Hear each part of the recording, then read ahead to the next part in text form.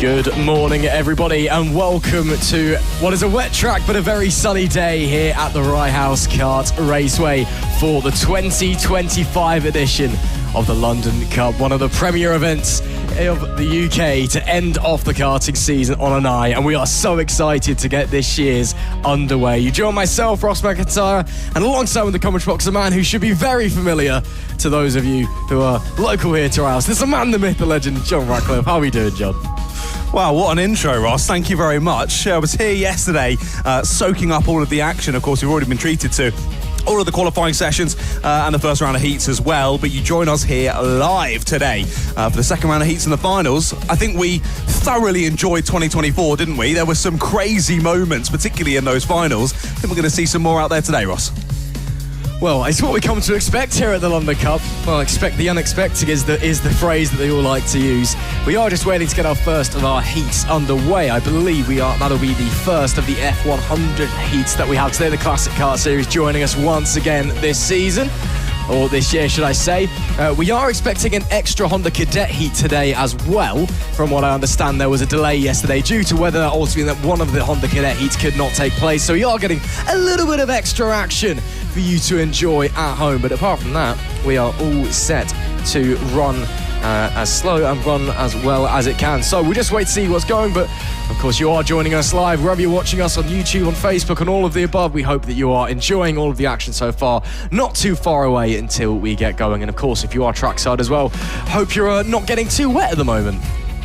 Well, at the moment, it seems okay, doesn't it? There was a serious downpour yesterday, which is what caused the brief hold-up in the Honda Cadets. They then got moved to the end of the day, but then by the time we got there, it was a little bit too dark, so we had to push it to this morning. But that means that this weekend, Hondas haven't had any racing at all out there. Their only competitive session has been the qualifying session, so they'll have 3 squeezed into today, which is going to make it very exciting for them. Their qualifying was super exciting, so close. I mean, I say that about the Honda Cadets. It was pretty similar across a lot of the classes. Of course, with the juniors and the seniors this weekend split into 2 groups, not only for qualifying but also for the heats as well. And of course, then they'll have to qualify for the A and the B finals. So that adds a bit of extra scariness for the drivers. If you make one little mistake, something goes wrong, you have even a mechanical failure or something in one of the heats, that could throw you off for the final. You could have to try and fight your way through from the B final. Looks as though we got some karts out on circuit, though. It is, of course, our F100s heading out for their practice session. So the last of the practice sessions so far today,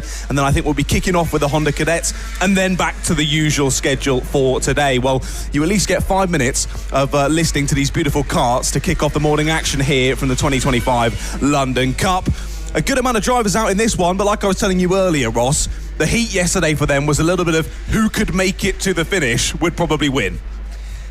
That does tend to be the case with classic go-karts, to be fair. They are sometimes a little bit temperamental reliability-wise. Don't worry if you are tuning up. This is just the final warm-up of the morning before we get going. Only the 10 entries into this year's London Cup for the F100 guys as well. And a slight change from last year. We now have pre-2000 and pre-95 instead of pre-2000 and pre-1990. So some of the karts in general a little bit newer. Should ideally close everybody up a little bit. But again, you're just thinking mainly it is about just getting out there, keeping yourselves going, and for the engine to not conk out. But as I say, that looks like somebody's already come grinding to a halt at turn 2. The number 11 has come to a stop, and hopefully they're all okay. But kart does not look to be in the best shape, unfortunately. Now, that's a shame already for Robin Perkis. Only had maybe 1 lap around the circuit. I mean, not one officially registered lap, to be honest. So I think he's made it out the pits around the first corner, and then it's already ground to a halt. So the brief bit of practice that he would have got this morning, sadly, will turn to nothing. But we hear these karts scream round for another couple of laps and some very tricky conditions. I mean, these conditions are tricky enough when you're in a brand new kart with all the gadgets and gizmos. They've got to try and bump start it themselves. Drivers getting out, and then for a couple it worked. For a couple they nearly lost the kart in the process, but they did manage to grab it in the end. But even once you do get it bump started, that's taken you 10-15 seconds. By that time the whole pack has scampered off, and you're basically just trying to consolidate the result to the finish. Absolutely. It's one of those ones where if you are in a bit of contact, it's almost a bit of a damned if you do, damned if you don't, because even if you do get it started, you get it back again, you've lost that time. Even if it does keep going, you've still gone round and then you've got to muscle your way back through. And of course, these things, they're old, they're expensive, they break easily. So ideally, you just don't want to be getting into contact in the first place, I suppose. 2 minutes left in this warm-up session for these guys, though. And you mentioned those tricky conditions, John. I mean, it's especially hard in these older machinery where they don't have the technical marvels of modern go-karts. And the power delivery is so aggressive with the old carb style as well, where you're going to be choking the engine coming down the straights. It's tricky in dry conditions wearing these things. It's even trickier in the wets as well. And there are some parts of the racetrack that are still very, very damp as well. Again, you mentioned that heavy downpour yesterday, raining overnight as well. So even though the sun is shining, it's not too chilly here at Rye House at the moment. Lots of standing water still around on the track, especially on the outskirts of places like Stadium Bend, like Complex Nivelle. So those are things that drivers need to be wary about. I was already seeing a couple of people ploughing straight on at the infield hairpin earlier on, just trying to test where the grip is, giving it a little bit too much, and then nearly ended up in the grass, nearly ended up in the wall. So the warm-ups, not just to get yourself ready, it's also to test the conditions, but they're going to be so different by the time you get back out on track. Exactly that, yeah. Of course, the practice sessions, like you say, not only trying to find a bit of time, but also testing where that grip is and where that grip very much isn't. If you're going to go for a spin, the best time to do it is in the practice sessions before we get into racing. Now, I did say earlier about the F100, so the fact of basically keep your kart running for the full 7 minutes plus one lap and you're potentially going to win the race. I say that. It was actually a really exciting first heat yesterday. We had Liam Hamling, who was your pre-95 champion at the London Cup last year. He's moved to pre-2K for 2025 here this year, and he went from pretty much the back of the grid all the way through to the front. He was chasing down Rob Halls all the way through onto the final lap, and they ended up finishing 0.081 difference. Hamlin couldn't quite grab him. He was right on the rear bumper, nipping at his heels into the final corner, but just not quite able to force a move and find a way through. So Rob Halls took the win in that first one overall, and pre-95 winner was Craig Cutler down in 4th place. But it looks as though time about ticking to zero. Then we just wait for the checkered flag to come out on the gantry. As I say that, as if by magic, it does indeed come out. So drivers will be heading back to pit lane, and we'll be soon enough getting ready for the first race of the weekend. I can see up on the gantry Josh East getting all the professional photography. He's got a great vantage point up there. It's a good place to be for Josh. But sadly, a couple of karts not making it to the end of this session. Hopefully, all the Honda Cadets that we see out next do make it to the end. And a little check down into the dummy grid. Does look as though we've got our schedule about right, Ross. So Honda Cadets up next then. Yes, and just a reminder, this is heat number 1 for the Honda Cadets. Unfortunately, we were supposed to have all of our heats ones yesterday, and then there was a downpour, and then it got too dark. So unfortunately, we had to delay our cadets for a little bit later on. But it just means we have an extra race coming your way today. And, it's Honda Cadet racing. It's always really, really exciting because it's just so close out there. Might have a little bit of a delay because I can see that somebody's just come grinding to a halt at the final corner. I think they dropped the kart and spam, but they are going to bump start it and try and get back to the pit lane. So hopefully it won't be too long of a delay. But they haven't actually made it to the checkered flag yet. But they are now going again, which is good to see. That was the number 102 that we just saw going, well, 107, should I say, of Richard Plummer on his way around. But yeah, time to get ready then for our first heat of the day, and that is heat number 1 in the Honda Cadets.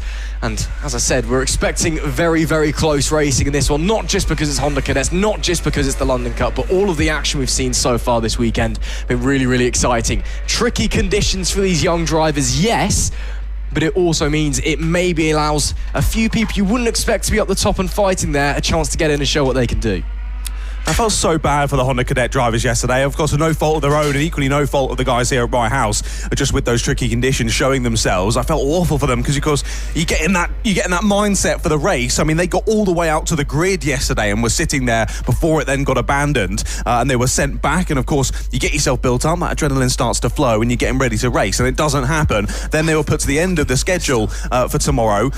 And then again, waited for it, got all ready to go, and then it didn't happen. So again, that peaks and flows of adrenaline and whatnot, it's a difficult one to deal with, particularly when you're such a young kart racer. So drivers have had to now go to bed, relax, recuperate a little bit, and come back today. But they're going to have a lot of races in today's schedule to sink their teeth into. So for Honda Cadets, it's all coming down to this today, really, which is going to be awesome. We'll run you through the grid in a few seconds. I want to say hello to some people in the live chat. Thank you all for joining us on the live stream here today. And of course, if you're listing on the tannoy around the circuit, you can find the YouTube live stream. I think easiest way is just to search 2025 Rye House London Cup and you should find it.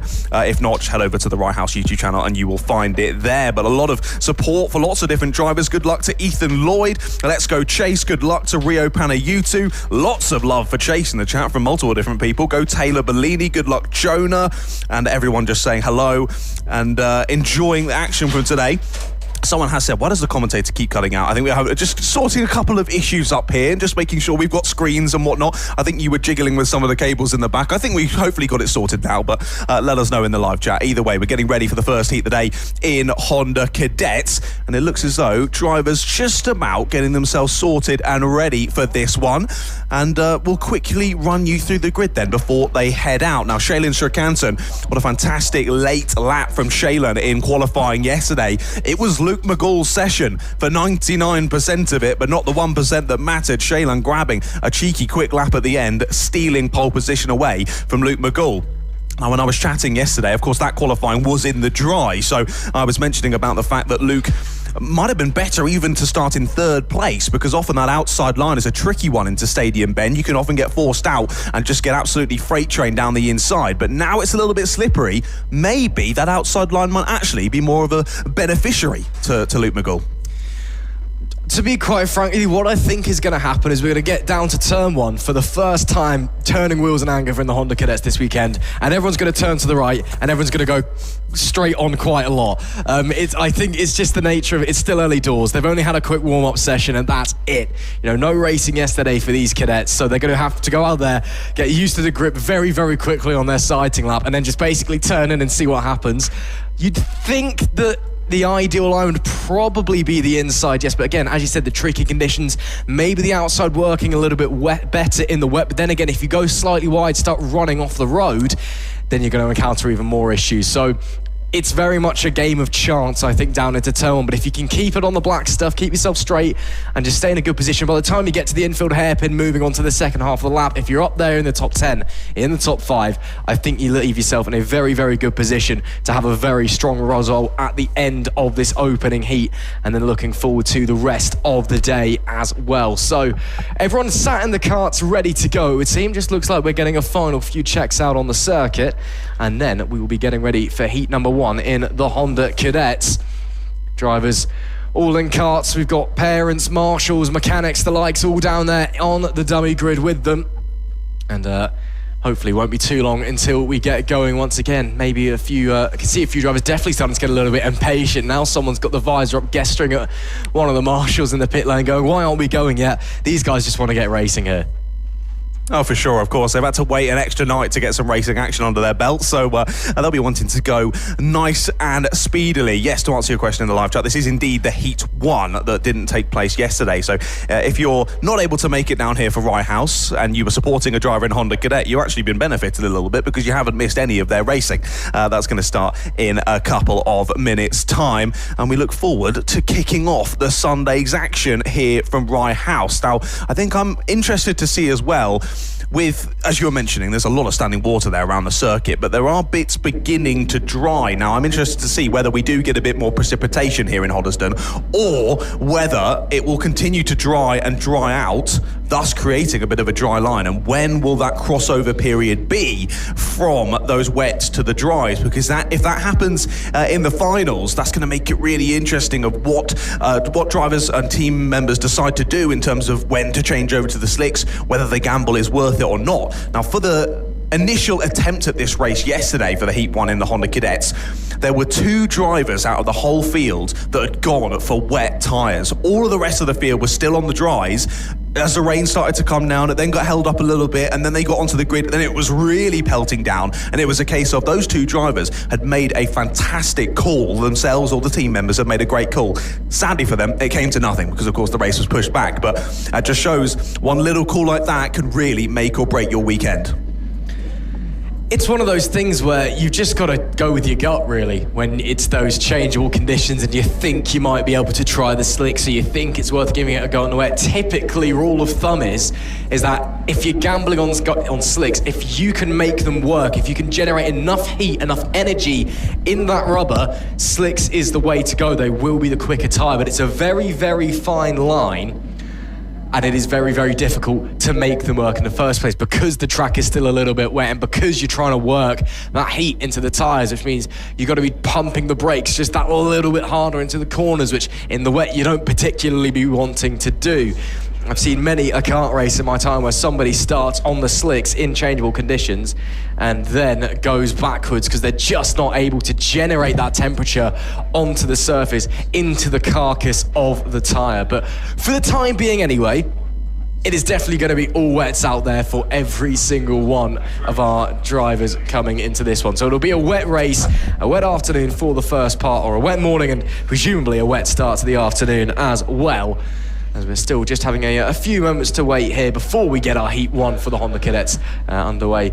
We're coming into this one, John, you already said you've got your eyes on a couple of drivers out there. Any predictions maybe for who you think is going to be quick across the day, or is the only prediction just it's going to be a lot of fun?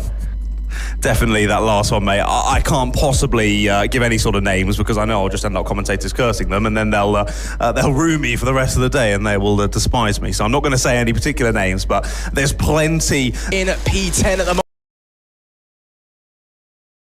Joker, by the looks of things, having a scrap as they come into pylon, then through the never-ending rider complex. Devel, a little nudge out of the way there from Cope onto Henry Colburn. A lovely move, just a little tap to push him out wide and sneak up the inside and get the position confirmed. Brilliant stuff from him as they come back down to Stadium Bend. Now Colburn, though, does retake that position as I say that, but they're swapping and still touching all over the place. Everywhere you look, they're changing. Everywhere you look, they're coming together. This is crazy, crazy action here at the London Cup. With 5 seconds left, next lap will be the final. Indeed it will. Another good move there up the inside from the 75 of Henry Colborn. He's got a contact warning for that move, though. As back through attempts here is the 83 of David Kioka. David's had a great run through the pack here. Of course, David was the one who was spun round at the first corner. He's back up into the top 10 now, challenging for 7th place. What a run this has been for Henry Colborn. We do head on to the final lap, and I do want to say as well, a driver near the back of this pack we're watching on your screens is indeed the much-loved Chase Wilmington from everyone in the live chat. So hopefully you're being treated to some good action here from Chase. He's right in the middle of that big battle pack. But here comes the number 4 of Luke McGall. We usually say if we don't speak about you much at a race, it's either been quite a poor one or a very good one. And I think it's the latter in this one, isn't it, for Luke McGall?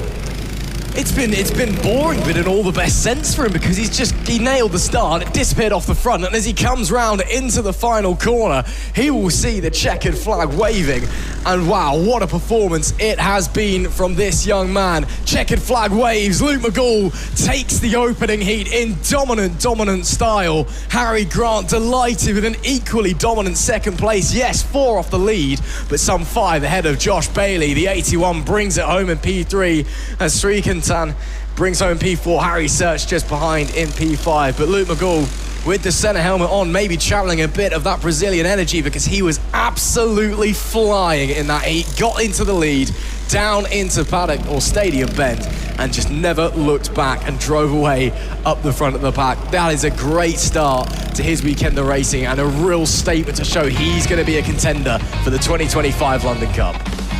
Yeah, we thought with his pace in qualifying yesterday, he was pretty dominant throughout, was just stolen away from him as pole position by Shailin Srikantan at the dying moments. But he's made it 1 from 1 so far in terms of racing as Luke McGall. A great showing from him, and well done as well to Harry Grant. He's always been a little bit elusive for him here at Rye House. He always does a stellar job, but a good performance in that first race, a good springboard for him throughout today's action. Then running through the full results before we go to heat number 2 for our F100 Retro Kart. So Luke McGall, your winner then in heat 1 of Honda Cadet GX200, followed by Harry Grant and Joshua Bailey. Then it was Shailin Srikantan and Harry Search, followed by Jack Cope, David Kioka, Henry Colborn, Mason O'Connor, Nico Veslovsky rounded out the top 10. He was followed by Oliver Ratton. Jensen Kula there in 12th place. That's a shame for Jensen. He would have been hoping for more than that. Jensen, of course, your 2025 Rye House Kart Club Honda Cadet champion. A less than ideal start from him, 5th place to 12th. He'll be hoping for more from heat 2. He was followed by Chase Wilmington, the much-loved Chase from everyone in the live chat. Then Eric Grizzlybeck, a shame from him there, battling up near the top 5, slipping down to 14th with that spin. He was followed by Freddie Williams, Harley Stock, Ralph Ryder Birch, Aubrey H. Evans and Callum Ryan, the last of your 19 finishers. And I do believe all 19 of our drivers there making it to the checkered flag, which is always what we want to see. Well, we were treated already to practice for our screaming F100 karts. We're about to see some racing action for them. We are indeed. Great to see though everyone finishing the first heat of the day. Yes, couple of contact warnings along the way, but that's kart racing. You know, there's always going to be a little bit of give and take here and there. But yes, it is time for what for me last year was a particular highlight, because as a bit of a retro racing nut, and especially with go-karts, these things are just the best. It is the F100 series. All of these go-karts from the year 2000 or before. We got our two classes, our pre-2000 and our pre-95 class. The 2000 is the slightly larger of the two. They're slightly newer karts, slightly quicker, slightly better technology, but equally a little bit more difficult to drive as well because of that higher pace from the Formula A machines. But as he said, these things absolutely screaming, these things, and you get to see all the old classic styles choking the engine, going through corners 100. It is really, really awesome. We do have a schedule change at the end of this race, so heat number 2 of the Honda Cadets will be at the end of this block of heats that we have here. So the second Honda Cadet heat will be at the end of all of our other Heat 2s, if that makes sense. I think it does. So just, if you're in a Honda Cadet and you've just come back in, don't worry, just wait for everyone else to do their thing and then you'll be going back out later on. Exactly that, yeah. And if you're watching on the live stream at home, it'll be at the end of all of these round of heats, so just before the lunch break, that you'll see them back out again. We look forward to this one then for our F100s. Great to have them back yet again at the London Cup. They treated us to some exciting action in 2024. Let's hope for more of this today on the Sunday in 2025. Yeah, I don't know what it is about these karts that are just so awesome, isn't it? I feel like it's just everything, isn't it? The blocky design, the screaming of the engines, and all the extra bits that the drivers have to do, like you were saying, with choking the engine and all extra bits like that you just never have to think about in a modern day car. I think kids of today don't realise how easy they've got it with their little push to start karts that they can then just head out in. Don't get me wrong, driving a kart isn't the easiest thing to do. I know both me and Ross will definitely attest to that. I mean, he's got more used to mini motos in the last few months, I think, but we're both enjoying our kart racing, and these 90s karts are just ridiculous. I have been lucky enough, courtesy of a man that can probably hear me, Chris Derrick down in Scrutineering. He was kind enough to give me a run out in one of his old retro karts around Clay Pigeon, and my God, the whole time I was like, this thing's trying to kill me. I can't imagine it was difficult enough just driving it around the circuit, let alone actually racing other drivers at the same time. What a treat we're about to enjoy here at Rye House.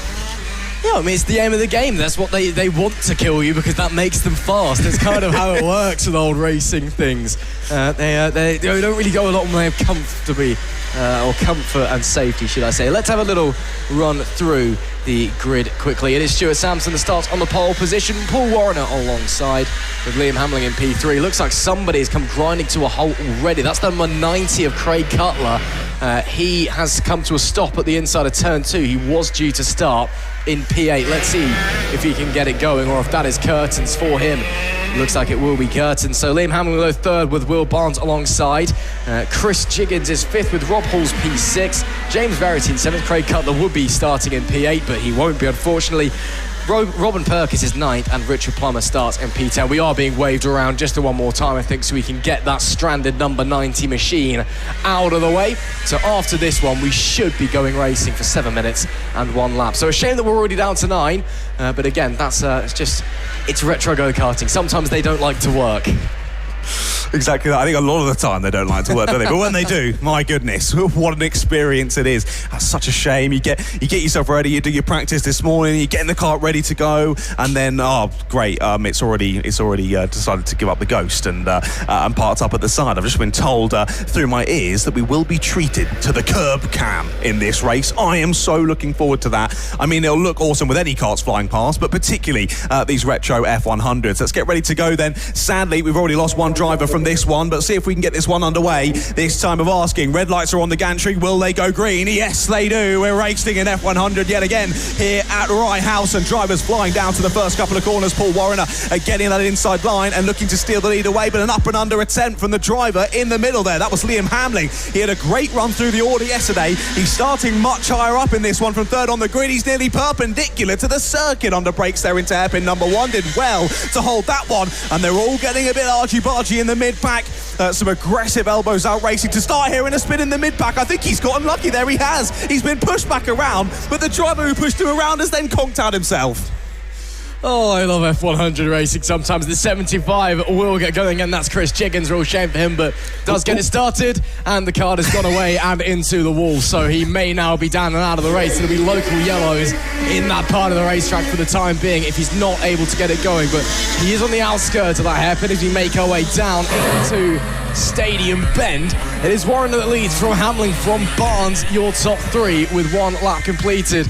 And yes, it'll be local yellows, and it looks like, unfortunately, that will be day done for Chris Chiggins, or in heat number 2 anyway. A real shame for him. Again, that classic got the kart started again, and then it just got away from him and went straight into the wall. It's so easy to do, even if it does leave you a little bit red-faced. So Warner and Hamlin starting to break away up the front here. He's got another spin there. That is the number 19 of Rob Halls, who was running in P4, and he's just got it wrong, I think, on the brakes. There is a lot of standing water down there as well, but it looks like he'll be down and out as well, unless he's able to restart it. So another one dropping out. I can see he's trying to restart the go-kart, but we'll wait and find out if he does get going again. And if he does, he'll be a long way down the back of the pack as well, and he's giving it a good effort, but time's running out because the likes of Warner and Hamlin are quick approaching that part of the racetrack. Hamlin, it must be said, after a very sideways opening lap, he seems to have got the card a bit warmer, a bit more under control underneath him. It all looks a bit more comfortable so far, but he'll still push onwards anyways. Again, more local wave yellows for all of the stranded go-karts we have coming through the middle part of the racetrack. Now through the final corner we go as we follow the rest of the drivers around, and some gaps starting to form, but it's not over just yet. There's still opportunity for things to happen, still opportunity for moves to be made.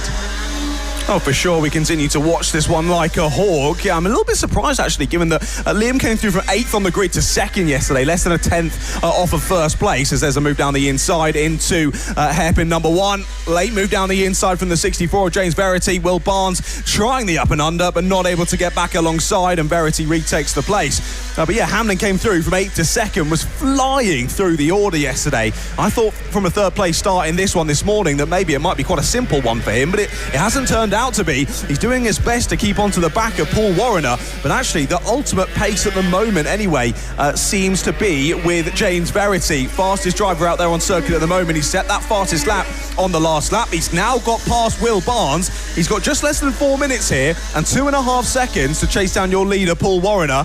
Of course, it's one thing chasing down a driver, it's another thing overtaking them. Let's see if he's able to close this gap, and let's see what he can do on the number 64. We saw that move down the inside on the last lap down at hairpin number 1, so clearly feeling confident in the car underneath him to get moves done. And of course, like we always say in F100, you never know what's going to happen to the drivers ahead of you in terms of their mechanical issues. So we wait and see, we wait with bated breath, who's going to win this second heat of the weekend in F100. Looks to me that Liam Hamlin is just really struggling getting that front end of the go-kart connected to the road and getting it to grip up. He's putting so much lock into the corners, and it still pushes onwards as he chokes the engine down to Stadium Bend. And again, you can see the thing just pushes and pushes, and it opens the door for the 64 on the inside, who can't quite get it completed. But James Verity is right there. He's going to get shoved out wide, but moving through, surely coming into the infield hairpin. Not quite, but the switchback will be. And this time he will get it done. The 64 is up into second place. No, runs a little bit deep. Good last minute move there, it must be said, from Hamlin, but he's still really struggling with the front end of that go-kart. And now he's clattering himself over the curbs as well. Needs to watch his back and his ribs if he's taken that line through pylon. But now the 64 has got it confirmed. 2.5 minutes to go, plus 1 lap in this affair. Verity looks like he's absolutely on it at the moment. The kart just looks really hooked up underneath him. He looks like he's running very, very strong as well. I wonder if Paul Warren knows what's coming, and I wonder if he's maybe feeling a little bit nervous, because that gap, which was 2.1 seconds at the line last time, could disappear very, very quickly over the remaining 2 minutes of this race. It definitely could, but of course, for James Verity in Heat 1 yesterday, it was a DNF mechanical issue for James, so hoping those gremlins have gone away overnight and this kart will make it all the way to the finish. Let's see if he can get a move done. And just impressive seeing these drivers ham around this circuit in these tricky conditions. It continues to dry up ever so slightly, and we're not really seeing too much sun around here at Hoddesdon today. It's very cloudy, still quite windy, not quite as bad as it was yesterday, but still not the most enjoyable conditions to be out there in a go-kart. The driver's doing fantastically well, though, to not have any more issues so far this morning. But wait and see before I call that one as all. A little bit late down into hairpin one, that one from the 27. Little wobble at the rear end, but nothing too crazy. He caught the slide, held his speed and carried on through very nicely. We are indeed watching the leaders here. The 27 of Paul Warriner still leading this one. James Verity continuing to hunt him down, and of course don't count out Liam Hamling as well, second place in yesterday's race. Still a very speedy driver behind the wheel of that car. But that 1.7 second gap between Warriner and Verity, it doesn't seem like it's 1.7 seconds anymore, does it? No, it seems very, very tight, and it's very, very tight as they come to the line as well. 7 tenths now separates them. They will definitely get, well, one extra lap. The next lap may not be the final. There was about 47, 48 seconds left on the clock when they cross the line. If they have a good lap, they will have 2 more laps after this one. So this could be a bit interesting. We'll wait and see. Is Verity on the cusp of something special, charging through the pack? Or is Warriner going to be able to hold on? That 27 looking comfortable, albeit not as quick as the 64 behind, to be certain, as they come through into the final few corners and now Paddock Bend. They are looking like they're going to get an extra lap in as they cross the line now. So it will be 2 laps left to go. Next lap will be the final lap. Is that a bit of breathing room there for Verity? It's a bit of less pressure on him to try and win this heat. He's got an extra tour of Rye House to do it in. We'll have to wait and see. He's looking really aggressive and nearly drops it on the grass into the infield hairpin. Got the rear tyre caught and locked up on the outside, but just about managed to get away with it. Shows just how hard that 64 is now starting to push.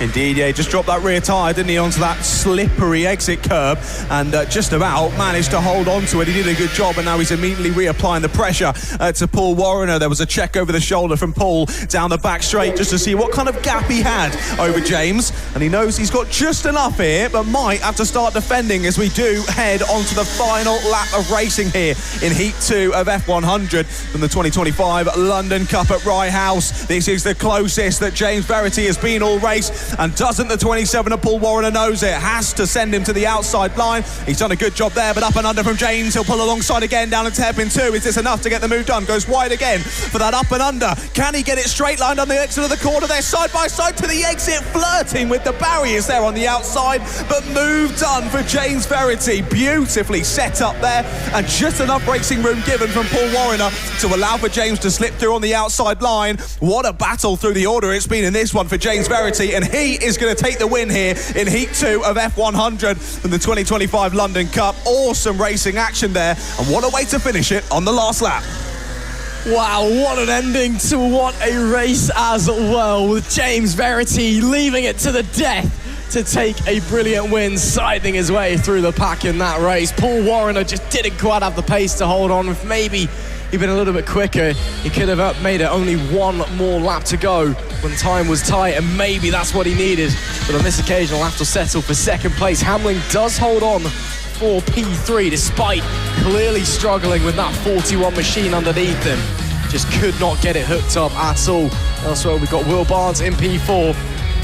Robin Perkis finished P5. Richard Plummer was 6th. Rob Pauls was 7th. Chris Jiggins, unfortunately, a DNF alongside Rob Pauls, in fact.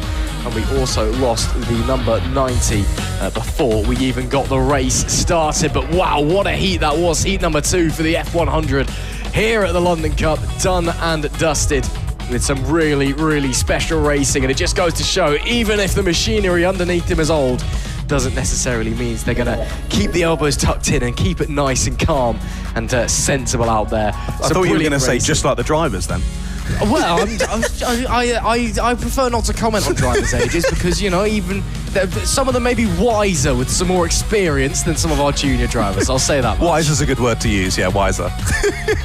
Right then, yeah, we'll continue being kind to the drivers as we get ready for our Bambinos. The Como Bambinos and Mighty Bambinos are getting ready to go even for their second race of the weekend. Let's see how we take to this one. It was a very exciting one yesterday in heat number 1, particularly in the Mighty Bambinos. It was a crazy battle at the front end of the order in that one between Logan Edwards, Teddy Smith and Luca Pede. Luca leading for most of the race, being hunted down by both Logan and Teddy. Teddy in second place went for a move down the inside at hairpin number 2. Both of them went a little bit wide and Logan Edwards said thank you very much, did the up and under, stole the race win in the dying moments. And Matthew Pearson looked pretty dominant in the Bambino Comas, was pressing on through the order because of course in this one they'll start a sort of a split grid, but they'll start at the same time. So it'll be all the Mighties will line up. There'll be a couple of rows gap, then all of the Como Bambinos. So it's a tough one for the Comas. They're battling it in amongst each other, but also trying to cut their way through the Mighty Bambino pack as well, as already at the London Cup 2025, we're on dog watch. Yeah, it only took us, 2 heats, and we're not even at 11 o'clock yet. We've already got our first dog. And, it's what we like doing sometimes when you're in a commentary box. There's nothing wrong with a bit of dog watch at a racetrack. But yeah, as you said, John, it's difficult for the Como Bambinos to work their way through the pack. But it's just part of the nature of Bambino racing. And it's good because obviously these are the youngest drivers we have here at Rye House at the London Cup. It's good for them because it gives them that experience of fighting in a pack at such a young age, which means when they do start to progress up and they start to get a little bit older and maybe the racing gets just that little bit more serious, they've got that experience fighting and they know exactly what they're trying to get out there and do.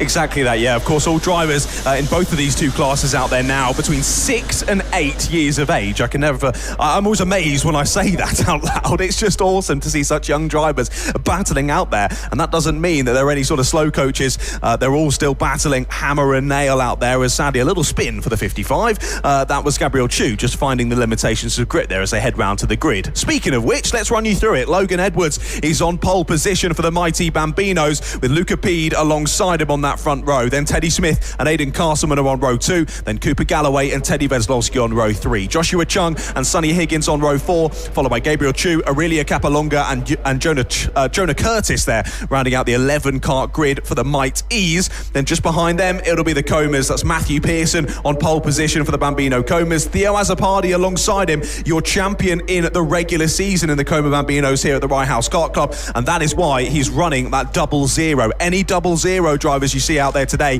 they're your champions in the regular season. Behind them on the Como Bambino grid is Jacob Hayward-White, Ezra Robinson-Matthews and Briella Stevens. I'm looking forward to this one. Of course, the slowest karts that we'll see out there today, but that doesn't make the racing any less exciting.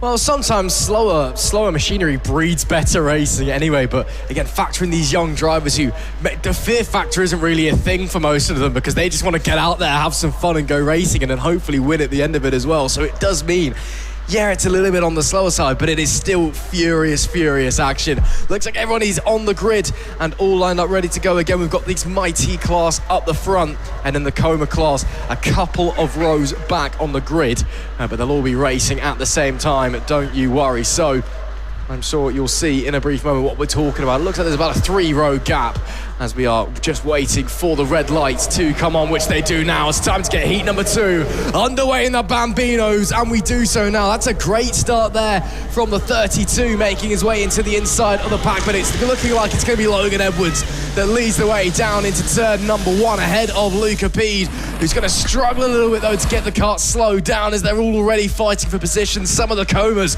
already starting to get involved with the Mighties as well. Down into the in-front hairpin, looks like Luca Pede seen the door open but can't get it confirmed. There's a couple of karts round. That's 2-3 now as somebody spins in sympathy in the background, but looks like they're all going to be able to get going again. But we're going to potentially be having a delay. We'll wait and see what's going on, but we are still green for the time being on our way down into complex development. Oh, that's very deep there from Logan Edwards. He's managed to hold on to his lead just about. As they come to Paddock Bend, it will be Edwards from Pede, from Teddy Smith, your top three, as the Comas slowly but surely start to make their way through the pack. You can see some of them challenging there with the orange number plates on. As they make their way through, is that a look to the inside there by Teddy Smith on Luca Pede? It certainly is. Can he get it confirmed? No, not quite. He'll have to settle for that third place at the moment, but really, really aggressive racing early doors here up the front of the Mighty pack. Indeed, yeah. Sadly, it was Aidan Castleman that we lost on that first lap. I thought there was a potential of us going to full course yellow or maybe a red flag because he looked a little bit uncomfortable, but actually I think it was more just hanging his head in frustration that the race had gone wrong, sadly for Aidan. And speaking of which, a couple of drivers going round there at hairpin number 2. That was the 32 going for a spin. That's Cooper Galloway from 4th place. He's now dropped down a few positions, sadly, because of that one. And we had another couple of spinners down at the first corner as well. The 43 of Jonah Curtis going for a rotation out of Stadium Bend as well. So drivers, of course, first time out in a serious session, this one, in terms of the heats. Of course, they've had practice earlier on this morning, but struggling with these conditions already, as there's a potential for a move here through into the first couple of corners. And this is the battle for the lead. It's all changed at the front of contact, and round goes Luca Pede. They converged on the same piece of tarmac out of Stadium Bend. There was obviously going to be contact there with the brief step of oversteer from Teddy Smith. Just knocked into the side of Luca Pede. That was such a shame. As then round again down at hairpin number 1 goes Cooper Galloway. He's been struggling with spins over the last couple of laps. He gets himself back going again, but my goodness, a big shake-up then. Teddy Smith holds on to the lead, and now Logan Edwards is back into 2nd place. Luca Pede now falls behind Teddy Veslovsky and into 4th. Chaos here early doors in the Bambino racing. My goodness me. Blink and you'll miss it stuff, because every single corner more drama is unfolding before our very eyes in heat number 2. There is a warning for Josh Chung. The number 42 for something, and then Teddy Smith is now under investigation, so he needs to be hoping that the stewards and the clerk of the course don't deem him worthy of a penalty, and hopefully it will be okay, and he'll have to continue. But of course that contact, he did come off the better out of himself and Luca Pede as well, who has worked his way back up into 3rd place overall. Meanwhile, P5, that's Matthew Pearson, the 45, leads the way in the Coma class. Theo Azzopardi just behind him, and then P8 is Ezra Robinson Matthews. And they are really, really close together, some of those guys as well. Azzopardi looking like he wants to try and challenge for that race lead. You can just see them there in the background of your shot, the 00 plate, the regular season champion of Azzopardi looks to the inside into pylon. Can't quite find it, gets a little bit loose on the rear of the go-kart as well as he tries to twitch it into Complex Novell. Conditions really, really tough out here for these Bambinos, but they are still going to run nose to tail. Onto the main straight we go. Pearson will still lead the Coma race ahead of Azzopardi, and they are starting to catch a couple more drivers in front as well. That's Veslovsky and Luca Pede just ahead of them, which is going to cause some issues when they get onto the back of them, because it's going to hold them both up again. Could split them up, could swap them over. Indeed, yeah, like you say, under investigation for Teddy Smith. I mean, in my opinion, for the move that we saw, I think racing incident for me, that one just touched the slippery apex curb at that little bit of oversteer and inevitably went into the side of Luca Pede. Sadly, it looks as though we've had a driver out of the race. That's Jonah Curtis down at hairpin number 2. Jonah seems all okay, but just spinning out down at hairpin 2 and now parked up at the sidelines. Yeah, this is the closest they've been in terms of the race lead battle in the Coma Bambinos. It was Matthew Pearson who just cut his way through the pack a little bit more succinctly yesterday than Theo Azzopardi, but they seem to be pretty hot on each other's heels so far today. Well, I say that, Matthew Pearson has just managed to sneak past the 25 now of Teddy Veslovsky, and that means Matthew's put a kart in between himself and the chasing Theo Azzopardi. It is Theo with the fastest lap of this session so far, though, a 56.6. The top 4 still getting faster, but not quite able to touch that time. But that just shows, even though we've got electric power in the Mighties and petrol power in the Comas, they're pretty much inseparable in terms of lap time, which means we can run both of them out on the same car track at the same time and be treated to racing across multiple different classes, which you don't often see with mixed class racing. No, not often, especially when one of your classes is combustion powered and the other one is electric. The Mighties, of course, with those motors, slightly heavier go-karts, but they get that a little bit extra oomph, that instant torque from the electric motor, as that Looked like it was Veslovsky running very, very wide, and indeed it was, but he's able to continue, I think, just maybe a little kiss with the barrier, nothing more than that. But it is very close racing between the two classes, as you said, and of course, you'd expect it as the S plate with Teddy Smith under investigation, still up in the lead overall in the pack. The 45 in 4th place, that's Matthew Pearson, who leads in the combustion-powered Coma machine. There is Teddy Smith, who still leads up the front, still under investigation, but with 40 seconds or so left on the clock, I think he may just about have got away with that incident with Luca P. We'll wait to see what race control have to say, and of course we're going to touch wood and hope that nothing immediately comes through now, as it looks like somebody's come grinding to a halt on the main straight. It is one Briella Stevens, by the looks of things, who's come to a halt. We'll have 2 more laps after this one. There you can see the go-kart there being dragged out of the way. She's all okay and up and out on her feet, which is the main thing. We are going to have 2 more laps though, including this one. Next lap will be the final lap.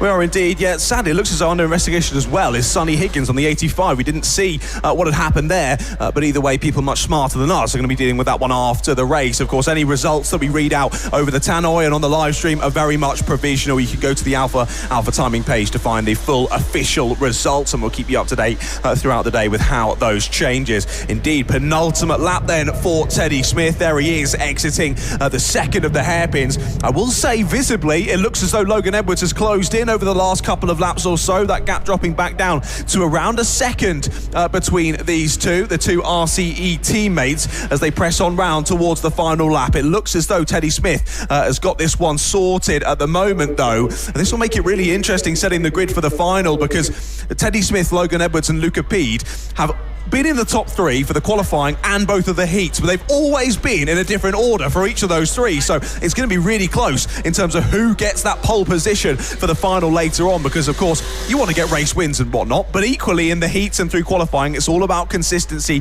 getting those points on the board and setting yourself up for the best possible chance in the final.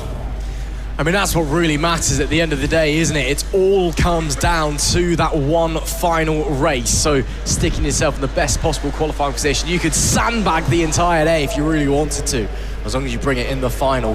That is what matters. Is that a look? Yep, trying to get through there. Into pylon we go, the 2 teammates really tight together. Are we going to get late drama here? The S-plate of Smith, the O-plate of Edwards, into the final bend we go. Does anybody have anything left in their locker? Will Smith hold on? It looks like he just about will. Gets greedy on the throttle, out of the final corner. Could be a drag race down to the line, but it will be Teddy Smith that holds on, but only by a quarter of a second. Much more tight than I think he would have liked. Here it is, Teddy Smith that takes victory in the opening heat of the day, heat number 2 of the weekend for the Bambinos.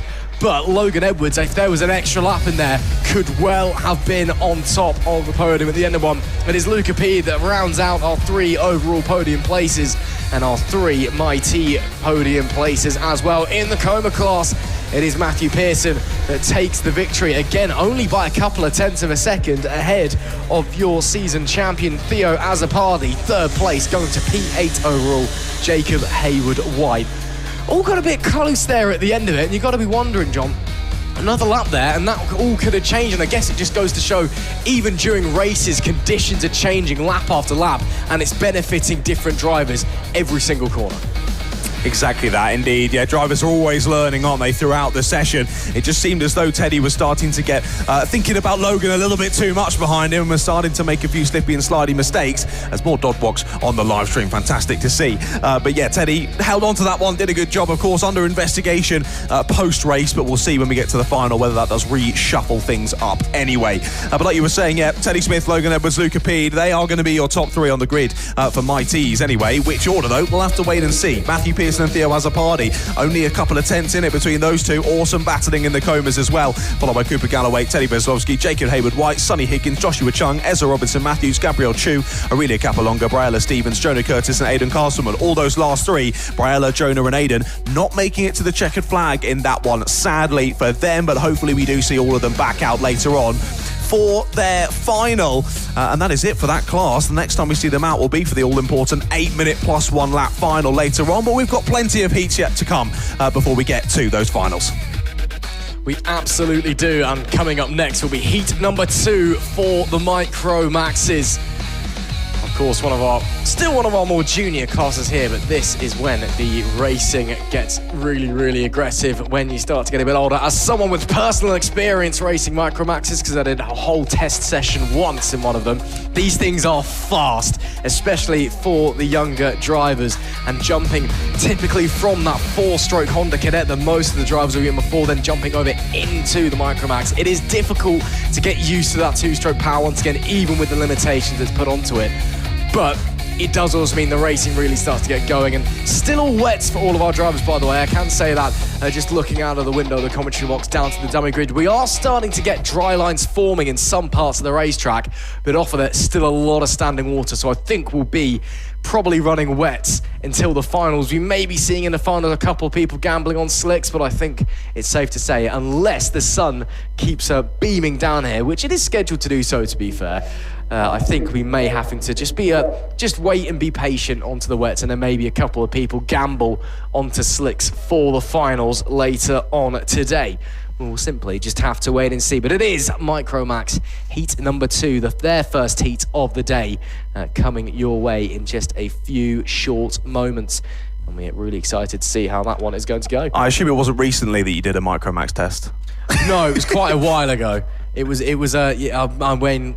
How old do you have to be in a MicroMax? I can't even remember. 8, 9, 10 years old, maybe a little bit older? Yeah, so let's call it 12 or 13 years ago or something like that. So it was quite a while.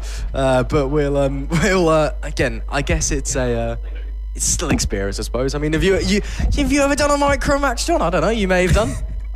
No, sadly not. I never really got into karting like that when I was a kid. I was always Easter holidays. I might go down the team sport for a special event, and that's kind of all I ended up doing. And I was always all right, but yeah, never to the point of jumping in an owner kart. Sadly, I would have loved to have done it. Looking back on it now, but equally, it probably wouldn't have been good enough anyway. So probably for the best that my parents didn't waste the money. To be honest, I just want to say as well, we just had a quick note from the fantastic staff here at Rye House, just to make you all aware as well that can hear me on the tannoy. This is officially an open meeting, so you can indeed choose which tyres you want to use. You don't need to be told, right, we're moving from this tyre to this tyre now. It's open for you to decide when you want to choose to go from wets to dries. You make that decision, and we can see whose tactics decides to work the best. We move then on to Heat 2 for MicroMax. Would you like to run us through the grid, my friend? May as well. Let's go through it. The 53 of Noah Wicklow starts on pole. Freddie Baker alongside. Arthur Rhodes is third with Caden Hanley P4. Row 3 is Rio Pocock alongside Charlie Cale. Leo Hunt is 7th with Layden Bradnam in P8. Cheo Vieira is 9th. Oscar Maskell rounds out the top 10. P11, Lucas Otley Thistlethwaite with Kai Ergensoy in P12. Hugo Senna is 13th.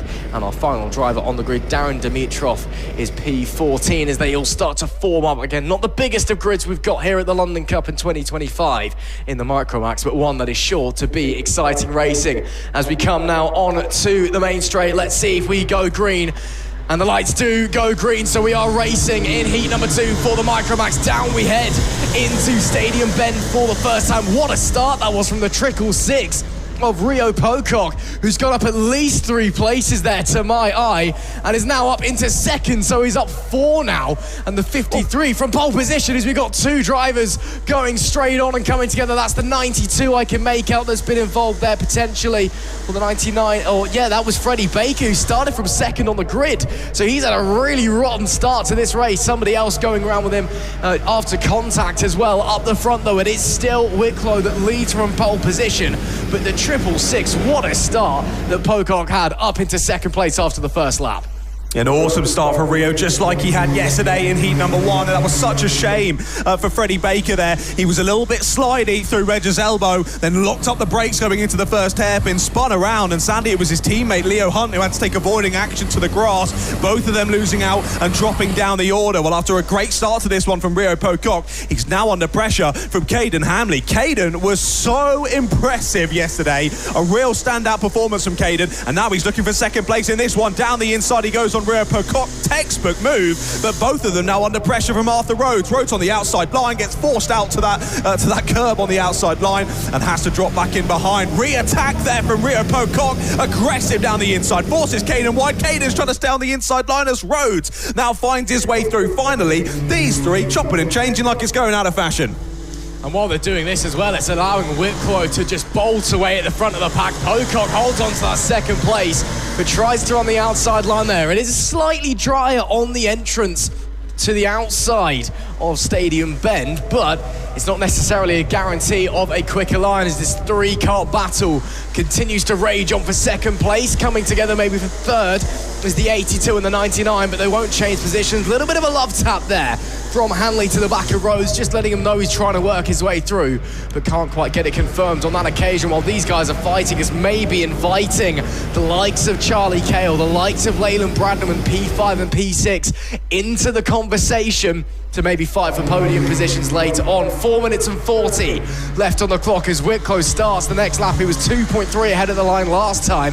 Make that 3.2 this time.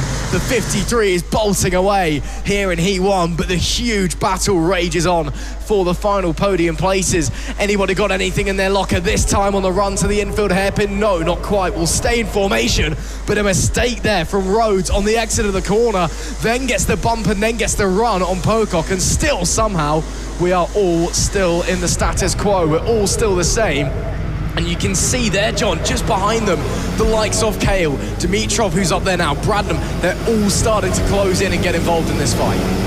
Indeed they are, yeah, all closing up with these three battling on ahead. Yeah, Noah Whitclow, what a performance so far in this one. He dominated yesterday's first heat. He's doing exactly the same here in heat number 2. I mean, understandably so. When there's moves going on behind like this, they're all holding each other up. Down the inside goes Arthur Rhodes, where Pocock trying to hang around the outside and does. Lovely defensive manoeuvre there from Pocock to hold on to the place, and now Caden Hanley might have an opportunity into hairpin 1. Can't quite do it. Yeah, like you were saying, Darren Dimitrov getting involved, and of course Darren started right at the back in this race. He's made it all the way through to 6th place at the moment, which might be a bit surprising that he started so far down, and that was sadly because he was disqualified from qualifying after a scrutiny and non-compliance. He did get pole position in the session by, I want to say it was over half a second. He was flying in qualifying, but the scrutineers deeming something against the rules and dropping him right to the back, and that means he's having to do last to first challenges for the rest of the heat so far this weekend. Did a good job in heat 1. He's doing an even better job here today, and look at these three continuing to squabble down into Stadium Bend yet again. Rhodes trying to get that inside line. This time doesn't work out for him though. Yeah, really fierce fighting going on here in this fight for second, third and fourth, and as those behind begin to scrap themselves, so maybe a bit of breathing room for the three that are locked together and still falling over each other. A little look to the inside there from Rhodes, but it's more of a poke of a nose rather than an attempt at a move. Just letting Pocock know that he's there, letting him know that he could try at any moment, putting a bit of pressure onto the 666 driver. But then just behind himself, Rhodes feeling the pressure potentially from Hanley, who is so close. And they're almost touching once again as they come into Paddock Bend and come across the line. As defensive goes Pocock, the 666 blocks the inside. That's a great run there, it must be said, from Rhodes, but nothing came of it on that occasion. Once again, Rhodes looking to the inside, coming to the apex of Stadium Bend, but comes to nothing. Then through Reg's elbow, gets it wrong and nearly loses the place to the 99 behind. Every single corner, it's attack or defend, and you're at the mercy of those behind. Those in front are at the mercy of you. And now what was a 3-car battle for the final podium places has become a 6-car train with a potential to turn into 8 in a few moments time. 1 minute and 40 left. Yeah, a bit of a cork in the bottle at the moment, isn't he, Rio Pocock? He's doing a great job of it, though, keeping these drivers in behind him. But can he continue to do that for the next minute and a half plus 1 lap?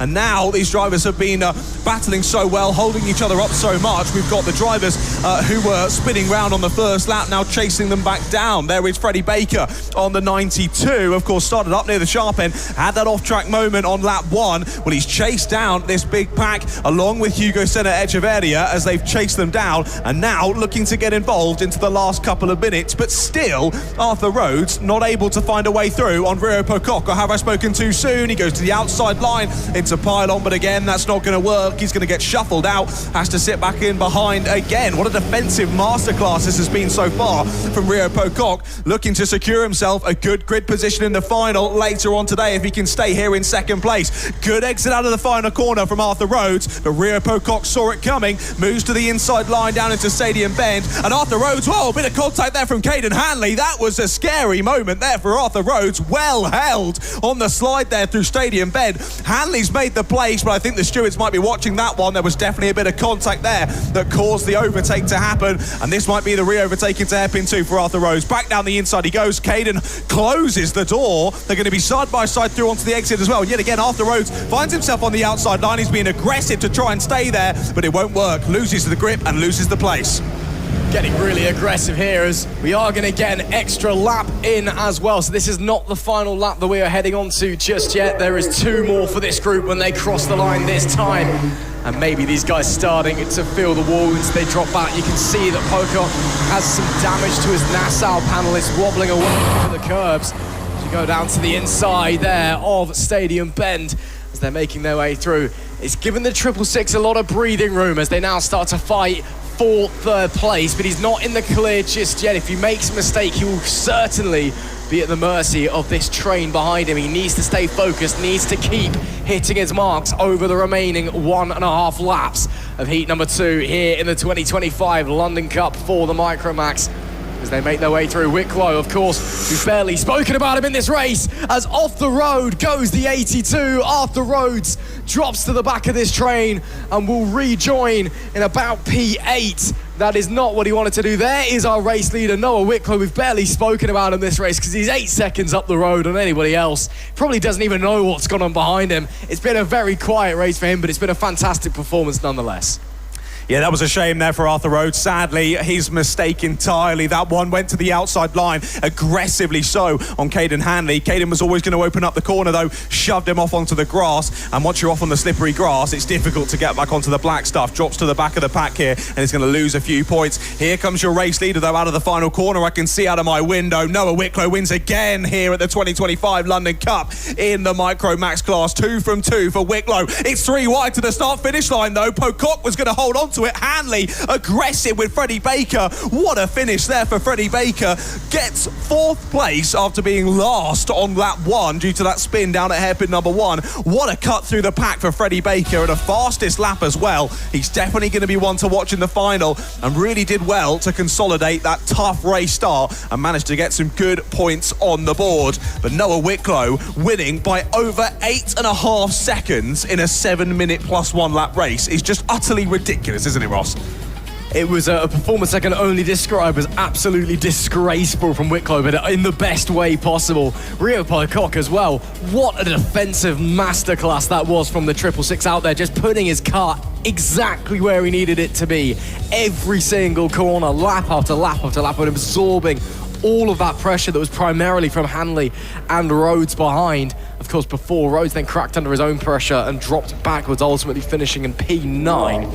But it is Wicklow, Pocock and Hanley, your top 3 at the end of that one. But again, the likes of Freddie Baker and Darren Dimitrov as well, also coming from the back of the pack after being disqualified in qualifying for failing a post-quali tech inspection. They both look very, very fast.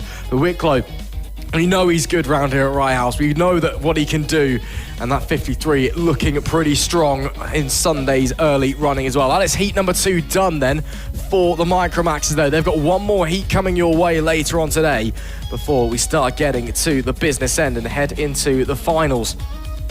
So heat number 2, or should I say straight into the finals. Up next though, it will be the heat number 2 for the Inters that is coming your way. So again, just a slight step up, a little bit more power, a little bit less restrictions on the engines, and slightly older drivers as well. But still, it should be fast and furious racing. All of the racing today at Rye House been absolutely spectacular. We can see all of you watching along on the balcony. You've been broadcast to millions of people around the world, so hope you're enjoying the action. And as the Inters head out onto the grid, why don't we run through the grid, John? Indeed, let's do it then. Heat number 2 for Rotax Inter here at the 2025 London Cup. It's Eddie Duncan who is on pole position. Ethan Lloyd joins him on the front row, and him and Elliot Burke are only separated by fastest lap time so far this weekend. They're on identical points once all has been said and done so far. So Elliot's down on the second row with Noah Hammond. Then it's Charlie Heffer and Jude Puddifer on row 3, Harrison Thorndike and Santiago Simeone on row 4, then Theodore Nursmore and Grayson Kemp on row 5, followed by Finley Thompson and Dylan Suresh on row 6, then Rio Panayutu and Mohammed Umar Abdeen on row number 7. And those are your 14 drivers getting ready for this one. It was an awesome race in the first heat from Ethan Lloyd, cutting his way through the pack from 5th on the grid to take the win by less than half a second ahead of Eddie Duncan. But with Duncan securing a good qualifying position and a second place in that first heat, he's put himself right at the sharp end for this second heat of the day. Drivers keeping it nice and slow through the final corner. They're showing how to get this one done in the Inter Rotaxes, ready for their second heat of the day. Older drivers, take note of this race start. This is how we get it done. They get themselves ready to go then, and the lights do go green on the gantry. We're racing here in Inter Rotax yet again. A lovely start from your pole sitter of Eddie Duncan, converging on the same piece of tarmac though with the driver in behind. That was a little bit closer comfort there with Ethan Lloyd. But they all make it through nonetheless down into hairpin number 1, late on the brakes. A bit of argy-bargy in the mid part of the corner there. One driver getting shuffled out wide. That was Elliot Berg. So from 3rd on the grid, Elliot has now dropped down into 8th or 9th place, I think. It's been a less than ideal first lap for Elliot, and he's got a lot to do over the rest of this second heat of the weekend here in Inter Rotax.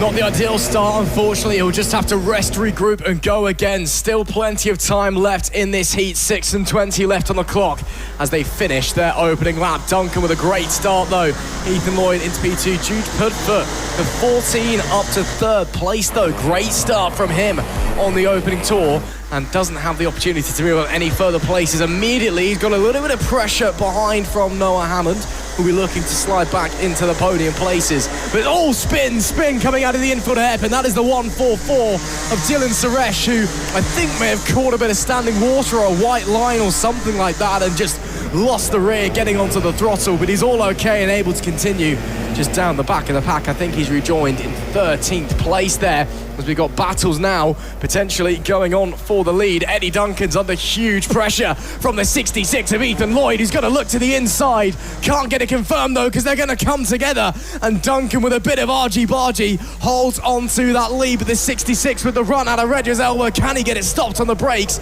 He'll certainly look to the inside, tries to block past him on the outside, and the 66 gets it done. But it's not over just yet. To the inside goes Duncan. Ethan Lloyd though is your new race leader here.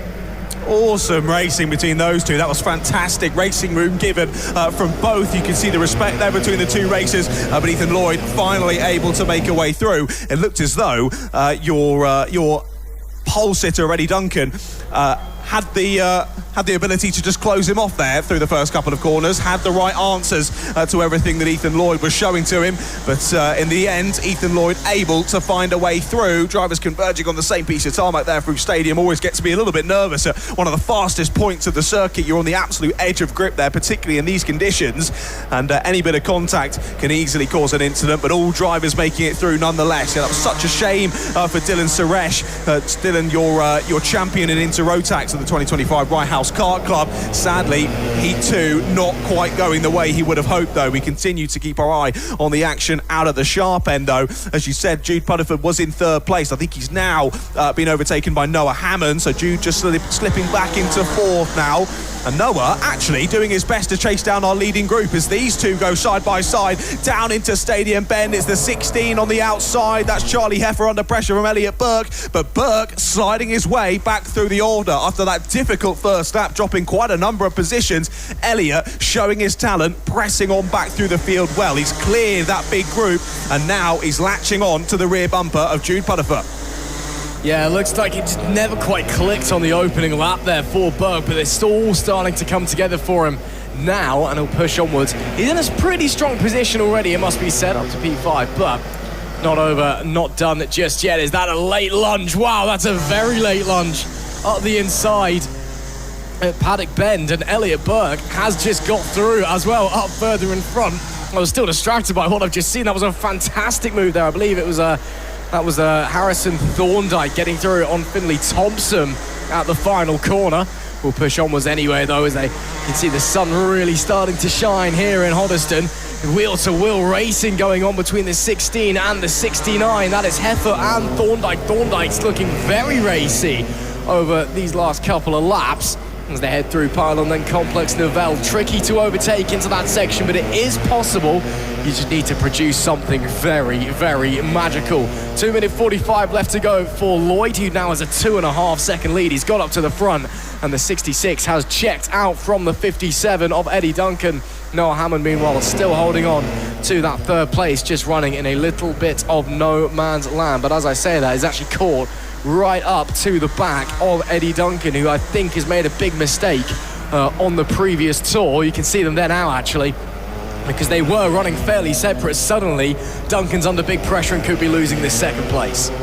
Indeed, yeah. I'm not even sure if it was a mistake, just a slight lack of pace compared to the drivers around him. Ethan Lloyd's down in the 40.7s. That's a 41.8 for Duncan, personal best lap, and a 41.6 for Hammond. So Hammond has slowly but surely reeled him in, but no one able to match the pace of Ethan Lloyd out front. Here might be the move for second. Not quite going to happen, though. There was a nice cheeky move on the last lap around as well from Santiago Simeone. He's got through on Finley Thompson. Up into 8th place goes Santiago, as there's a three-way squabble out of our window down at the first hairpin as well. 16 and the 27 going side by side. That's Charlie Heffer and Santiago Simeone, Harrison Thorndike in and amongst that one as well. So a good battle between those three. When will the move materialise here for second place? So Hammond's caught Duncan, but now struggling to find a way through. Gap was 3.5 seconds dual race leader, now 4.5 seconds. Ethan Lloyd's gaining pretty much a second a lap on these two, and they're not even really battling just yet. That's simply outright pace from Ethan Lloyd. It's been awesome, and he is looking to try and secure himself pole position for the finale. And actually, his biggest assistant here might be Noah Hammond, because if Hammond can get to second place, that'll lose Duncan a couple of points in this race and might just secure Ethan Lloyd that pole position. He's been awesome to watch so far this weekend, and what a standout performance in this race so far from Ethan Lloyd. He'll head on to a new lap of this one, and like we've seen in a few of them, it's going to be pretty close as to whether we get 2 or 3 more laps. I think it might just be 3 more laps of this race. And we look back to this battle for the bottom end of the top 10. This is our 3 almost nose to tail, and this will be Heffer, Thorndike and Simeone then as they come across the line. A good exit out of the final corner, not able to make use of it though. Great defence there from Jude Pudderfoot.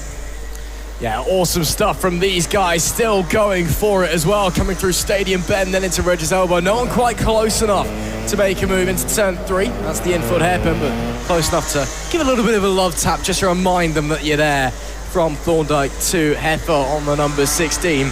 Just not quite close enough to make any real issues. It'll be not the next lap, but the one after that will be the last lap for this group, as Ethan Lloyd is already across the line as the timer hits 0. There's a contact warning for the 24 of Noah Hammond, who's still fighting, still all over the back bumper of Eddie Duncan. As you can see, what has he got in his locker? Has he got anything in his arsenal? That's what he's got in his locker, but it's not enough on that occasion. The 24 will have to stay put as he struggles to get the drive out of the infield hairpin up the front. Gap's actually dropped a little bit. It's only 5.5 seconds now between Lloyd and Duncan. So I believe Lloyd's made a mistake, or he's been held up, or maybe he's just backed off because he knows he's that far ahead, doesn't need to risk it. It doesn't really matter how big the gap is. It's just as he's just set a personal best as well, so I think he's proved you wrong there. He has just proved me wrong, so I don't know how well. Yeah, there must have been an issue on the previous lap then, because the 66 has started the last lap of the race with a personal best after a disappointing tour the first time round. Everything's fine, calm down, he's still pushing. What a race it has been for Ethan Lloyd. Once again, one of those races where he got to the front, never really looked back as the 2 behind still fight onwards. The 66 only has a handful of corners to go. He's entering Paddock Bend now and comes on to the main straight. That battle for the final podium places rage on, but it will be Ethan Lloyd that takes a brilliant win in the second heat of the weekend in the Rotax Inter. Who will finish in P2 though after a brilliant battle all race long? It is Eddie Duncan, and Elliot Burke from out of nowhere has come in and snatched away the final podium place from Noah Hammond. Where did that one come from? They both dropped a lot of time, Duncan and Hammond, so I wonder if they came together maybe and had a bit of a moment, both running off the track and dropping that time. but it's the 66 of Ethan Lloyd who will run away with that heat too. Wow, what an invigorated drive there from Elliot Burke after dropping back to the bottom end of the top 10 on lap 1. We saw him pressing on through the order. It was only with a couple of minutes to go. He was in that secondary pack from 4th place backwards, battling in amongst it. 5th place backwards even. He broke free, chased them down and got an extra cheeky position and some more points to go towards his tally from this weekend. And that is incredible because he ended up being 10 seconds ahead of that next battle pack from 5th place backwards. That's how much time he was gaining on the 2 ahead. Despite them battling and giving him some free time, he was still gapping all the drivers behind as well. An awesome standout performance there from Elliot Burke, but of course, we've got to focus on Ethan Lloyd as well, winning by 8.3 seconds, just like we said in previous races. To win by that margin in a 7 minutes plus 1 lap race is ridiculous. And Ethan Lloyd, I think, definitely one of the ones to watch heading into the final later on then. But we're about to be treated to double trouble in Junior Rotax, aren't we, Ross? Yes, 2 finals coming your way, or 2 heats, should I say, coming your way. You've got Heat A for the A group coming up first, then you've got the B group later on. And then, of course, when all the qualification maths have been sorted out by people much smarter than me, we then get the B final a little bit earlier on. And then, of course, you'll get some qualifiers from the B final going to the A final, which will be the 3rd last race of the day. It's a similar story as well, back in the, or over in Senior Rotax, where we've got 2 groups, an A group and a B group, then we'll sort out the B final and the A final. That doesn't count as a dog watch because we've seen that dog already, so we will stay on 2. We'll stay on 2, but I can acknowledge it because it's back on your picture, but only 2 dogs so far we've seen in the paddock. If you do have a dog here, I've just seen one out of the commentary box window that we haven't seen on the camera, actually. I don't know what dog it is because I'm not actually very good at dogs, but I know we haven't seen it, so there's definitely more than 2 dogs in this paddock, I can tell you that much. It's already reached that point of the day. Hello and welcome wherever you're watching from around the world. We are here for the 2025 London Cup here at the Rye House Kart Raceway. And what a day it has been so far. We're about halfway through our racing action in the heat, and then we'll be getting on to the finals later on. And we cannot wait to get going. Join myself, Ross McIntyre, and the man, the myth, the legend, John Ratcliffe alongside me, bringing you all of the action from Sunday.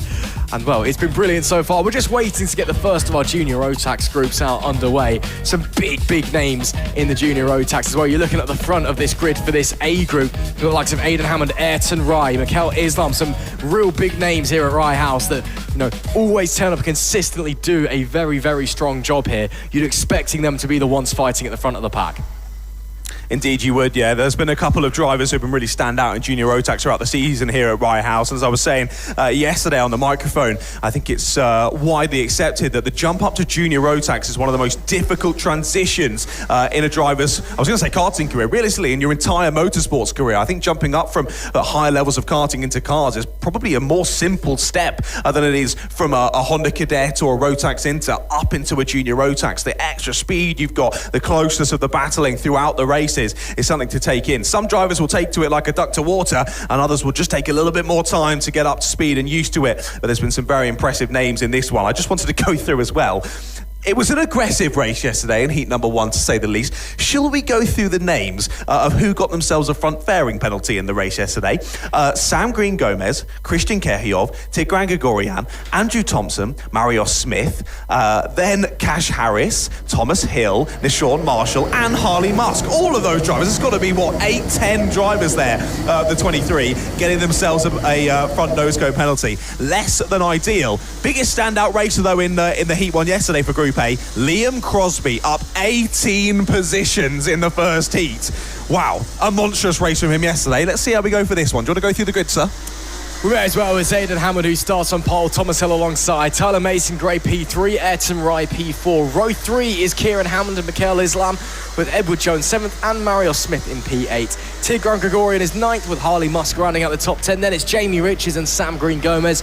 Sean Marshall is 13th, Cash Harris 14th, Christian Kehiov in 15th, Liam Crosby 16th, Andrew Thompson 17th, Tyler Nickelbane 18th, Jasper North 19th, George Dale 20th, 21st is Ashton Pinoy, and 22nd is Luigi Perlini. As we're going to get waved around, definitely, because half the grid is not there currently. They're about halfway back on the track, so we'll go around one more time. But if yesterday's race was anything to go off, I expect it to be aggressive out of the gate. Expect some noses to be on the floor within the first lap, and Hopefully everybody makes it to the end is all I'll say, because we know just how good junior Rotax racing can be when it's at its very best. But again, some of the drivers, and it's not just these guys, but some of the drivers have come this weekend feeling rather aggressive, shall we say.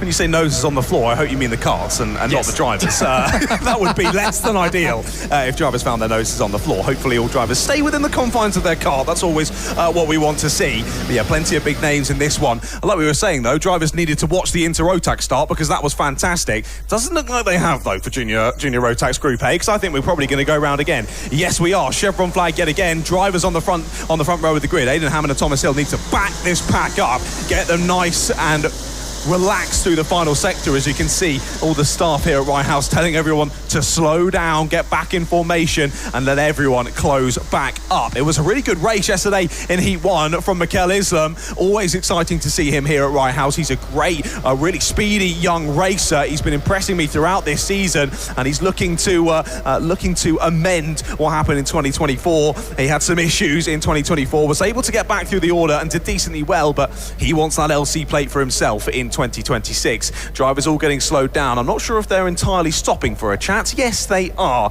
And they're going to get my favourite word in kart racing, which is re-education down there at Pylon. They're going to have a brief talking to, I'm sure very kindly and politely, from our fantastic staff here at Rye House, just to be told, hey guys, come on, you've done enough race starts in your time. We know how to do this. Come on, let's keep it nice and relaxed and get round to this race start. It's a perfect 100 points so far from Aidan Hammond, which means he's been pole and then also winning the Heat number 1 yesterday. So he's going to try and make it 3 from 3 in this one. Thomas Hill was enjoying a great battle with Mikel Islam throughout that Heat number 1. They were nip and tuck throughout, which just allowed for Aidan Hammond to go, all right, cheers guys, I'll just scamper off into the distance. Thank you very much. I'll take the maximum points from this one. They were up and under constantly throughout the race and great battling. Hopefully we see more of that in this one. Tyler Mason-Gray getting involved. He's a usual name here at Rye House. Same for Ayrton Rye, of course, as well. Ayrton's jumped up the karting ladder throughout the UK, but here at Rye House as well. And Ayrton, I do remember, I want to say it was 2023, he was driver of the year here at Rye House, but that was down in the cadet classes. He's moved through into juniors, and he's been doing a stellar job nonetheless. Up onto the second row of the grid in this one, and we wait and see how it all continues on. But yeah, lots to talk about, lots to play with in this one. 22 karts hopefully starting, and hopefully they'll all be re-educated enough soon for us to get racing yet again. Also, it was they decided they wanted to re-educate them very, very quickly. Only took them 2 wave rounds before they went, right, shut it down, boys and girls. We're going to have a word. No, I personally would have given them maybe just 1 extra go. But, you know, I'm not a marshal or a steward or anything, but they are having a talking to. To be fair, you've got to be a little bit worried, though. If you're someone who's gone very tight on fuel coming into this one and you've just gone round twice, and then maybe you sat there thinking, oh, I don't really want to go around any more times than I need to because I might be in a little bit of trouble come the end of the race. I doubt anyone will be that tight on fuel, but you never know. Let's see then, given that we have got, 3 corners to go from this point and they're all going to be quite slow, if we can get it going properly this time. Yes, there are 22 karts out there for this heat. It's quite busy, but they've had a talking to, they've been re-educated. Let's see if that re-education has set in as we come to Paddock Bend for what is hopefully the final time on the sighting laps. Do we get going properly this time? We wait for the red lights to turn green, and they do now. Here we go. Finally, only took us 3 attempts. Down into turn 1, we move. Hammond will lead them. Look to the outside, though, as it's chaos. We've got multiple karts round. There's 2 in the wall at the front, and then there's 2 further in the wall behind that go in sympathy. One of them, the 213, is down and out of the race. What a shame for them. That is Nashawn Marshall who's gone down there. A real shame for him. We waved yellow flags in that section, but we push on elsewhere. It is still Aidan Hammond that leads up the front of the pack.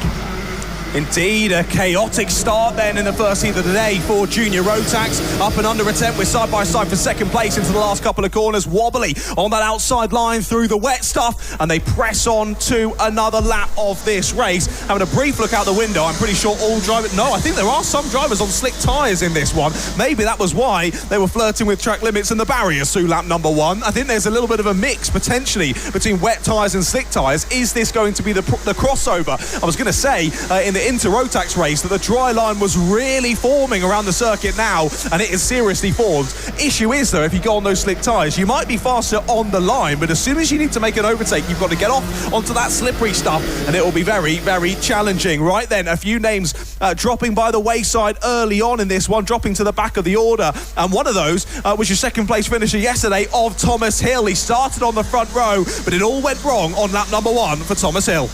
And we also had your pole sitter, Aidan Hammond, going down and out as well. He's up to 15th at the moment after dropping down. He's managed to claw a few positions back, but not a great start for a man who's had a perfect weekend so far. It is then Kieran Hammond, the 169 that leads this race, ahead of Ayrton Rye, who's just done his best lap of the race last time, and the fastest lap to be at a 38.097 for the number 118 out there, and he's really starting to put the pressure onto Hammond as well, and he's going to try and look to the outside potentially as they almost touch down into Stadium Bend. Not quite though. Hammond will just about hold on for the time being. Is there a run out of Reg's elbow potentially? It looks to me like Rye's on slicks and Hammond is on wet, to my eye anyway, which of course makes it a bit more difficult as there's a kart coming to a stop coming out of the final corner, but he is off the racing line, whoever that may be. As we go back to the action up in front though, we'll see them here, and yes, it is wets then for Hammond, which means he does have a little bit more racetrack to play with.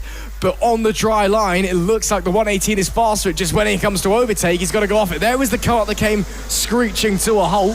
They've managed to get going again. Looks like it was Cash Harris that went and had that issue, but they've managed to get going again up the front. It is still the status quo with Hammond, Rye, Smith, your top 3. Just behind them, Gregorian, Islam, Kayob, Crosby, Riches, and Green Gomez, your top 10. Indeed, yeah, Cash getting it restarted, so well done, but rejoins right in the mix of the leaders. I think he's done a good job, though, moving out the way, letting them go, not getting involved, continuing to scrap here over third place. It's a great race so far from Mario Smith, batting in amongst this three-way squabble. Tigran Gregorian losing out, though, to Mikel Islam round this previous lap, so Islam up to fourth place. Again, Rye getting sent to the inside, to the outside line, sorry. Yeah, well spotted for you. I saw Hammond in the lead and just assumed it was Aidan, but no, Kieran's had a great start to this one and holding onto it well. It all got a bit close there, as it does again between our two leaders. Up and over the back, nearly for Ayrton Rye, and they continue to squabble over the lead. Ayrton is not able to find a way through yet, though, and they've been holding each other up, and more drivers want to get involved now. It's all gotten a bit squabbly. It looks like Mario Smith is it that's broken away from the two in behind, but actually now they've held each other up so much, they've all just become one group. A bit slidey there out of Complex New L for Ayrton Rye. He's dropping into the clutches of the drivers behind him. Is this the opportunity for Kieran Hammond to break away? Potentially, because it's all starting to get a little bit silly in this pack. They're starting to get hot under the helmets. There's little bits of unnecessary contact, and it's just winding people up more and more and more with 2 minutes and 50 seconds left on the clock, plus one additional lap here in this second heat of the weekend in Group A for Junior Rotax. And as you can see, managing to get up to the back of Hammond once again is Ryan. Hammond's run deep. He's put a wheel into the wet, and through goes Ayrton Rye up into the lead of the race. It took a mistake from the man who has led from pretty much turn 2 on lap number 1 and is now really struggling, and you've got to be wondering if he's on the wets, which he is. Are those tyres starting to overheat as he starts to now come into contact with Gregorian, who's now up to P3, and Hammond suddenly looks all at sea as there's chaos there. Two drivers coming together and going round, the 2-2-1 involved. I'm also seeing the number 23 of Christian Kainoff, who's gone round there as well. It's all getting a bit chaotic. Somebody's still stranded down there, and they've got two cars that are caught together by the looks of things as well at the infield hairpin. Meanwhile, further up the front of the pack, Ayrton Rye finally gets that breathing room and is starting to bolt ahead at the front of the pack. Kieran Hammond is P2 as it stands, but he just looks all at sea at the moment. I wonder if the tyres are just gone from underneath him. It's Liam Crosby that's parked up down at hairpin number 1. That was such a shame.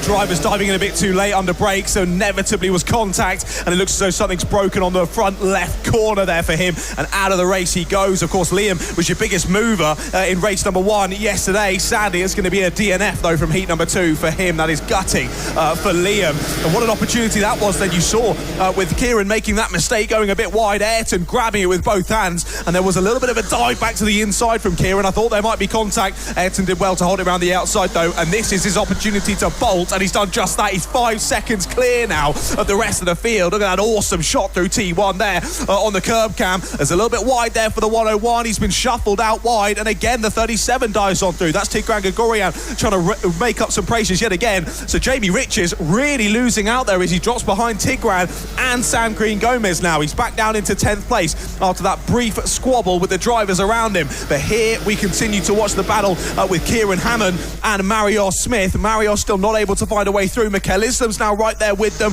Same with a couple of other drivers. It's all reshuffled around then, has it? Yes, it has. So Luigi Perlini into third. Mikel Islam's gone with him. Same with Harley Musk as well. That's good for Luigi. He was having issues in qualifying yesterday. Only got a couple of laps under his belt in qualifying before he had to retire the kart. He's having a great race in this one, though, side by side on the exit with Mikel Islam. But now Islam will be on the outside under pressure into hairpin number 2. They're continuing to reshuffle all the way through to the outside. Now goes Perlini. That'll be the inside down into pylon, and Mikel Islam follows him through as well. Awesome working together there. Whether they meant it or not, they made their way through into second and third place. Race leader onto the final lap. He's, well, miles up the road, quite frankly, as these guys continue to scrap, as they continue to push on down as well. Somebody else has come to a stop at hairpin number 1. Can't quite identify who that is. I think it's Tyler Mason Gray. Yeah, Tyler Mason Gray sounds like a real shame for him, but he's okay and up and out of the car. It looked like a mechanical problem for him.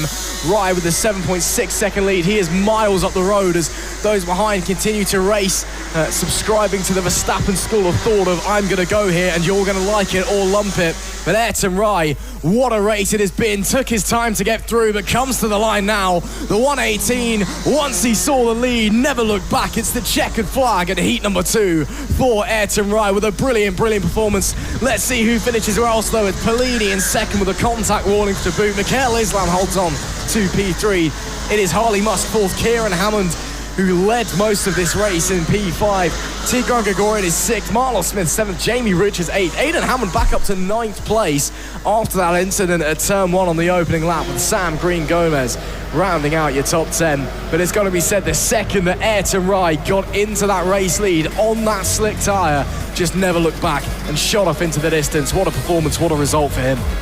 Yet again, another race where a driver wins by a good few seconds, but it really doesn't tell you the tale of the race, though, does it? That 5-second gap. It was not an easy victory there for Ayrton Rye. Apologies, I was wrong. It was not Tyler Mason Gray that was off. He just happened to be dropping down on that lap, and I got a little bit confused. Tyler did finish in 13th place. It was Edward Jones who had stopped down at hairpin number 1 there and didn't finish heat number 2, sadly for him. Well, a good few names there having issues earlier on in the weekend, bettering it here in heat number 2 in the A group. And I think the biggest one to take away there is it's definitely happened. The crossover from wets to slicks has happened now, and I think a lot of the drivers going forward will be on those slick tyres. Let's just give you a full run through then of the finishing order in Junior Rotax. Heat 2 for Group A. Ayrton Rye takes the spoils, followed by Luigi Perlini and Mikel Islam. Another good finish from him. He's setting himself up for a good grid spot in the final. Harley Musk and Kieran Hammond round out the top 5. Great defence in that one from Kieran, just dropping down to P5 by the checkered flag. Tigran Gregorian had to fight for that one. He was up in the top 3, then dropping down to the back of the top 10, then back to P6 once all was said and done, followed by Mario Smith, Jamie Riches, Aidan Hammond and Sam Green Gomez. Well done to Aidan Hammond, your pole sitter, after that issue on lap 1, up into P9. He was followed by Christian Kerhoff and Tyler Nickelbean, Tyler Mason Gray, Andrew Thompson, George Dale, Ashton Puddoy, Jasper North, Cash Harris, and then sadly Edward Jones, Liam Crosby and Thomas Hill, none of those 3 making it to the checkered flag. And there indeed is the 43 of Edward Jones, just trying to get his kart back onto the kart stand and back to safety here in the paddock. But like we say, there's 2 groups for Junior Rotax, so if that wasn't enough to whet your appetite, well, we've got another one coming straight at you. Group B will be coming up next, and of course with drivers evenly split between the 2 groups, there's plenty of faces and names to watch out for in Group 2 as well. I'm sure this one is going to be just as exciting. Well, I mean, what a Group A it was, it must be said. But Group B, again, some very strong names in this as well. One less driver. We've only got the 21 scheduled to line up on the grid for this Group B, heat number 2 for Junior Rotax. But again, if that was anything to go by, this race is sure to be electric, as you're getting a very wonderful look at the underside of a Junior Rotax there. Granted, a rather dirty Junior Rotax, but still, if you ever wanted to know what the bottom one of those look like, there you go. Feast your eyes, it's there for all to see. Hope you're enjoying all of the action in the 2025 London Cup here at Rye House, where we've had a brilliant day of racing so far. Let us know where in the world you're watching from. Let us know who you're supporting. Let us know who you think are going to be our London Cup champions this year as well. We're really excited to be bringing you all of Sunday's action here from Hoddesdon and the Rye House Kart Raceway, one of the most iconic venues in British karting. The first venue to host the Karting World Championships in the UK back in 1968 and 1969, when it was still a 3-weekend series back in the older format. Before, of course, we now switch to the 1-weekend series because we all just hate having fun, and I guess that's what the European Championships is for, though. Looks like that kart's being wheeled its way back across, hopefully gets a clean and gets fixed up after those mechanical issues. We can get our Group B underway for the Junior Rotax. Again, very, very fierce racing in that Group A heat number 2. You could tell that, not that the tensions were running a little bit high, but there was certainly very aggressive elbows out racing from the very first turn. And you wonder, maybe we're going to see something similar. Maybe Group B, it'll be a little bit more calm, a little bit more relaxed. We'll have to wait and see. I think I'm going to go with no on that one, Ross. I don't think it will. I mean, to be fair, they seemed more relaxed than Group A yesterday, at least. Only 4 front-fairing penalties for Group B in Heat 1. That was Nicolas Kozolidis, Lewis Joyner, Radu Melian and Mia Caruso. So maybe we'll see. I don't know, though. It's Junior Rotax. It's at Rye House. It's a 7-minute plus 1 lap heat. It usually gets pretty exciting. It was a great race, though, from Charlie Wolfett. Pole to flag victory for him. And in behind, a good showing from Anthony Parfitt as well. He went from second to second, but that really didn't explain the story for Anthony, battling loads with the drivers around him, but a bit of a defensive masterclass from Anthony yesterday, holding on to P2. I'm sure he'll be wanting to get past Charlie in this one, though, to get a few more points on the board. And what a standout performance it's been so far for Shea Hilton. He's been awesome so far this weekend, battled really well in heat number 1, got up into P3, was battling with Anthony throughout that race. They were nip and tuck, up and under every single corner. They were going at it. Anthony just about keeps ahead, though. Shea having to settle for 3rd from a 5th place start, but either way, I think he'll be really, really happy with that, and plenty of names to be watching for out in this one as well. Devin Taylor, I remember he was really quick out of the London Cup last year as well, so watch out for him. Jack Beasley, a regular runner here at Rye House, same for Callum Scrivens as well. Lots of names in this one that I'd be watching out for, and what I'm really excited for is when we finally get the Group A and Group B to converge, and the best of the best from each of them come through into the A final later on to finish us off. And I think with 8 minutes plus 1 lap of that one, the best of the best Junior Rotax drivers here at the London Cup, that's one to be waiting around for. So make sure you stick around with the live stream throughout today's action. And thank you all for saying hello in the live chat and saying good luck to everyone. I did say, did see Vinny asking about, is Thomas Welsford in Group A or B? He is indeed in Group B. And Vinny says good luck to Thomas. So Thomas, if you can hear me down there in the dummy grid, Vinny says hello and he says good luck. We can't wait for the race to get underway. And like we said earlier, that dry line continuing to form here. I can't quite see from up here as to whether most people are on slicks or wets, but I imagine it is the former. I can see from where I'm stood. I've got a slightly better position to the view of the dummy grid. I need new glasses as well. I'll let you off, you need new glasses. But as they head out, it looks to be slicks is the consensus decision for the vast majority of the grid. I think there is a couple here or there on wets, but for the most part, it is slicks. So let's run through the grid as we come round. And again, we've got that dry line form, but it is still very wet offline. Could get a little bit interesting. We saw what happened into turn 1 in Group A earlier on. It is Wolfett from pole. Anthony Parfitt starts alongside. Shea Hilton is there with Miles Cleverton 4th. Devin Taylor and Sam Kohler on row 3 with Jack Beasley 7th and Jack Harrison in P8. Lewis Joyner is 9th with Callum Scrivens rounding out the top 10. Samir Paul is 11th with Mia Caruso in P12. John Reynolds is 13th alongside Radu Melian. Arthur Way starts 15th with Nicolas Kozolidis in 16th. Amelie Johnston in 17th with Thomas Wells with P18. Ava Crawford 19th with Timmy Shahini in 20th. And Freddie Wall, our 21st and final driver. Now let's see if Group B is better at starting this second heat than Group A was, because remember, it took those guys 2 goes and re-education from the marshals and the clerk of the course before they were able to actually get it going again. This looks much more promising but I will hold my tongue until I see those green lights on the gantry. Let's see what it's going to be as we get pushing onwards. It is going to be green, but there is somebody stopped at the back of the pack at the final turn, but will stay green for the time being. Down into turn 1 we go. Kart going round already. There's a few going round as they struggle to find the grip. That's the 888 of Shea Hilton, who started from P3. That's the 240 of Timmy Shahini, who stopped before we got to the green flag. Up the front it is the 47 of Anthony Parfit that leads. Looks like he managed to get through Charlie Wolford and will pull ahead, and he's already starting to get a little bit of a healthy gap as there's battles further back as well, looking 2, nearly 3 wide into pylon. That's brave if you try that one. Another driver going round there after contact as they're all coming together, all trying desperately to find some sort of grip, to find track position. At the end, though, of this opening lap here in Group B, it is Anthony Parfit that leads ahead of Charlie Wolford with Sam Curler in P3. So big losers on that first lap. Unfortunately, Jack Beasley down 3 positions. Devin Taylor down 10. Shea Hilton down 14 after a spin. That's such a shame for Shea. I'll take that as my first commentator's curse of the weekend. If I was saying how well he was doing yesterday, sadly it's all gone wrong, but he's picking his way through the pack already, looking to make back up some places and some points. What was that you were saying before this race, mate, about them being more calm and collected for Group B? Yeah, I'll let you eat those words. And say it's been very exciting to kick this one off already.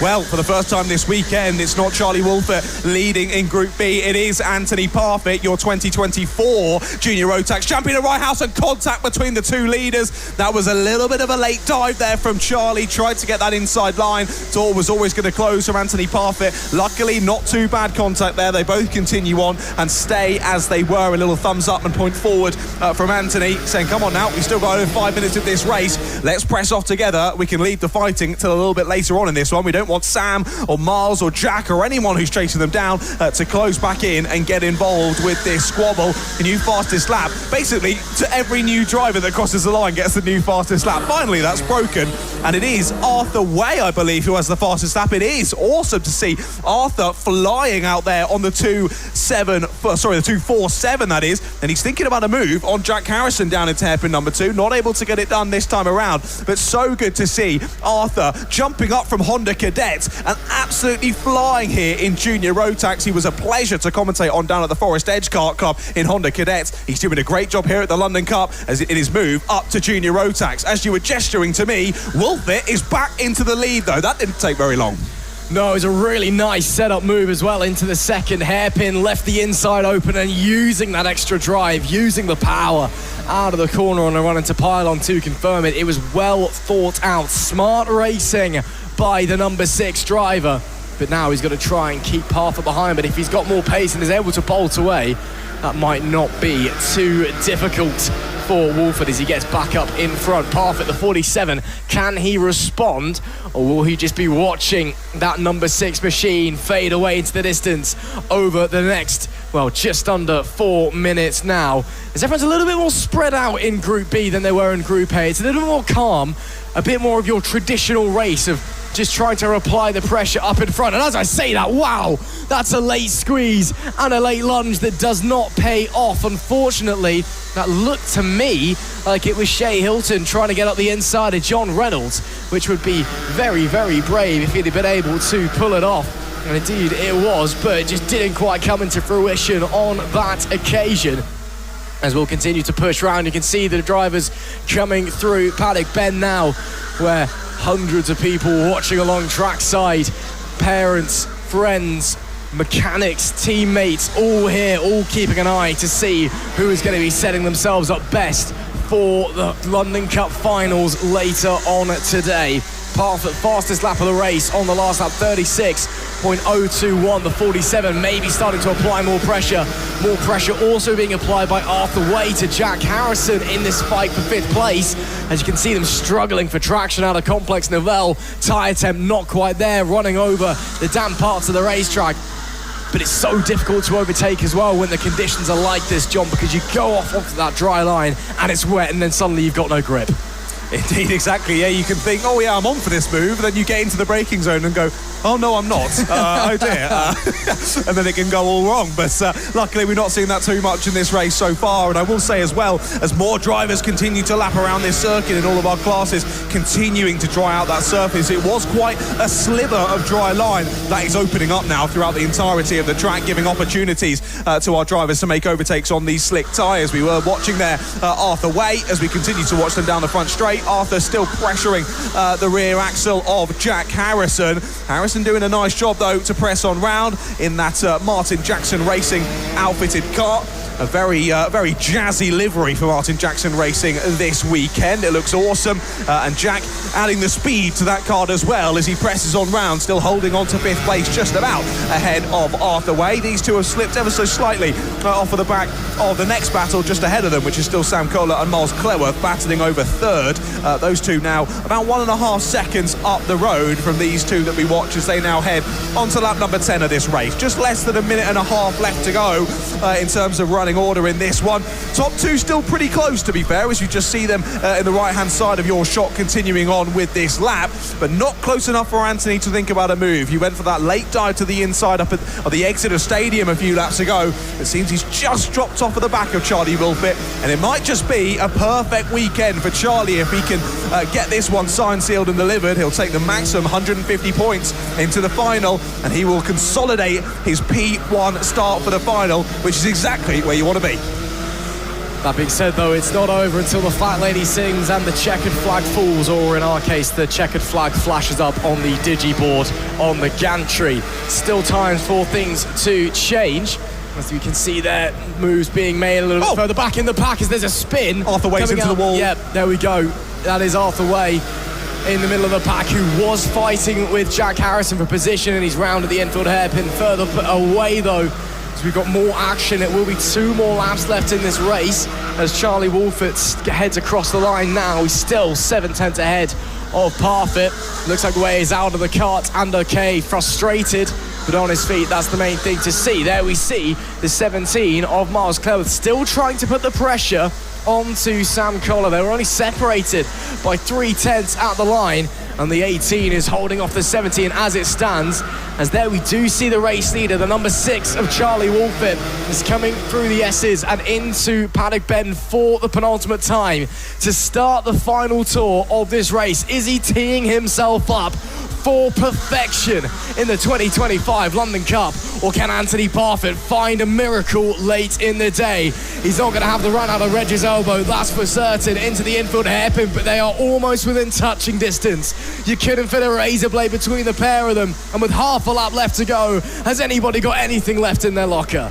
Oh, it's close, isn't it? It was a great run and race number 1 yesterday for Parfitt to hold on to second, but now he's all over the back of Wolfett. It looks as though Charlie has just done enough, though. They head through the final corner, down towards the gantry they go, and Wolfett wins again in Junior Rotax Group B. Fantastic for Charlie Wolfett, and I think he'll be one of your choices to take pole position in the final. Of course, they've got to sort out all the points and whatnot, but I think it might just be Charlie. What a great run from him there to hold on. That was so gutting for Arthur Way. It was a lovely move down the inside of Jack Harrison, aggressive under the brakes into hairpin number 1.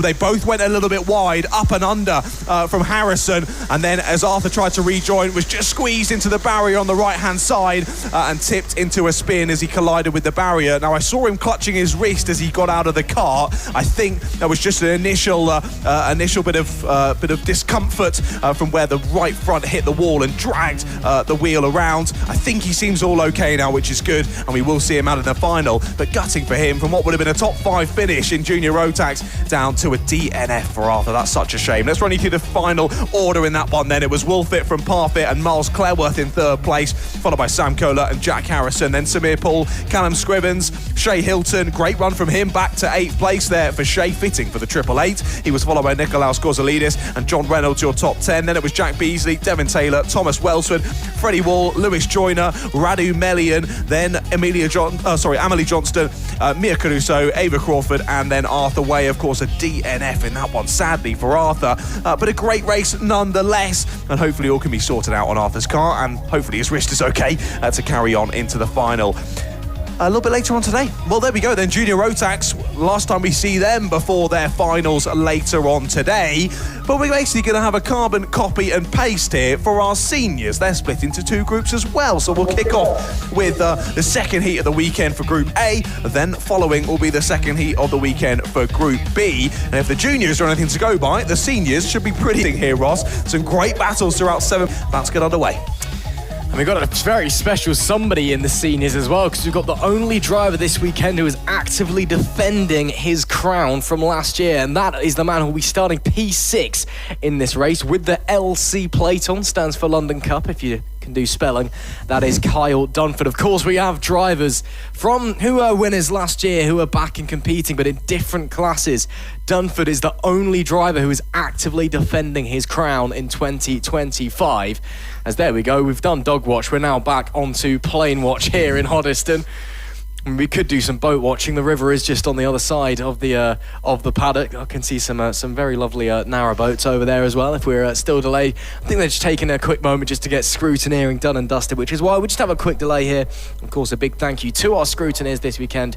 We've got Daniel Gilbert and Chris Derrick. A big thank you to them for all of their efforts and making sure that everything is legal on all of the go-karts come the end of the race, and to make sure that all the rules and regulations are informed and or enforced fairly, should I say. So, interesting to see how the seniors are going to go. As you said, John, carbon copy, we've got our two randomly mixed up groups going into it, and then of course we'll separate that into a B and an A final at the end of this one.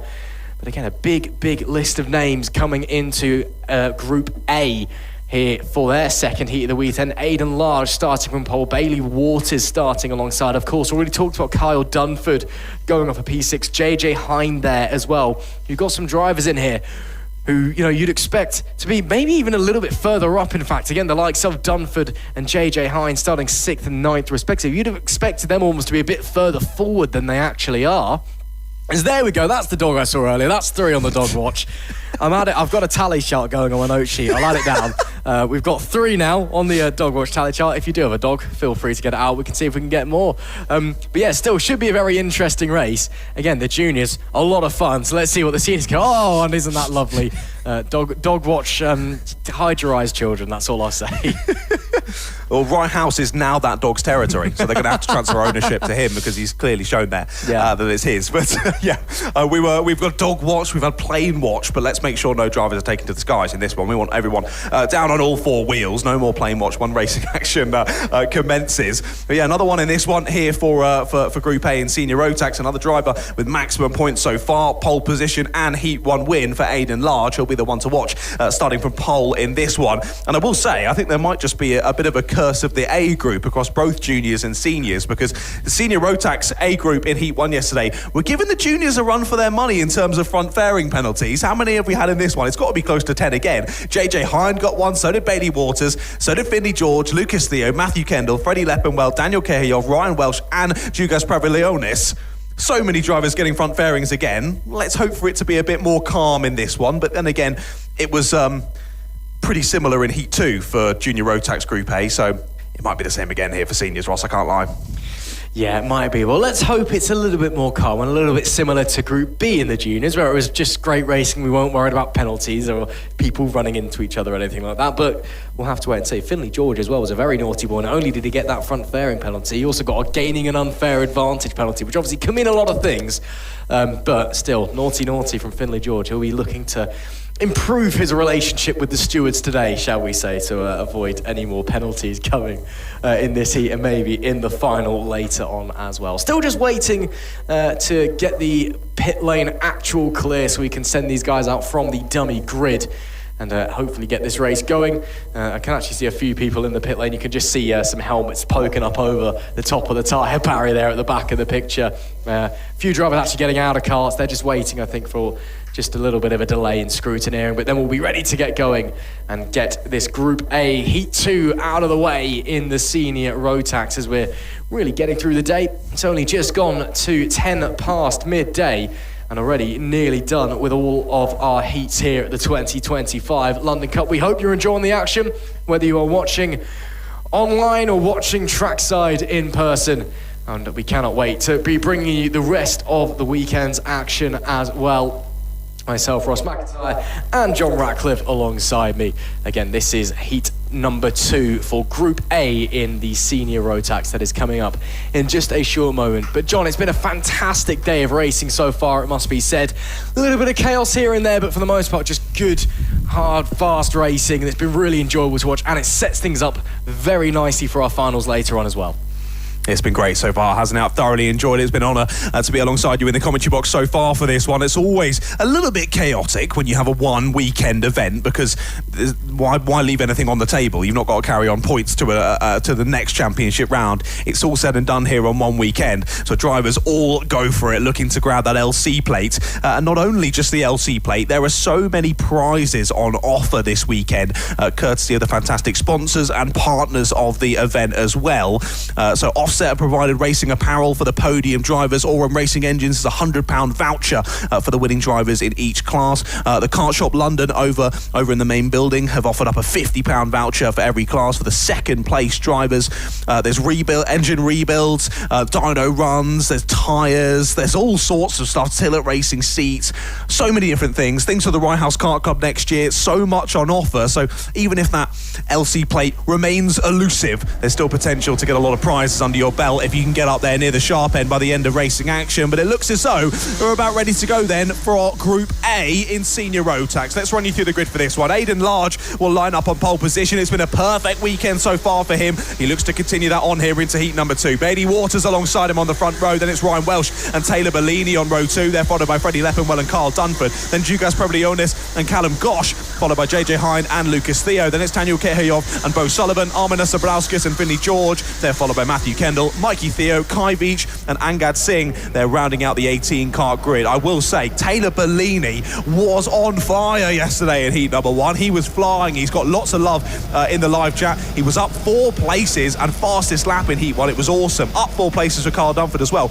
Up 8 for JJ Hind and up 9 for Bo Sullivan. A few names to watch at the start of this one, but Taylor Bellini was definitely my standout performance from heat number 1 yesterday. Equally, I say that, Aidan Large won it from start to finish, so maybe he should have been the standout performance. Either way, let's see if we can do it again here in heat number 2. Green lights are waving here at Rye House, and we go racing in senior Rotax for their second heat of the weekend. Aggressive there down through the first couple of corners and contact and into the barriers for a driver in the back of the pack. The 22 there, that is a serious bent rear end of the kart there for the 22. That is a real shame for Bo Sullivan. I was just saying how well he did in heat number 1. Sadly, it's not going to be history repeating itself here in heat number 2. Yellow flags down at Stadium Bend, and already Bo Sullivan out of the race. Well, unfortunately, you can't win a race at turn number 1, but you can certainly lose it. Bo Sullivan on the unlucky end of that one. We'll just have to move ahead with the rest of his weekend. Somebody else also coming to a stop. That looks like Mikey Theo, who's brought it to a halt just in front of the clubhouse here.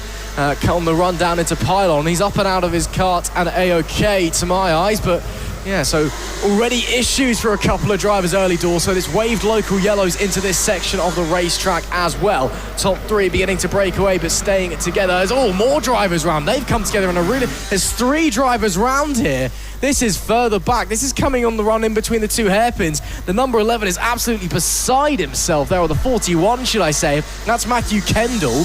And they came together with the 21 of Finley George, and they've got a long way down the racetrack. Whatever's happened, one of them, there was somebody else involved who has been able to get going once again.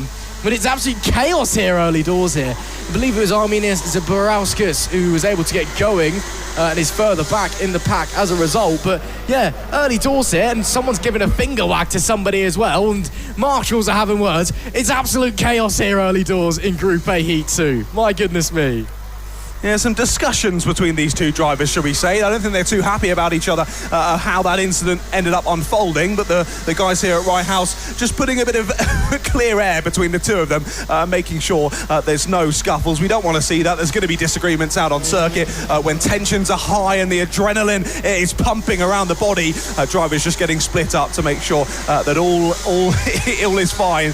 But yeah, not too happy, a couple of the drivers out there. Anyway, we'll continue to watch the racing action out there on circuit, as here is a couple of drivers battling over position. It is indeed the LC plate of Carl Dunford right in behind Taylor Bellini. So they're pretty much as they were at the sharp end of the order from the start of this race. Carl has gained a couple of positions.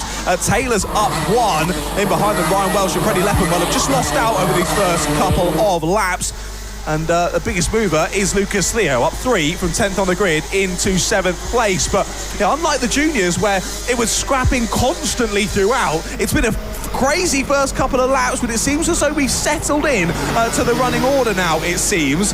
I will say, though, I thought that Carl Dunford was right on the back of Taylor Bellini. Now, has he got through, or has he dropped back into the clutch to the driver behind? No, he's got through, I believe, on Taylor Bellini. Carl Dunford, no, I tell a lie. The other option was the right one. He dropped back from Taylor Bellini and now into the clutches of Ryan Welsh. So Kyle having a good start to this one, up to 4th place, might just be dropping into the clutches of the drivers behind, but equally could go either way in this one. Still plenty of time left to go. Drivers just about settling into their rhythm in this race, and let's see how the rest of it unfolds.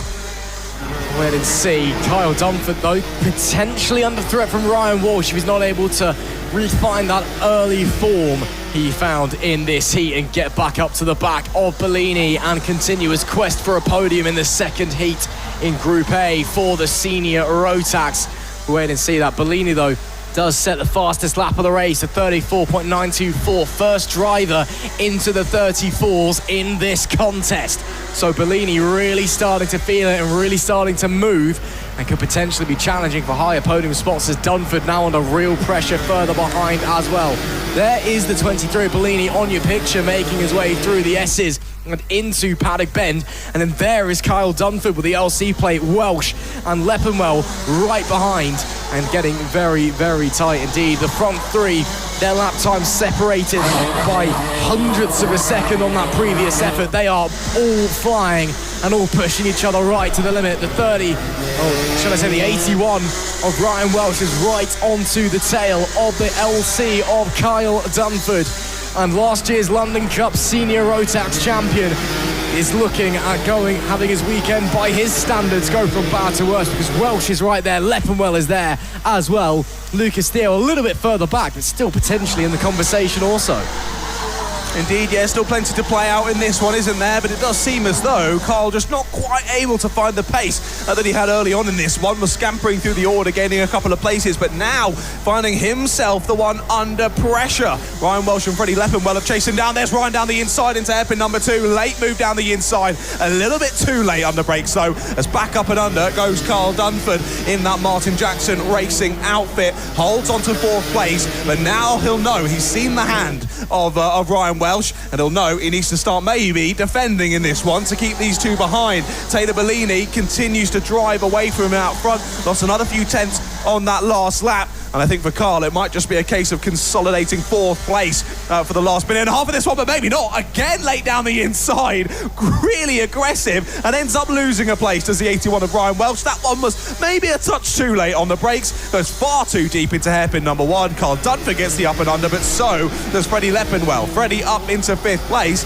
and now Ryan has even more work to do. Not only does he have Carl to overtake, he now has Freddie to re-overtake as well. Yeah, he'll be kicking himself with Ryan Welsh, but them's the breaks. That's how racing works. You can't afford to be making those kind of mistakes when you're trying to overtake, when there is that pressure behind as well. It's part of the art form of this sport. You have to know when to attack. You have to know when to defend. Unfortunately, Ryan Welsh got it a little bit wrong, and it allowed Leppenwell to slide on by, and also gives Dunford a little bit of breathing room in P4 as well. Not saying he's got it easy to the end of the race. 35 seconds left on the clock here in heat number 2 in Group A of the senior Rotax, but he's definitely just got that little bit extra that he didn't have before when it was Welsh putting the pressure on rather than Leppenwell. We'll see if there are any changes. Welsh unable to make any progress up from that 6th place he's now dropped down to. Next lap will be the final lap of the race. The 132 of Aidan Large is still sitting comfortably at the front of this pack. Coming into Complex Novell, he is now. Oh, there's a mistake there from the 88 of Provolone. It looks like letting through. No, in fact, they are lapping somebody, should I say. Got a bit ahead of myself there. So it is still Dunford that's just in front of this group. Leppenwell, though, is right with him. And don't forget Ryan Welsh as well. He's also there. Look to the inside from Leppenwell into Stadium Bend. Can't find anything.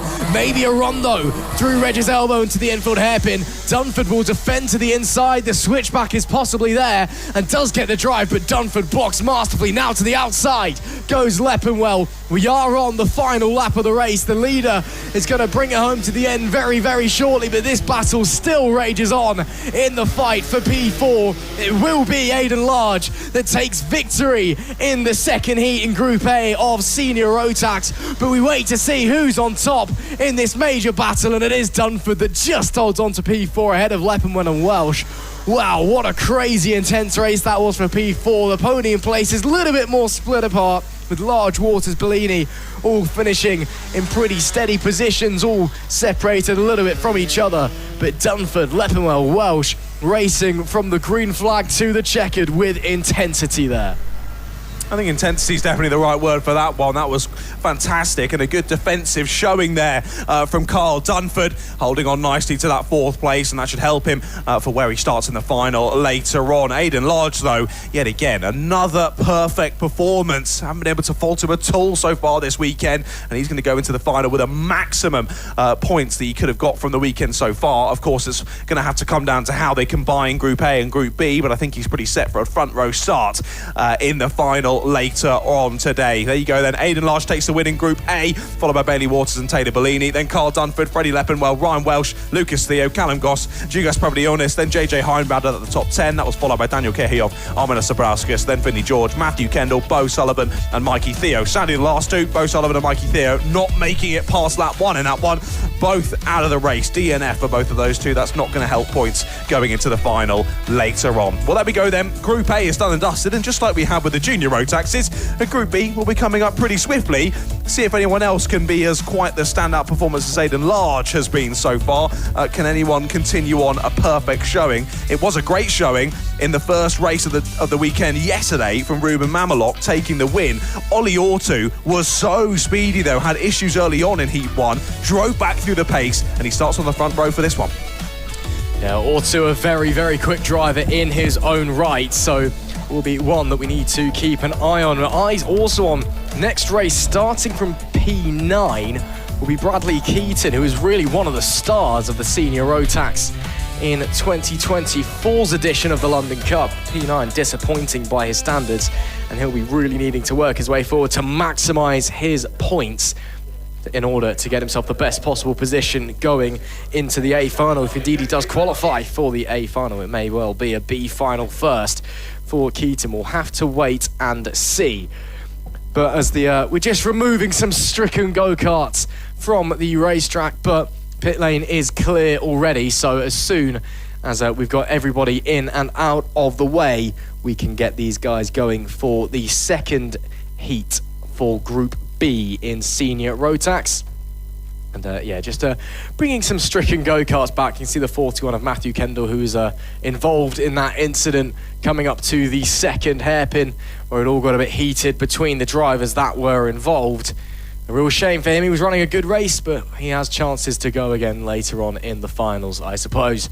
But we are just waiting to get this second group out and underway, and they should be going in a few short moments, because it looks like the track is clear. The pit lane also looks clear to my eyes, and I'm hoping we'll be hearing the roar of some Rotax engines in just a few short moments. Wind has picked up here at Rye House. Still sunny with some mild cloud cover, and it's not too warm, but it is November, as you'd expect.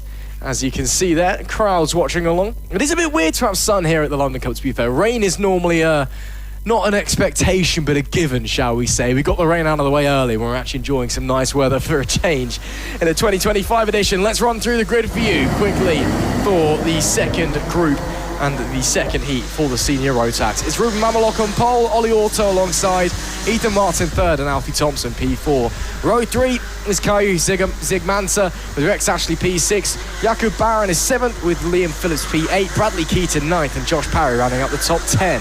Row 6 is Chloe Kunyazik with Leo French in P12. Alexander Campbell is 13th with Ugne Zvridzante in P14. Mark Sayers is 15th with Rudy Kemp alongside, and William Smith in P17. So a couple of drivers maybe a little bit out of position from what you'd expect. We know that Mamelok and Auto are looking really quick, John. This should be a really interesting race. It should indeed. Yeah, let's see if they can get this start done first time of asking. I've already apologised to Ugne yesterday in my attempt to pronounce his name, but we'll do our best through the rest of the day. Sorry, Ugne. He's been flying out there, though. He's been very impressive, and good to see him down here for the London Cup. And I've also made sure, Chloe has made sure that I pronounce her name right. It's Kunjazik. I'm going to get it right through the day. We'll do our best, Chloe. I know you're listening to this back. Right, then let's see how we go. 2x2 formation to the lights, and we are green. First time of asking here in Group B for senior Rotax. They fly down through Stadium Bend, up and under, looking for the double overtake for the race lead. That was awesome. Through Stadium Bend for the 187. Alfie Thompson to the front of the order. The first time I'm asking a contact between 4th and 5th place. Contact down at the first hairpin. That's the 69 and the 27. That's KS Sagmanta and the 27 of Ollie Ortu. Both going round at hairpin number 1. A calamitous lap 1 here in Group B of senior Rotax, and a couple of our heavy hitters dropping to the back of the order. Disastrous start there for Auto. What a start for Alfie Thompson and the 187 from 4th to 1st. He will lead the way on lap number 1. We've already got some contact warnings flashing away. That's for the 31 of Liam Phillips, but it's Thompson, Mamelok and Martin at your top 3. They're starting to maybe peel away just a little bit from Rex Ashley and Liam Phillips in 4th and 5th, but it's not over just yet. Everyone's still fairly close together. Also onto the back of the pack already, still trying to close in as they make their way through Complex Novell for the second time. Mamelok looks a lot closer to Thompson than he did on the previous tour. Now a contact warning for Ethan Martin in P3, so he's being given a slap on the wrists as well as they dive through Stadium Bend. Does anyone fancy a move down to the infield hairpin? Slightly defensive from Alfie Thompson there, but he will hold on to the position for the time being. He sort of just shifted over, didn't need to cover that one off. Just make sure that Ruben and Ethan behind knew he wasn't going to let them by easily. And Alfie continues to hold on to the lead of the race. Well, you said earlier, Liam Phillips got that contact warning. Well, he's still flying out there. Just set the fastest lap of the race, did Liam. And he's on the back of this leading pack at the moment. 3 go nose to tail down into Stadium Bend yet again. And still Alfie Thompson holding that line and holding on to the lead for now anyway. He'll be looking to back Ruben Mamelok in to Ethan Martin, and he'll hope that Ethan Martin gets a bit aggressive here and tries to find a way through. At the moment, though, it's Ruben being aggressive, trying the up and under through hairpin number 2, but again finds that Ethan Martin is there on the inside line. He's not able to complete the up and under, has to sit in behind again here. Amazing first lap from Alfie Thompson, but maybe he just thinks best thing to do here is just to back all these guys into each other, hope that they get scuffling, and I can hold on to the race lead. That's exactly what he's going to do here, but he's got over 4.5 minutes of defending to do here, plus 1 lap. Easier said than done. This will be a defensive masterclass from the 187 if he can hold on to this one. He holds on down through hairpin number 1, and now we have a train of 7 karts battling for the race win. And it's not very far away from being 10 karts as well, because 8th, 9th and 10th not too far away from this group. This could be a crazy, crazy way to end the heats in the senior Rotax. Coming down then through Paddock Bend and starting yet another lap. Quick check over the shoulder there for Thompson. Decides not to go defensive into turn 1 with the fastest lap of the race from Rex Ashley at 35.368. That was said on the previous tour. Once again, not defensive there from Thompson. Feels confident enough as he gets very, very close to the tyre barriers on the exit of the infield hairpin, really starting to extend his legs and push the limits. See what is possible at the wheel of that 187 machine. Gets a bit wide there, has to cover off Mamelok, who's stuck as it stands, can't quite find the way through and is under big pressure from behind. Another check, defensive manoeuvres here from Thompson. Does Mamelok have anything? Tries the switch back down into Stadium Bend, but the 187, the race leader, has it all covered off. What an intense battle we are witnessing, because now Mamelok, as there is contact, Mamelok gets shoved into Thompson, who gets shoved out of the way, and at the end of that one, it looks like it's Mamelok who does now lead this race after it all got a little bit chaotic, and I believe Ethan Martin's followed him through as well. Indeed, yeah, that'll benefit Mamelot the most because he was at no fault in that one. It was Ethan Martin into the back of Ruben Mamelot and then into the back of Alfie Thompson, both of them going wide. And now here's the potential attack for the race lead from the 55 of Ethan Martin. And it's Ruben Mamelot who's under investigation. I would personally disagree with that one. I think the stewards will have to rethink that one when they have another look at it. But either way, it's been noted and they'll deal with it after the race. We watch what's going on out on the black stuff, and it's an up and under attempt from Ethan Martin. He'll pull alongside, but it won't be enough to muscle his way through. Down into pylon once again, holding that lead. But look at that, brief battling once again between the top two, and the rest of the pack rejoins the fray. Is it all 10 now in a train? I do believe it is as they come across the line to start a new lap. Yes, all of the top 10 in a train here battling for the race lead. 2 minutes left to go, and it's yellow flags down at Stadium. They've just gone in, so whether we lost a driver from this train or not, I'm not sure. Either way, we're close on the exit. Side by side by side by side there. 4 drivers getting involved, but still, somehow, Mamelot holds on to the race lead. Do not even blink, do not even scratch your eyes, because every corner, every lap, something changes out here. Mamelot still leads. Contact warning now for Martin. Was that for the investigation that Mamelot was involved in and that incident? I'm not entirely sure, but we'll carry on anyway. 1 minute and 30 plus 1 additional lap left on the clock. And it is Mamelot, Martin, Thompson, your top 3, but everybody is so close behind them. Somebody just needs to add that little spark that's going to ignite this battle, and is it Alfie Thompson with a lovely move on the exit of the second hairpin, up the inside, uses the drive to get into second place, and now with the touch tries to bump Mamelot out of the way, return the favour that was sent his way a few laps ago. He's not quite going to have it as they cross the line once again. Does he have a go into Stadium Bend? Yes, he does. With the push and pass, up back into the lead goes Alfie Thompson, and Ethan Martin slides through as well. Down to P3 falls Ruben Mamelot. Awesome racing going on here at the London Cup. Yeah, this is epic between these three. I think from our camera angle there, we couldn't quite tell if there was contact or how much contact there was there from Alfie Thompson. But what a way to get back into the race lead. Yeah, there you go, under investigation, Alfie Thompson. So clearly there was a bit of contact down through Stadium Bend to get the re-overtake done. Well, I would see that as just... they've done it once, he's done it back, let's just call it there. Back down the inside and back to the race lead goes Ethan Martin, immediately steals it straight back. That camera angle is awesome. Now it's dry as they all clip that apex point. Alfie Thompson's defending second place though. There's 10 seconds left to go on the clock. Next time around, they will see the last lap board. And look at this, Alfie Thompson is defending second place. This is the opportunity for Ethan Martin to take the win here in heat number 2 in Group B. Alfie thinks it's not worth battling for the lead here. Let's just hold the rest of them up. He's got one last lap to try and hold on to second place here. I think this might be going down as the race of the weekend so far, but will Alfie Thompson hold on to P2? Time will tell, because Mamelot now wants to return the favour back to him and is trying to get his bumper onto the rear of Thompson as there's more chaos behind. There's someone going the long way around. That was the 31 of Liam Phillips from P4, who's just come together with his rival. Oh, you couldn't write it. It's just chaos everywhere you look. Up the front 3 now starting to break away as it gets messy behind them. Ethan Martin is gonna win an instant classic here at Rye House. What a barnstormer of an ending we have just witnessed. It is Martin on top with the fastest lap of the race on his final tour at 35.074. Alfie Thompson holds on to P2 by 0.2 of a second. Phillips does finish in 4th, with Mamelot rounding out the podium places. But wow, surely race of the weekend, that one. It's going to take something to top that.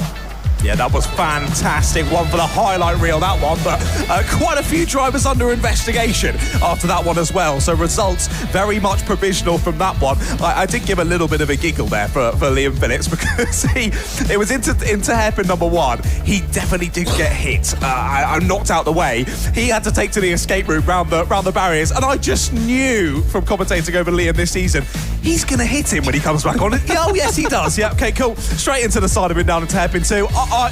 I would have done exactly the same if I was the driver, but equally, I'm not the steward stealing out the penalty, so I'll leave that one up to them. But there we go then. Heat number 2 in Group B, done and dusted for senior Rotax. Next time we see the seniors out, it will be for their finals later on this afternoon. Ethan Martin takes it with the fastest lap on the last lap as well. As soon as he broke free, that pace was amazing. Alfie Thompson and Ruben Mamelot, your top 3, then Liam Phillips, Rex Ashley, Bradley Keaton, Leo French, then Mark Sayers, Josh Parry and Jacob Barron, your top 10.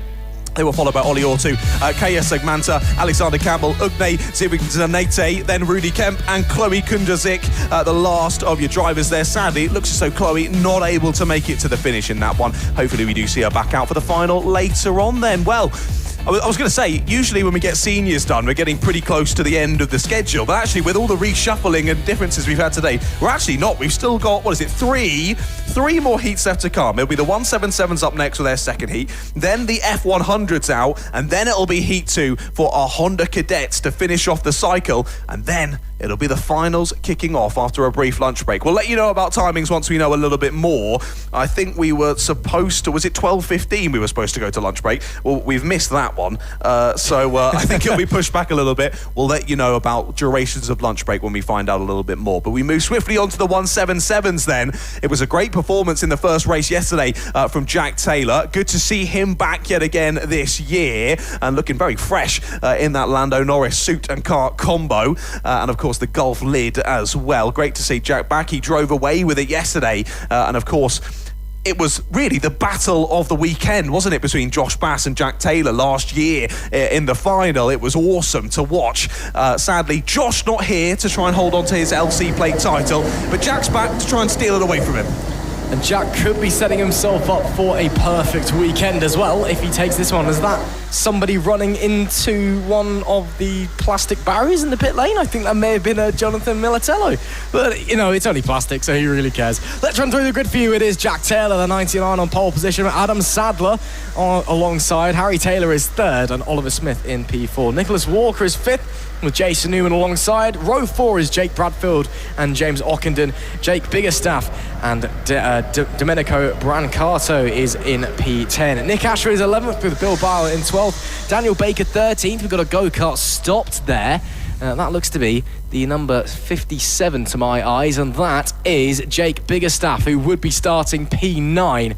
Hopefully everything is okay. We'll try and run through the rest of the grid for you quickly because I believe they are probably going to be sent around again. Yes, they are. So that gives me another lap of breathing room just so they can get the 57 card out of the way. So we are going around one more time. The race is not starting. I'll go from 11th because I think that's where I got to. It's Nick Asher in 11th, Phil Barr in 12th. Daniel Baker is 13th and Chris Emerson in 14th. Row 8 is Doug Thompson and Martin Marrison. Richard Allison is 17th and Rob Church is 18th. Cameron Moss is 19th and Hayden Carter rounds out our top 20 with 5 left to go. It is then Oliver Moss, Reese Knight, Ryan Sands, Paul Hibbard and Jonathan Militello. But it looks like we've already lost the 57 of Jake Biggerstaff, which is why we've been sent round once again. And of course, this is, so to speak, the big boys, the Rotax 177. You know, this is as heavy as it gets in a go-kart, really, and especially so here at the London Cup, here at Rye House. This should be really interesting to see how it's all going to unfold. We may be going around again here because they don't look like they're in a very good order to me. The digiboard is blank, so we'll wait and see. The red lights are on. Maybe we are ready to go racing. Let's find out.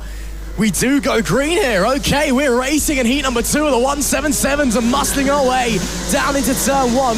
Goes the 99 of Jack Taylor. Great start from the pole sitter. We've got a spin in the background. Oh, there's 2 karts in the wall down at turn number 1. And oh, there's chaos. Chaos further up the road coming through Reggie's elbow. 4 or 5 karts off the road. What a nightmare start to this race for some of the drivers. That's definitely the number 50 of Reese Knight that's got into that one. Can't quite identify who the other driver is, but they're up on their feet. It's the 144 of Hayden Carter. He's up and okay, that's the main thing, but he will be out of this heat. What a chaotic start to this race though. 3 round 2 in the wall at Stadium Bend, and then a few more off as well. Somebody else is off and smoking down at the second hairpin, or the first hairpin. I think that may have been Reese Knight who was caught in that incident a moment ago. Everywhere you look, somebody's dropping out of the race and somebody's nearly just gone off the road and into this trying to go-kart. Oh, there's got to be oil down. There's got to be oil down or something down at hairpin 1 because they're sliding all over the place. This is chaos here in the 177s. it's either oil down or it's that they've kicked up all of the water from the barriers down at T1 and then brought it down to the hairpin. Slippery surface flag is out, courtesy of Sam there up on the gantry. But you're potentially right, given that Reece Knight was smoking a bit. I mean, he's restarted, he's seemingly all okay. Yeah, dropped it pretty easily down into hairpin number 1. And then everyone else did very similar things down at hairpin number 1. So maybe there is something down. Still yellow flags out through the first couple of corners through Stadium Bend as Hayden Cater's car still in the wall down there. As some drivers really slowing under yellows, and another spin down at the first hairpin. This time the number 12 was that, or was it the 72 that went round? The numbers ever so slightly rubbed off, which makes it a bit more challenging for us anyway. They continue on round nonetheless. But yeah, wow. An unexpected start to this 177 heat number 2. Very aggressive and a lot of drivers falling by the wayside. I can see another driver off on... Oh no, that's Hayden Cater's car. They finally got it to the infield. But that's gutting for Hayden. He had issues in qualifying. I wanted to say it was a DSQ in quali, but I can't quite remember off the top of my head. Either way, he had to start right down in the back. He gained 20 places to get to P3. I thought he could potentially do it again from a rearward start in this one, but sadly all going wrong down at the first corner. Well, wow, we finally get a second to take a breath, Ross. What a start to this one. Yeah, chaos. Anyway, yeah, the race is still going on. Jack Taylor's got a 1.5 second lead already. I'm sure you'll be glad to hear. Yeah, it's definitely some sort of fluid that's down there at the first hairpin. It's where it is. If you see drivers taking it, well, everyone's word to the wise now. They're all coming in quite in the middle of the track. But if they came through on the right-hand side, as the lead is just making his way out of the second hairpin and towards Complex Novell at the bottom end of the circuit, for anyone who's coming in on the right-hand side, they're all kind of sliding. It's where the engine in on a go-kart is on the right-hand side. It's where it would have dropped fluid. So there's definitely fluid down at turn or hairpin number 1. But anyway, we'll carry on. The chaos is hopefully over now and we can get on with our race. Jack Taylor starts another lap. His lead is now up to 1.6 seconds ahead of Adam Sadler in P2. And doing a very solid job is the number 99, just running his own race without any real major issues or concerns as it stands. The 99 leading from pole, doing a fantastic job. Sadler and Harry Taylor, though, rounding out our podium places. Harry Taylor, of course, the club champion this year with that 00 plate. Hand up there from somebody. What was that a signal for? Is that the 00 of Harry Taylor? I believe it is. And yes, it is. And he's trying to signal something to his competitor. What it may be, I'm not entirely sure, as there's the 67 of Adam Sadler, and there is your race leader, Jack Taylor, who's running quite a quiet race at the moment, but it's going very, very well, and a new fastest lap on that last tour as well. 35.879, only driver into the 35.8 so far. Indeed, yeah, Nicholas Walker and Oliver Smith still nose to tail. I think Nicholas was just gesturing, wanting a bit of a push down the back straight rather than fighting, but they have fallen quite a way off the back of Harry Taylor now. I think Oliver Smith would be silly to work together with Harry Taylor, with Nicholas Walker, to chase down Harry Taylor. They're just too far off the back of them. Jack Taylor already cutting his way through some of the back markers then. I think you're definitely right about that fluid dropped on the outside line, because a few laps ago I saw one of the drivers come down. It was Richard Allison on the usual line, and got in all sorts of slidey, so there's definitely still a bit of a slippery surface down there into hairpin number 1. Jack Taylor trying to part the seas there, gesturing to the drivers around him, being like, I'm in the lead, let me through, and they have done, to be fair to all of the 177s. It's always a lovely grid to be involved with the 177s. They all thoroughly enjoy racing, and they're out here to have good fun, always respectful, and drivers getting waved on by. There is Adam Sadler going through then, and Harry Taylor is closing him down. Harry Taylor took 1.4 seconds out of that gap on the last lap alone. So it might be a brother 1-2 here between Jack and Harry. Well, Harry still needs to get past Adam to make that true. We'll wait and see how it continues to play out. They're side by side, are they not? No, sorry, I'm getting ahead of myself. That's a back marker that Adam Sadler has just got past with 1 minute and 40 seconds left to go in this race. I think pretty much as long as Jack Taylor can nurse that kart to the finish, he'll be on for yet another victory here in the 177s. As that's Jason Newman in the wall down at the first hairpin. What's gone wrong there for the number 90? Jason's lost out massively there. He's able to get a push and some assistance back out of the barrier, but sadly for Jason, he's dropping down the order and he's just been lapped by Jack Taylor. That is gutting. And now, for the first time really today, the sun is shining here at Rye House. The track quickly drying out. Hopefully no more precipitation, and we'll stay dry for the rest of the event. But like you were saying earlier, bit surprising given it's early November. Yeah, what's that big yellow thing in the sky? Bring me back my rain. It's supposed to rain at the London Cup, but we got it out of the way overnight, so we're going to be dry and slick for the rest of the day, it would seem. Still Jack Taylor with the fastest lap of the race with 1 minute and 38 seconds left on the clock, plus our additional lap. And Taylor, now that he has conquered most of the traffic pretty cleanly, gap up to 2.9 now. He was struggling a little bit with that traffic. We saw him gesturing to drivers get out of the way. He was also calling for a blue flag from a marshal at one point. I saw him going down the straight race, waving to the marshals, giving them, come on, wave a blue flag for me. I need to get through him in the lead of this race. But he actually didn't lose that much time compared to his competitors while getting through that heavy traffic. And now he's out there running A-OK with Adam Sadler in P2, now 2.955 back. So dropping ever so slightly back on that previous lap. And then Harry Taylor in P3 with the double O plate, another 3 seconds back. But he then has a second advantage over Nicholas Walker, who himself then has a 4-second advantage over Oliver Smith. So the top guys starting to run in a bit of no man's land now. They're all just running their own race. It's just about getting to the end now. No one's really close enough to make a move at this point. You just got to run it, hit your marks, bring it home as we go into the last lap for our race leader, who has been absolutely flawless so far. He was really brave in the traffic. When he's been in clean air, he's been rapid, and he's looking set up to maybe bring it home with a perfect weekend. He has indeed, hasn't he? I think Jack is the quintessential 177 driver. He's such a lovely chap off track. But if I was on track with him, I wouldn't want to get in his way. He's an aggressive racer. He will get to the front by any means necessary. He did that in heat number 1. He's done it again here in heat number 2. Jack Taylor comes around the final corner and wins again here at the 2025 London Cup, and will seal pole position for himself in the final later on. Adam Sadler does come through in second place, and third for Harry Taylor as well. Your champion in the regular season holds on to third place. Nicholas Walker in fourth, then Oliver Smith. Those two were nose to tail for pretty much all of that race, but Oliver Smith just not quite able to find a way through. And Nicholas holds on to fourth place. Then they were then followed by Oliver Moss and Jake Bradfield, Ryan Sands, Martin Marrison. Sorry, Martin Jackson, you're not racing today, sadly. I wish you were, but just running team shenanigans today for Martin Jackson. Martin Marrison is in 9th place, then Daniel Baker in 10th, Domenico Brancato in 11th, then followed by Paul Hibbard, then Cameron Moss, James Ockenden, Richard Allison, Doug Thompson, Nick Ash, Jonathan Militello, Chris Emerson, Reese Knight, and Jason Newman. Of course, Hayden Cater we lost on that first lap. Honestly, I'm surprised that Reese Knight did make it to the finish there, given we thought it was his kart dropping the oil, so something went wrong there anyway. But equally, we've just had what we thought was probably the best race of the weekend so far, then followed by the most crazy lap 1 of the weekend so far. That was just ridiculous.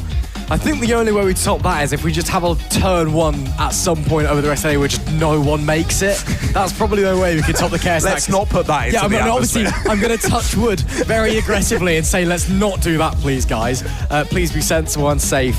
But yeah, I mean, we had 4 or 5 cars going around at turn 1. We had 2 in the wall on top of each other.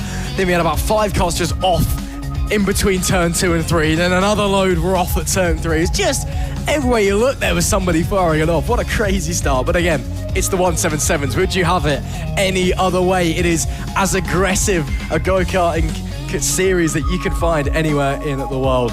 Now we're going to bring it back down a little bit because it's going to be fun racing with a little bit less elbows out as we get ready for heat number 3 of the F100 Retro Karting Championship. And yeah, these guys are a little bit more weary about the machinery underneath them, shall we say, because it's probably a bit harder to fix and a bit more expensive to fix. Good shot. When you break it. Oh, that is a great shot there of the 144 down at turn number 1. That was Hayden Cater, who of course got stranded after that incident on lap number 1. And I mean, yeah, that is a front right that is not pointing in the correct direction, I'll say that much. No, yeah, definitely less than ideal for him in that one, but hopefully we can get just that an extreme toe-out setup.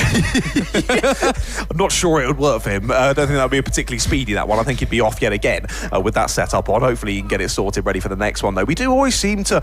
I always feel it seems to happen. We usually get those sort of crashes down through Stadium Bend when we go from wet to dry, because often that outside line will stay quite wet as the drivers move on to slicks. You're of course going to have argy-bargy through the first corner. You're going to end up having oversteer, running a bit wide, and then as soon as drivers touch that dampness on the outside, one-way ticket to the barrier in a lot of cases, and as we saw there at the start of the 177s. Of course, moving on now to our F100 drivers, and the first time that we see the F100s out on slick tyres, at least on the live stream here on the Sunday. Of course, earlier on, it were very much in wet conditions on wet tyres.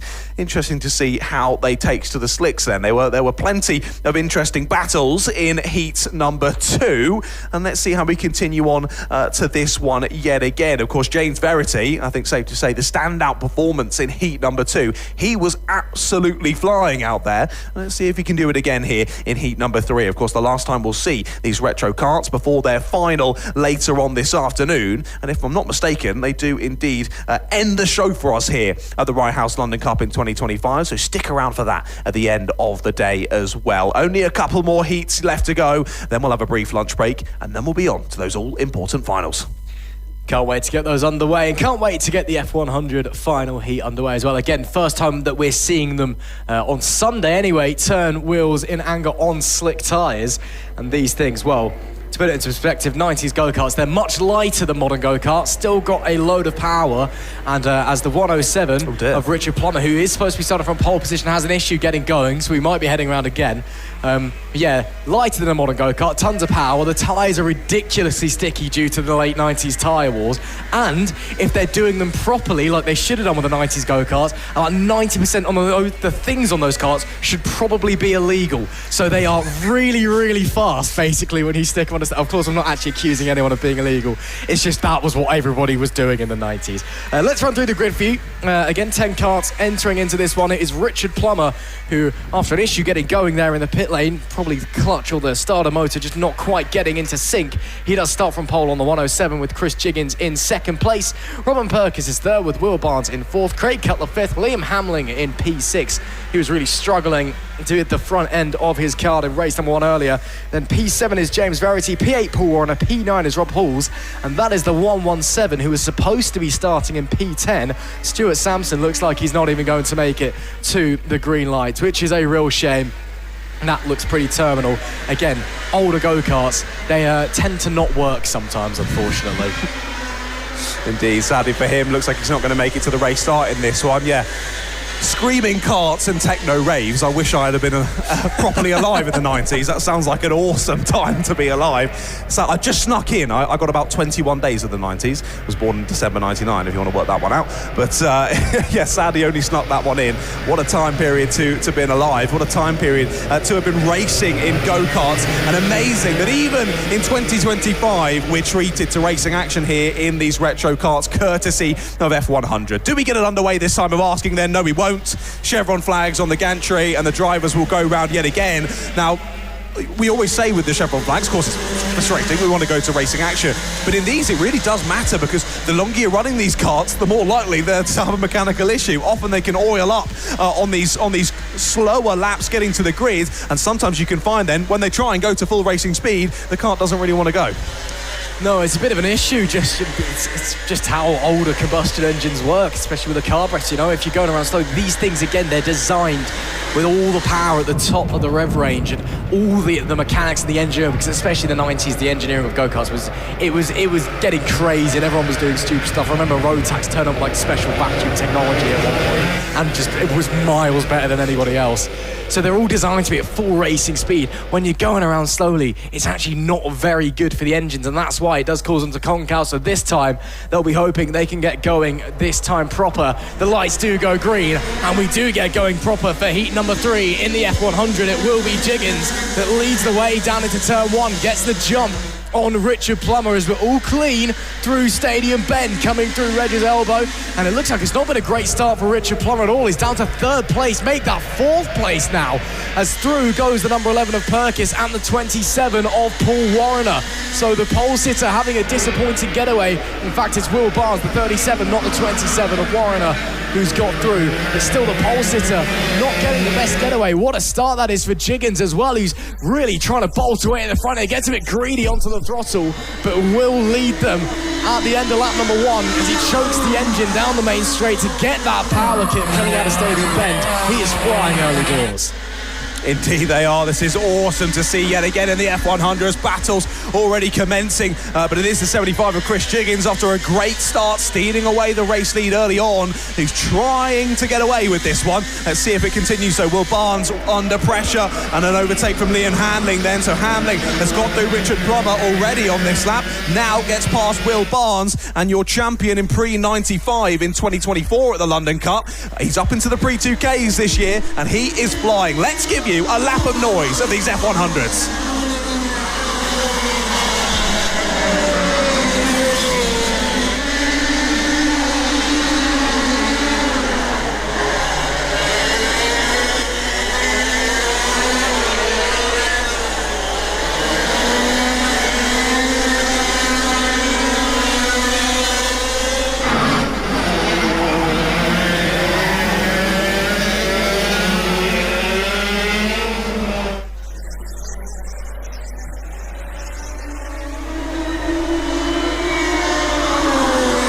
Honestly, nothing gets better than the screams of these retro karts, does it? And we're still being treated to some awesome racing. It was nip and tuck between Perkis and Hamling over the last couple of laps, but Hamling is finally able to get through into second place. Yeah, nice move there by Hamling. He was really struggling in heat number 2 earlier on today. In heat number 3, looks a little bit more comfortable. Front end biting a lot more. Yes, of course, better conditions on the slick tyres now. But he just looks a lot more confident behind the wheel as well, and he's maybe started to close up to the back of Jiggins as well in the race lead. It's 4 minutes and 30 left to go as they come across the line. Jiggins still leads in the 75. Hamling, though, is pushing and pushing very, very hard and may very well be on his way. And in fact, he certainly is, because look how close he is already, only half a lap late to the 41 after a disappointing heat number 2. Fancies taking the checkered flag first in heat number 3, but it's one thing to catch the driver in front. It is another thing to get around them. Hamlin will have to sit there, play the patient game, and then execute his game plan in order to slide on by, or maybe he'll just wait for a mistake out of the final corner from Jiggins and stick it at the inside. Oh, that was boring, wasn't it? Liam Hamling straight to the race lead, and the 41 is loving life here in heat number 3. Yeah, sadly for us, a relatively simple move, wasn't it, in the end for Liam Hamling, but he gets it done into the race lead. So interesting to see how things can change between the heats. On the last lap, saw the move as well. James Verity getting past Rob Halls. That's what he was looking to do in the previous heat for the race win, but that was only a move for 6th place in this one. So just shows how things ebb and flow between the races in F100s, and really, it can be anyone's race, depending on how things play out. Well, Hamling's to the front then, Jiggins in 2nd place. Perkis, Warrener. I think Barnes has now been overtaken by Verity. Yes, he has. So Will Barnes down into 6th place then. And Verity with his sights set on the 2 ahead of him. Paul Warrener and Robin Perkis. They've dropped away from the leading 2 now, who continue to scamper off. Late move down the inside. And again, an attempt from Barnes. He looked for a cheeky one up the inside, but it didn't work. And he's lost the place now to the 19 of Rob Halls as well. It was an attempt down the inside from Paul Warrener. And that one worked down a hairpin number 1. So Paul Warrener through into 3rd place then, and now James Verity needs to find a way past on Robin Perkis. 2 minutes and 40 seconds plus 1 lap of this race left to go, and really the top 2 are off and away. Verity cheeky down the inside, so aggressive. That door was barely ajar, but he forced it open and stole the place. Sometimes you just got to bash your way through in a go-kart race. What a move that is from James Verity. Stick it up the inside, let him know you're there, just throw the door open, but then straight back through. Goes the 11, Perkis goes, okay, if we're going to get aggressive, I can get aggressive. Watch this, goes back through. Nice move there from the 11, but Verity will try and fight back. Watch Halls, watch Barnes behind as well. They're sitting, watching, waiting to see if these two fire themselves off into the wall. And they get 2 free positions. Verity once again aggressive up the inside. A lot cleaner this time, as the 11 did look, but got the door closed in his face, coming into Reg's elbow. Now, what can the 11 of Robin Perkis do in this battle for P4? Can he see anything? He's now got a 5-kart train here. The final 5 karts, or almost the final 5 karts on the road, should I say. Craig Cutler a little bit further back as we're struggling with some issues in this race, it would seem. The number 90 does not. Well, there's actually now smoke billowing from the back of the car. He doesn't look very happy, but we'll focus on this battle here. Verity still there or thereabouts. Anything there for Perkins on this occasion. Can he poke a nose? Can he maybe just move him out of the way a little bit? Definitely has a look into hairpin number 1. Inside is there. Switchback maybe for Verity. Perkins gets it done because the inside was open for Halls as well. Verity will have to settle for 5th place as it stands.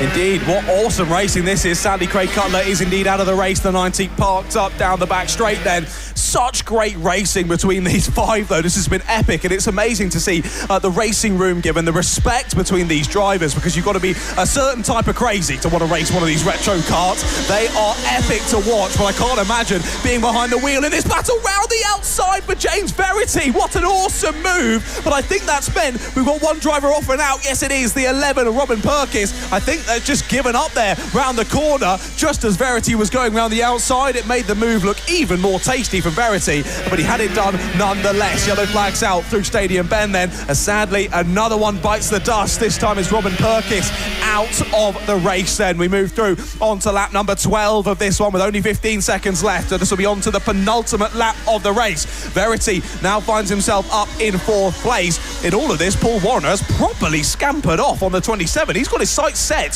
on Chris Jiggins here. Is this enough time for the 27 to chase him down and steal away 2nd place? Not too long to wait and find out. It doesn't seem like anyone is catching Liam Hamling, though. He's got nearly a 5-second gap here as he comes around the final corner to start the last lap of this one. He's looking to make it another win here this weekend. I think actually his first win this weekend. Of course, he's defending his crown from 2024. Will these 4 continue to battle on to the last lap of proceedings? Getting really, really tight in this titanic tussle for P4 onwards. Can anybody get involved? Can anybody say anything? Verity is still holding on as there was your race leader.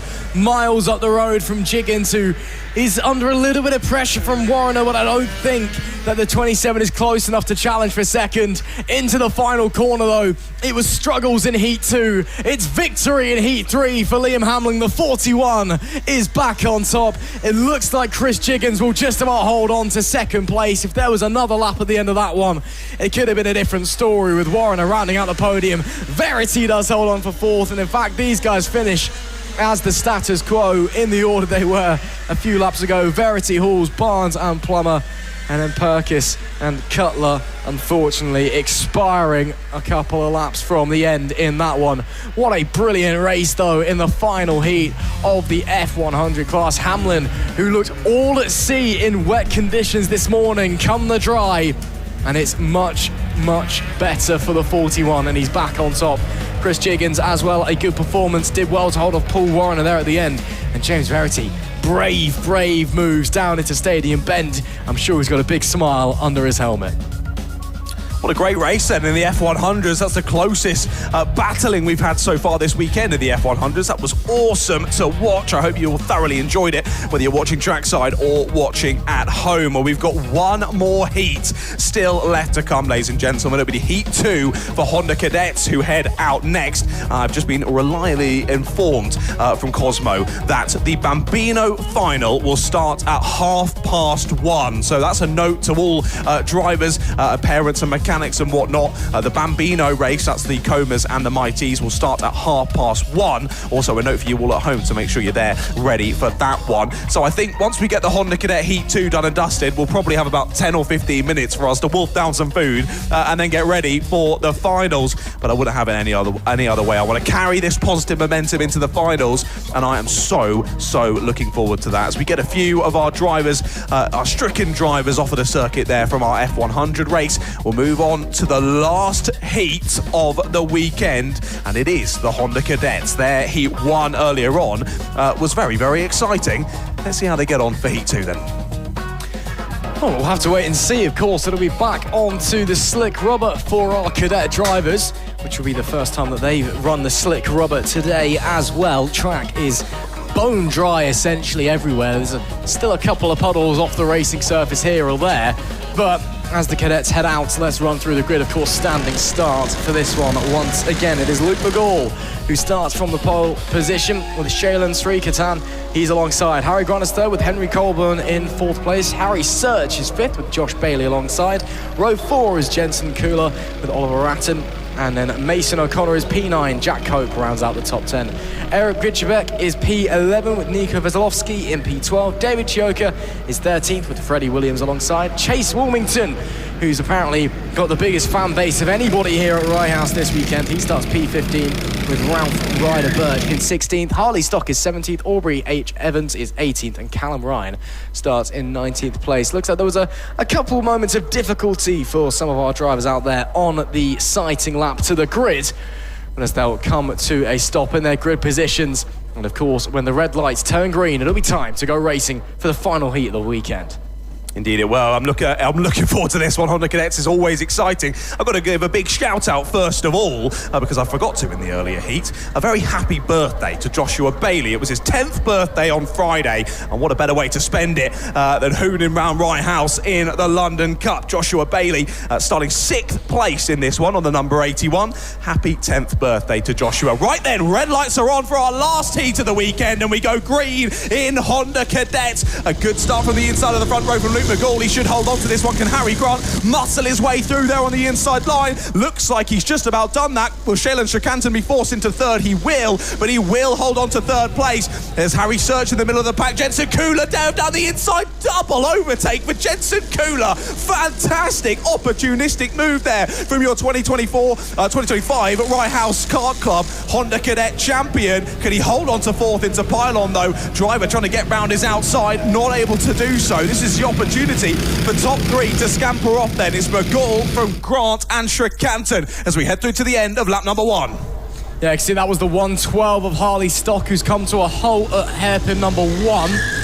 Looks to be a mechanical issue for Stock. Hope he's all okay, but I don't think his heat is going to continue onwards, unfortunately. Grant then leads on the 45. No, he doesn't. It's a change of issues, a transponder issue.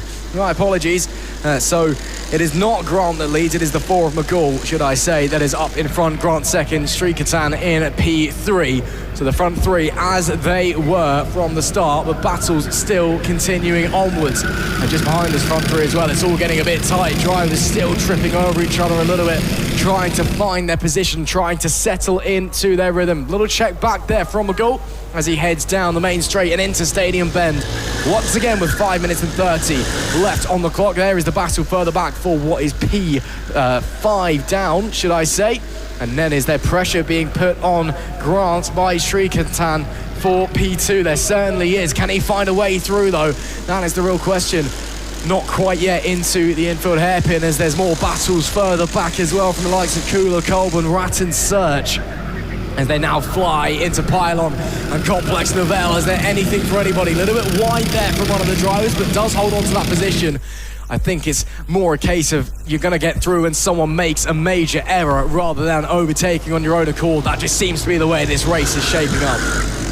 Indeed it does, yeah. Top 3 still trying to scamper off. There's Kula under pressure. There's Kula being overtaken. Losing the place there is Jensen Kula. And through goes Henry Colborn, but not for much longer. Back down the inside of hairpin 1 goes Jensen Kula. Retakes 4th place. There was squabbling in behind them as well. One of the Martin Jackson racing carts. That's Oliver Ratton.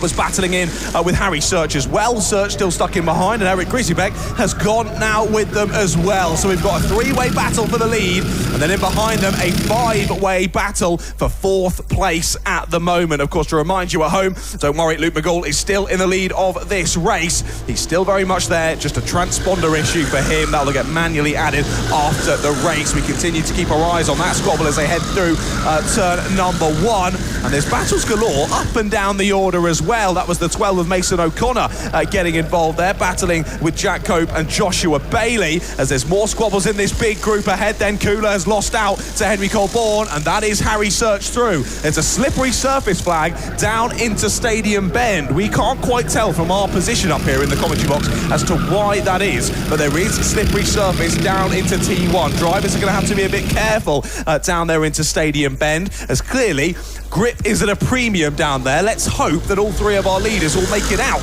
of Stadium Bend. Looks okay from where we're watching. They all make it through into Regis Elbow. Yeah, a couple of people running a little bit wide. Oh, Strikanten's off.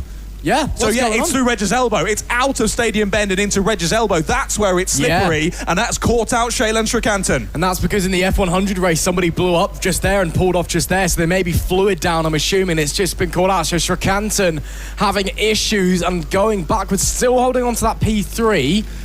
But he has gone backwards and he's got to make that time up once again. Nobody else quite having as much of an issue as he did on that occasion, but it did catch a couple of people out, saw a couple of people sliding. So it's turn 2, Reg's elbow. That is where the oil or the fluid or whatever is down.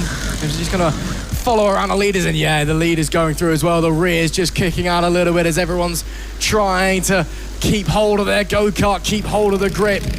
Hopefully after a few goes over it'll disperse and we can get back to normal racing speeds, as there is a move trying to be made there. That's Cooler on Colborne. Doesn't come together, and instead the 22 of Ratton's going to say thank you very much and slide on by to get up into P5. Nice stuff there from Oliver Ratton, and a smart move there, taking advantage of the mistake from his opponent who was trying to make the move and then just slid on by instead.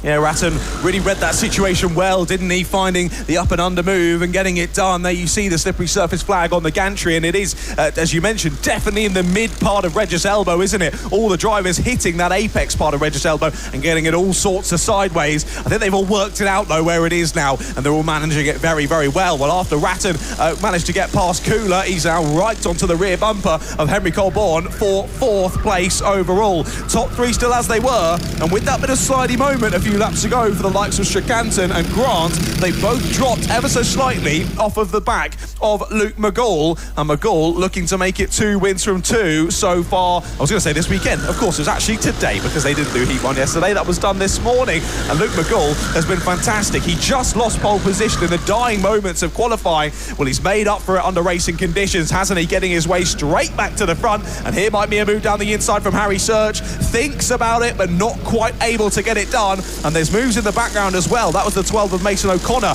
getting the move done on the 85 of Jack Cope, so that's a switch around for 9th place in the background of this shot as well. Very much doesn't look like this battle's over, though, as Henry Colborne tries to hold on to 4th place. With just less than a minute left to go, there'll be a couple more laps to hold on to it, but lots of pressure being piled onto Colborne. What's happened to our 2nd place man of Harry Grant? Harry Grant is slowing down the front straight. What's happened to Harry Grant? He's out of the race. Yeah, no power. I can see him pumping the accelerator, and that car is going nowhere. That is gutting for Harry Grant. Has been doing so well this weekend, looked on for another 2nd place, but Kart doesn't want to go any further.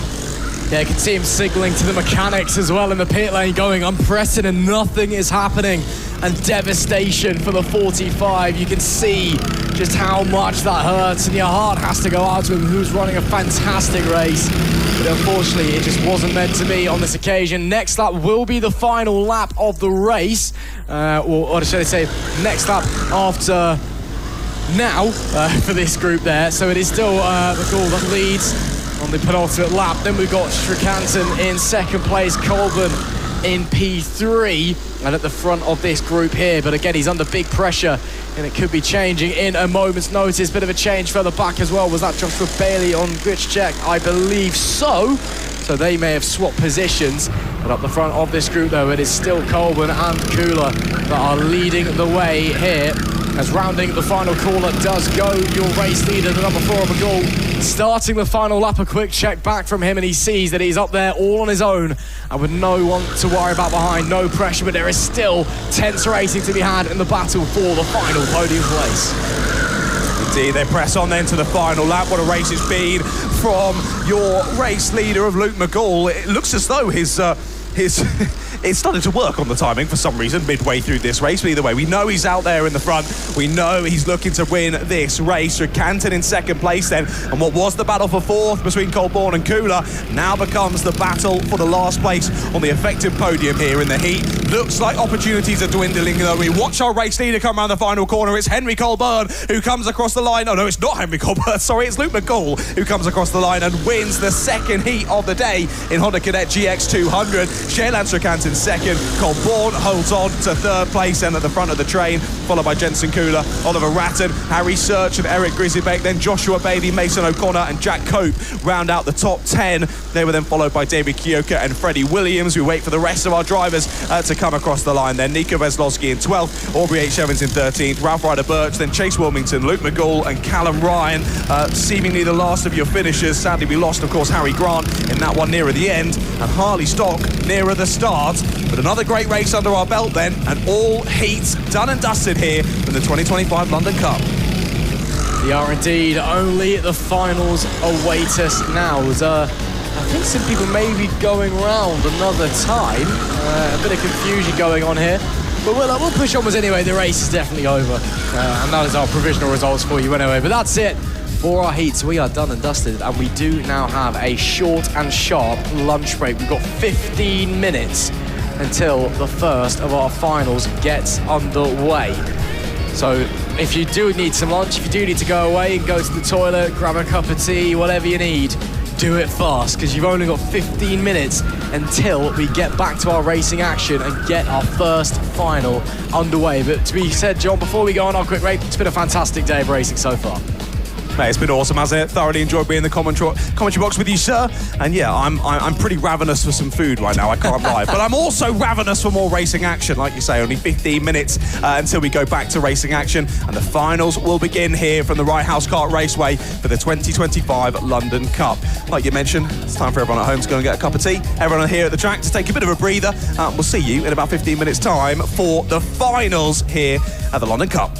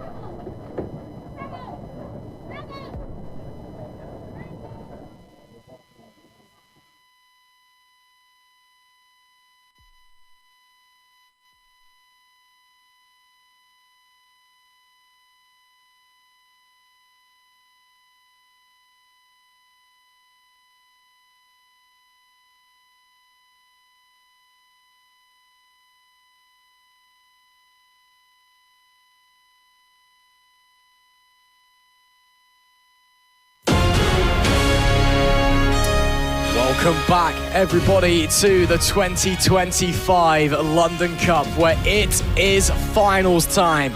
All of our heats are done and dusted, and we are moments away from crowning our first of our 2025 London Cup champions in the Bambino Final. It is myself, Ross McIntyre, and John Ratcliffe, who's on a top secret mission currently. I'm sure he'll be back momentarily. I can see him walking back to the commentary box now, and with some helpful information that he'll have prepared for us.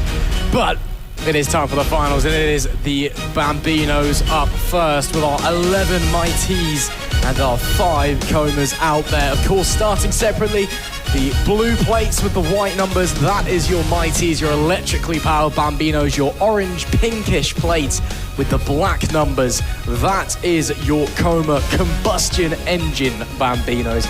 Those are the 2 classes you need to be looking out for, and of course there will technically be 2 different Bambino London Cup champions, but I'm sure we'll figure that one out as we get on with it. Hopefully we're all ready to head out onto the track in a few short moments, because I can see the marshals are returning to their posts and we are all ready to go racing. John Ratcliffe, do you have any special information for us about some finals that may or may not be happening later on?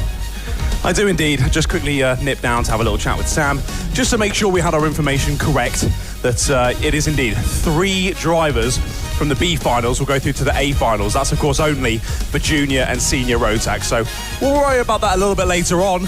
To begin with, the Bambinos heading out there on circuit. Racing's been really good in this one, particularly the top 3 and the Mighties. Who's going to take it in the final though? It's anyone's guess. Of course, stakes are raised when you get to a final. All thought, all logic, how your weekend has been running, how the kart feels, how you feel, it all goes out of the window, because it's the final. When push comes to shove in a one-weekend event with the prestige of the London Cup, you do what you have to do to win, and it could get very, very interesting. As you said, the top 3 in the Mighty class, the O plate of Logan Edwards, the 47 of Luca Pede, and the S plate of Teddy Smith. They've been pretty much inseparable all weekend long and providing some fantastic racing for us. Down in the Coma class though, which of course starting a few grid rows back from the Mighty class, Matthew Pearson and Theo Azzopardi with the double O plate. He's your club champion at Rye House from 2025. They've been looking quick. Jacob Hayward-White also quick as well. There's a few drivers we should definitely be keeping an eye on. As you can see up on the balcony, the crowd's beginning to form and getting ready to crown some champions of 2025 here in Hoddesdon. The Rye House Kart Racing Club hosting the London Cup once again this year, and we are so excited. We hope that you've enjoyed all of the action so far, whether you're trackside or watching from your device anywhere around the world. Let us know who you think is going to be on top. Let us know who you're supporting, and let us know how you are going into the finals. Looks like marshals are almost back at all of their requisite posts, or almost prepared anyway, which means that hopefully in a few short moments we can get going with our Bambino Final, the first final of the day, to get ready to crown our first champions of 2025. I mean, we've mentioned a few names as we go out there, John, but there are a handful of drivers that you'd really think are the favourites going into this one. Indeed, yeah, I think we can assume, like you say, inseparable, those top 3 in Mighties. I think we can assume they'll be at a similar place at the end of this one. And Matthew Pearson versus Theo Azzopardi was very exciting in Heat 2. Hopefully that continues. Hello to everyone watching in the live chat. Lots of love in the live chat. Good luck to Jonah. Your sisters are cheering you on. Another good luck to Jonah Curtis as well. The Pearson brothers say good luck to all our friends in the finals. Tony and Pauline say good luck to Teddy Smith in this one, starting in 3rd place. Another well done and good luck to Luke McGull, Go Harry and Jensen. So many people in the live chat wishing love and wishing luck to drivers out there. But we get ready to go then for the Mighty Bambino and Coma Bambino final. Logan Edwards starts on pole position in the Mighties with Luca Pede alongside him on that front row. Teddy Smith and Cooper Galloway are on row 2, with Teddy Bezlowski and Joshua Chung on row 3. Then it's Sonny Higgins and Gabriel Chu on row 4, followed by Aurelia Capalonga and Aidan Castleman on row 5. Then Jonah Curtis rounds out the grid on the Mighties. We move on to the Coma Bambinos. It's Matthew Pearson. What a weekend it's been so far for Matthew. He's just got to hook it up here once again in the final. Azzopardi trying to stop him though. Theo on the outside of that front row in the Comas. Following them, Jacob Hayward-White and Ezra Robinson-Matthews on row 2, and then Briella Stevens rounds out the grid. Sadly, it was a DNF for Briella in the second heat early on, a mechanical failure, sadly for Briella. Hopefully she's able to make it to the end of the race in this one. A couple of the Mighties are just pressing on through to find their grid positions, and parents and guardians all on the grid, just assisting, making sure these drivers are in their correct grid positions and the car is all ready to go, because of course, don't forget, these are both Bambino classes. All drivers on the grid in these two between 6 and 8 years of age. And like we said in the heats, you can't win it at the first corner, but you can very much lose it. But often it sets the tone for the rest of the race. Let's see who's leading after turn 1. We'll have to wait and see. And there is so much talent on these grids, split across the two classes, but there can only be one at the end of it. Well, there can only be two technically, because we've got two classes, but we'll have to wait and see. Just a note as well, I did have Logan Edwards' parents come up to us while we were commentating in the heats and just let me know this is Logan's last ever race in the Bambino class, in the Mighty Bambinos. But next year, he'll be moving up to MicroMax's. This is the last race for him in Bambinos. He's starting in pole position. Let's see if he can end his Bambino career with a bang.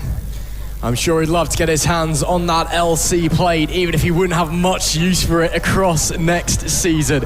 We'll have to wait and see. 8 minutes and 1 lap await us as we go green for our first final. And it's a great start from the pole sitter, Logan Edwards, 32, also away. Well, Luca Pede is right on the tail of the pole sitter. Where is Teddy Smith? I don't think he got away as well as he could have done.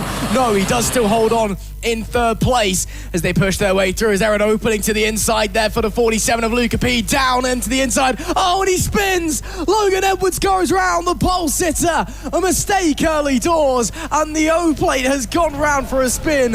Luca Pede will lead here early on at Rye House in the Bambino London Cup final. What a dramatic twist. What is left in Logan Edwards' locker? Can he fight his way back through, or has one of our main contenders just dropped down and out on the opening lap?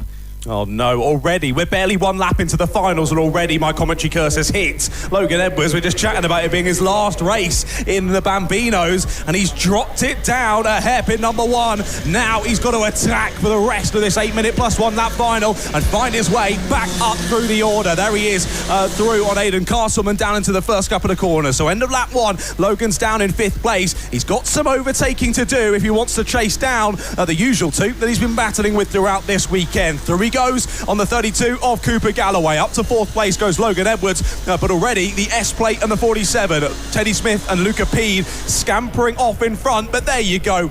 Easy as you do it. Logan Edwards is back through into 3rd place, gets the move around the outside of Telly Veslowski as they head down into pylon, and once again the usual 3 back up to the sharp end, but as they come through to the end of lap number 2, what are the gaps looking like? Pede still leads this one ahead of Smith. That gap now up to 3/4 of a second, and leader back to Logan Edwards is up to 3 1/4 seconds. Logan's got some work to do. Looking back to the Coma class, it is your club champion from this year, the 00 of Theo Azzopardi. He's P8 overall. He leads the way ahead of Ezra Robinson Matthews in P10 and Matthew Pearson in P11, rounding out that class podium. Up the front, it's Pede with the fastest lap of the race, who's 3/4 of a second clear from Teddy Smith in seconds. Logan Edwards, a bit of time to work up, but he is starting to get away from those behind. He just needs to focus and hit his marks. He's still on for a podium finish regardless as it stands, if he is able to make the end of this race, as there's this battle going on further back between Veslowski, Galloway and Castleman. All of them squabbling for position. And just behind them as well, we've got Joshua Chung and Theo Azzopardi also in the conversation. Azzopardi's really been working his way through with that combustion-powered Coma underneath him and is flying along. Again, the club champion from this year didn't look incredible in the heats. He looked great, but nothing that was super special. He's coming to the final, though, with a point to prove, and he is flying away at the front of the Coma pack. He is indeed, yeah. Matthew Pearson's got through on Ezra Robinson Matthews for 2nd place in the Coma class. And yeah, Theo's done a great job putting a lot of fresh air and a few karts now between himself and 2nd place of Matthew Pearson. Bryla Stevens has had a bit of a spin there down a hairpin number 1. She whacks the steering wheel in frustration there, but Azzopardi continuing to pick his way through. Couldn't have had a much better start to this one, Azzopardi. What can Matthew Pearson do? Can he chase him down to the end of this race? Sadly for Logan Edwards supporters, that gap is only increasing between himself and the 2 leaders, as there's a move down at the first corner. We're side by side between Cooper Galloway and a driver next to him. Veslowski and Castleman so close I couldn't quite tell who it was. It is Castleman German, who now sits in behind, and Azzopardi onto the scene as well. So mainly we'll be keeping our eye on these battles because they're awesome, but also watching the timing screen to see how the gaps change between our three leaders in might ease. Although the gap extended slightly to Logan Edwards in third, it was a new fastest lap of the race from Teddy Smith. Gap closing to half a second between him and the current race leader of Luca Pede. What Logan Edwards might need is he might need Teddy Smith to start fighting with the race leader to slow them, hold them up and allow him back and make it a three-way fight for the lead of the race. But wait and see if that's going to happen, as that is a fastest lap, to be fair, from the O-plate of Edwards on the previous tour, 48.364, and the gap in front between Smith and Pede extends ever so slightly to 0.6 of a second, but it is really, really close out there on the racetrack. Elsewhere we see Azzopardi, the leader in the Coma class, going slowly and pulling off to the side of the road. The Double O was leading the way in the Coma class and had no one anywhere near him. And at the drop of a hat, Theo Azzopardi's final is over and he will not be London Cup champion in 2025. Heartbreak for the club champion of this year. Oh, you gotta feel that's so unlucky. And again, the commentator's curse strikes a little bit. Matthew Pearson will inherit the lead in the Coma class as Azzopardi goes down and out. That is so gutting for Azzopardi. My heart goes out to him. We've got a battle on our hands, though, for the lead of this race in Might Ease. They are nose to tail as they head out of hairpin number 2. We enjoy this battle. Slightly further back, though, this is still Cooper Galloway and Teddy Veslovsky now going side by side to the exit. The 25 just about stays ahead, so Veslovsky had already made the move and manages to keep the drivers in behind him. As of course, no, Teddy Veslovsky not ahead of Cooper Galloway. Galloway has scampered off from these three battling. It's Veslovsky, Castleman and Chung who are battling over 5th place. I feel so awful for Theo Azzopardi. What a race it had been for him so far. So deserving of that LC plate, but the car didn't want to go any further. Here indeed are your leaders on your screens. Luca Pede still just about leading Teddy Smith. And what's the gap looking like? It's still around 3 seconds back to Logan Edwards. So like you said earlier, Ross, really we need Teddy Smith to go for a move here. These two need to start swapping places for Logan Edwards to try and get involved. But at least for Logan, they're in his eye line. He can see what he's chasing and he'll be absolutely laser focused on chasing these two down. But there's only a minute and a half to go. And of course, we've got one more lap to go when that minute and a half gets to 0, to be fair. But time is running out for the O-plate of Logan Edwards. And Teddy Smith, I think, is much happier playing the patient game, just sitting there waiting, either pressuring the 47 of Pede into a mistake or just biding his time, waiting for the last possible moment to make the move. Because he doesn't care what Logan Edwards needs. He doesn't care what Logan Edwards needs to experience. All he cares about is being London Cup champion in roughly 2 minutes' time. There was a little look there on the run out of the infield hairpin.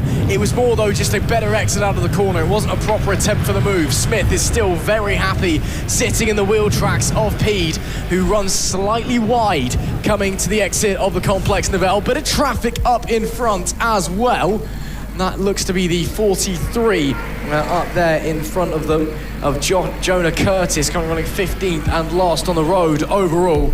We've got 36 seconds left on the clock. Next lap will be the final lap as we see them coming through the final corner, and it is still the 47 of Luca Pede that has the lead as they're coming into turn of the infield hairpin now. Bit of a run there for Smith. Does he see anything into hairpin number 2? No, not quite on this occasion. You can tell, though, he knows that time's running out and he's really started to push it now. He's been within touching distance for a while, hasn't he, Teddy Smith? I think he's just downloading the data at the moment, watching where Luca might be a little bit slower than him and thinking where he can make the moves. Well, time is ticking to 0 then. They'll head through to the end of this lap and on to the last time around this circuit for the 2025 London Cup in the Bambinos. We go down through to Stadium Bend, and will Teddy Smith be able to be aggressive this time and find a way through? Not quite at Stadium Bend. They'll continue on nose nose to tail down into the first hairpin, and for the first time in this race, Luca Pede is defending down into hairpin number 1. That's enough to keep Teddy behind. He tries to get the switch back and get alongside through to hairpin 2, but it's not going to happen. Through to the exit of 2, and Pede carries the speed beautifully. A little check over the shoulder just to see how he's doing on corner exit, and he is pulling the gap once again. Opportunities are dwindling here for the S-plate to find a way through. He needs a mistake from Luca Pede, but it doesn't look like it's going to happen. Through into the final corner comes Luca Pede. Can he get a good enough exit? He's got it. The 47 will see the checkered flag first, and Luca Pede wins in the mighty Bambinos, and he is your 2025 London Cup champion in the mighty Bambinos. Now, where is Matthew Pearson on the 45 plate? Here he comes round the final corner, and Matthew Pearson will be your London Cup champion in the Coma Bambinos as well. What a race there. It was all bubbling along, but sadly, Teddy Smith not quite able to launch a proper attack there, had to sit in behind and settle for second place. But also, how gutting for Logan Edwards. That small mistake there, dropping him back a bit of time, and wasn't able to quite claw it back. Has to settle for third. Yeah, he will be ruining that one for a long, long time, will Logan Edwards. Your heart, of course, again has to go out to Theo Azzopardi as well, who is leading by quite some way in the Coma class for coming out of hairpin number 1. He put his foot to the floor and nothing happened.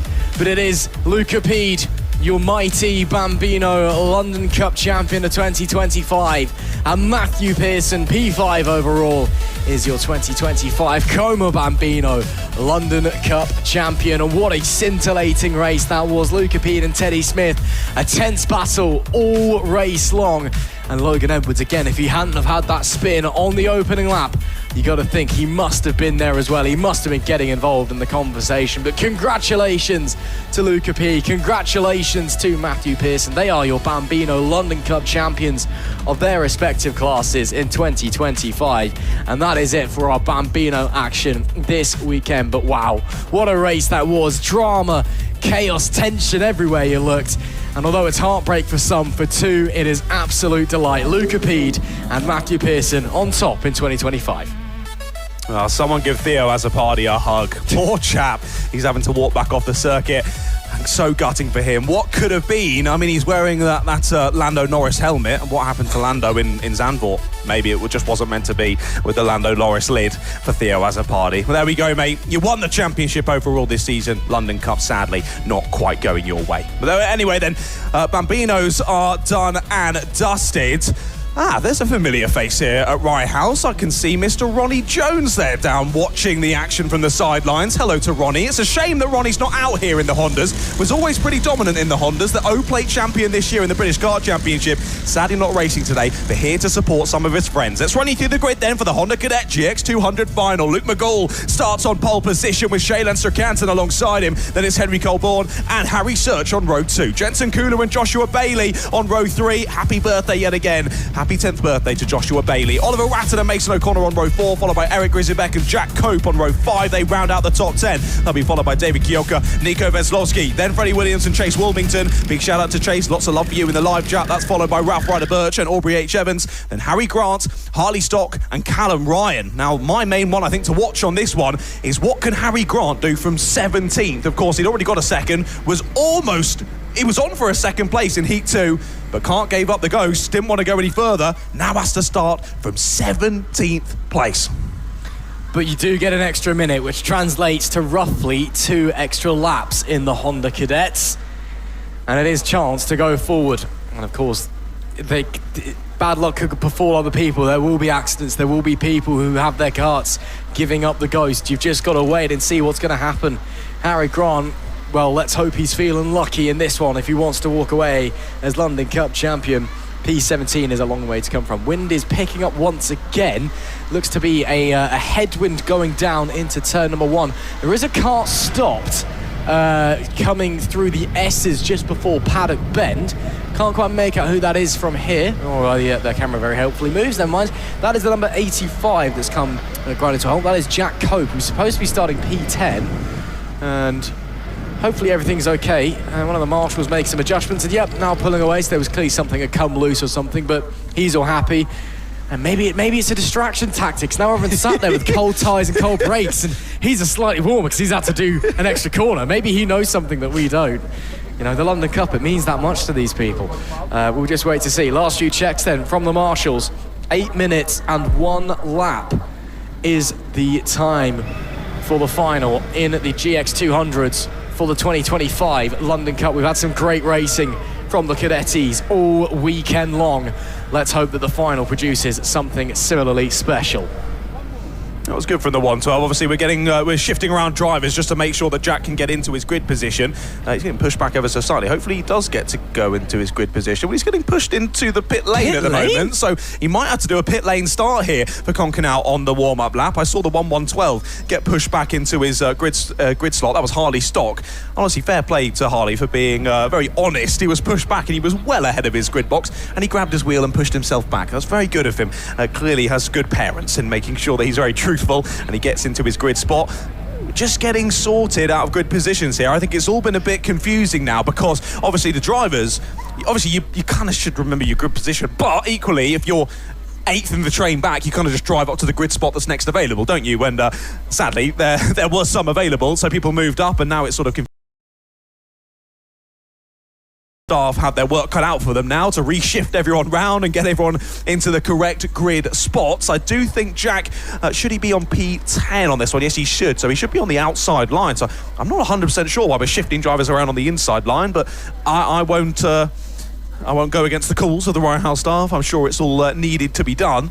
And we get ready to go then for the second final of the day. Of course, the second of our standing starts as well. After this one's said and done, it'll be all rolling starts from here on out. So drivers, for these standing starts, your perception matters a lot more when those lights go out, getting on the throttle, and you'll often see as well a lot of the drivers bouncing in their seats, trying to get any sort of advantage that they can. That might be why I think the 96 was on the wrong side of the grid. So Chase Wilmington, lots of love in the live chat, but on the wrong side of the grid, I believe, for that one. He disagrees though, so I think there's a few conversations happening down there.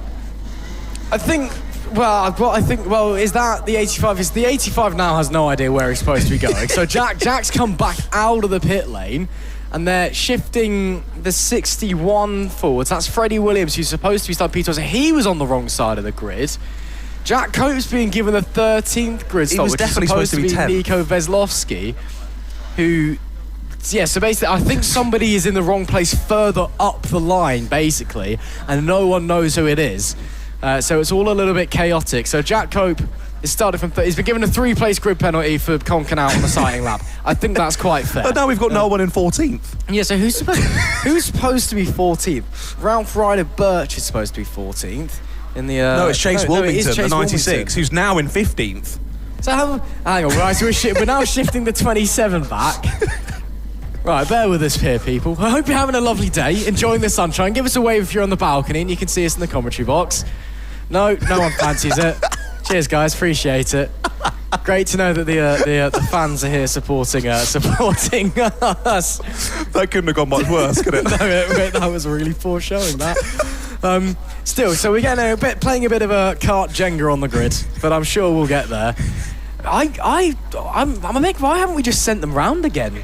Surely we just send them round again, because that would be quicker and get the tyres back up. But, you know, it's going to make turn 1 interesting, I'll tell you that much.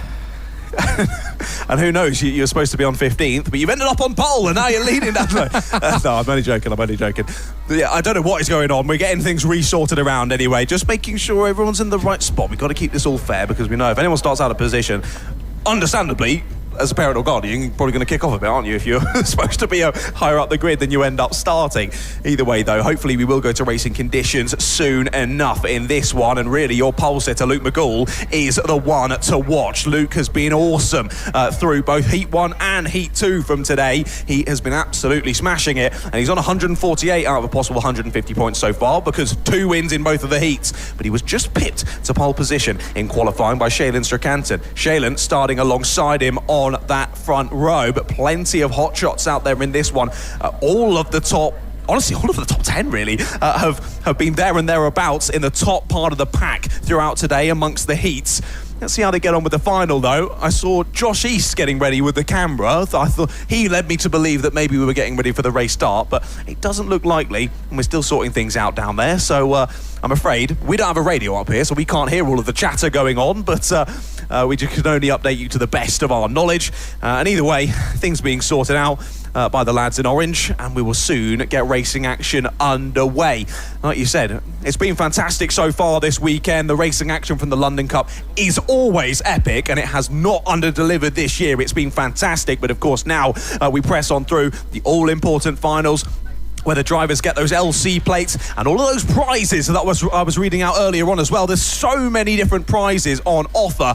And once again, if you're here at the circuit, if you can hear me over the tannoy, make sure you stay around after racing action is all done and dusted, because we will have the podium presentations over in the main building where we hand out the LC plate and all of those prizes on offer as well. So make sure you stick around if you are here to enjoy that. But if you're watching on the live stream, I hope you thoroughly enjoyed the coverage so far here today from the Rye House Kart Raceway, courtesy of Motorsport Media. The pictures we've been bringing you have been awesome, particularly that curb cam. I'm still in love with that curb cam.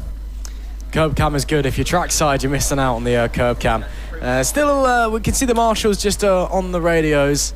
Just some discussions, I'm sure, going on with the clerk of the course. We've got some more marshals running over now to sort it out. Of course, a big thank you to the marshals for all their efforts this weekend to enable us to go racing as safely as possible. Big thank you to the medics as well. Of course, we've not needed them. Hopefully that stays that way. But of course, if they weren't here, we wouldn't be able to go racing in the first place. And if we do need them, they ensure that everything is A-OK. Big thank you to, of course, everyone from Motorsport UK and Rye House that's here helping to organise this event as well. It's been a brilliant London Cup, and well, it goes to show that karting here at Rye House continues to go from strength to strength. As we can see, intense discussions. I think they do have an actual grid. Even Cosmo's coming over now. It's getting that serious. He's usually the one that tells everyone off on the failed start. Yeah, so Cosmo's coming over to have some words. We'll see how. But also, you said earlier about wasting fuel. Yes, this is wasted because everyone's just sat there with the engines going as well, aren't they? So the engines are going to be boiling, the tyres and brakes are going to be stone cold, fuel's getting wasted. So this is quite unideal, but they are moving people out of the way. I do think they will probably give them another sighting lap after this, won't they? It seems only fair. So short and unexpected delays here at the London Cup, but the crowd still watches along with anticipation. We've got bumper crowds here, both up on the balcony in the clubhouse and down in the pit lane and down at turn 1 at Stadium Bend as well in the singular grandstand that we have here. Hope everybody is enjoying the action so far, and hope that you're just as excited as we are to get the Honda Cadet final underway, which, well, I've been saying hopefully not too long now for a little while, so I might just stop saying it. But we're making progress, I think, is the key term. We are indeed. We're definitely getting closer for this race to begin. Of course, like we said, thanks for joining us online if you're watching from wherever you are in the world. But obviously, if you're here at Rye House as well, you will have seen the big new screens that we've had installed here at Rye House as well. There's a smaller one on the gantry and a big one down by the final corner that's new for this year. Good to see investment going in to Rye House and the Rye House Kart Club. And it just means if you're here watching at the circuit, you don't have to be staring at your phone to check what's going on. You can see on the screens around the circuit where everyone is in terms of the race.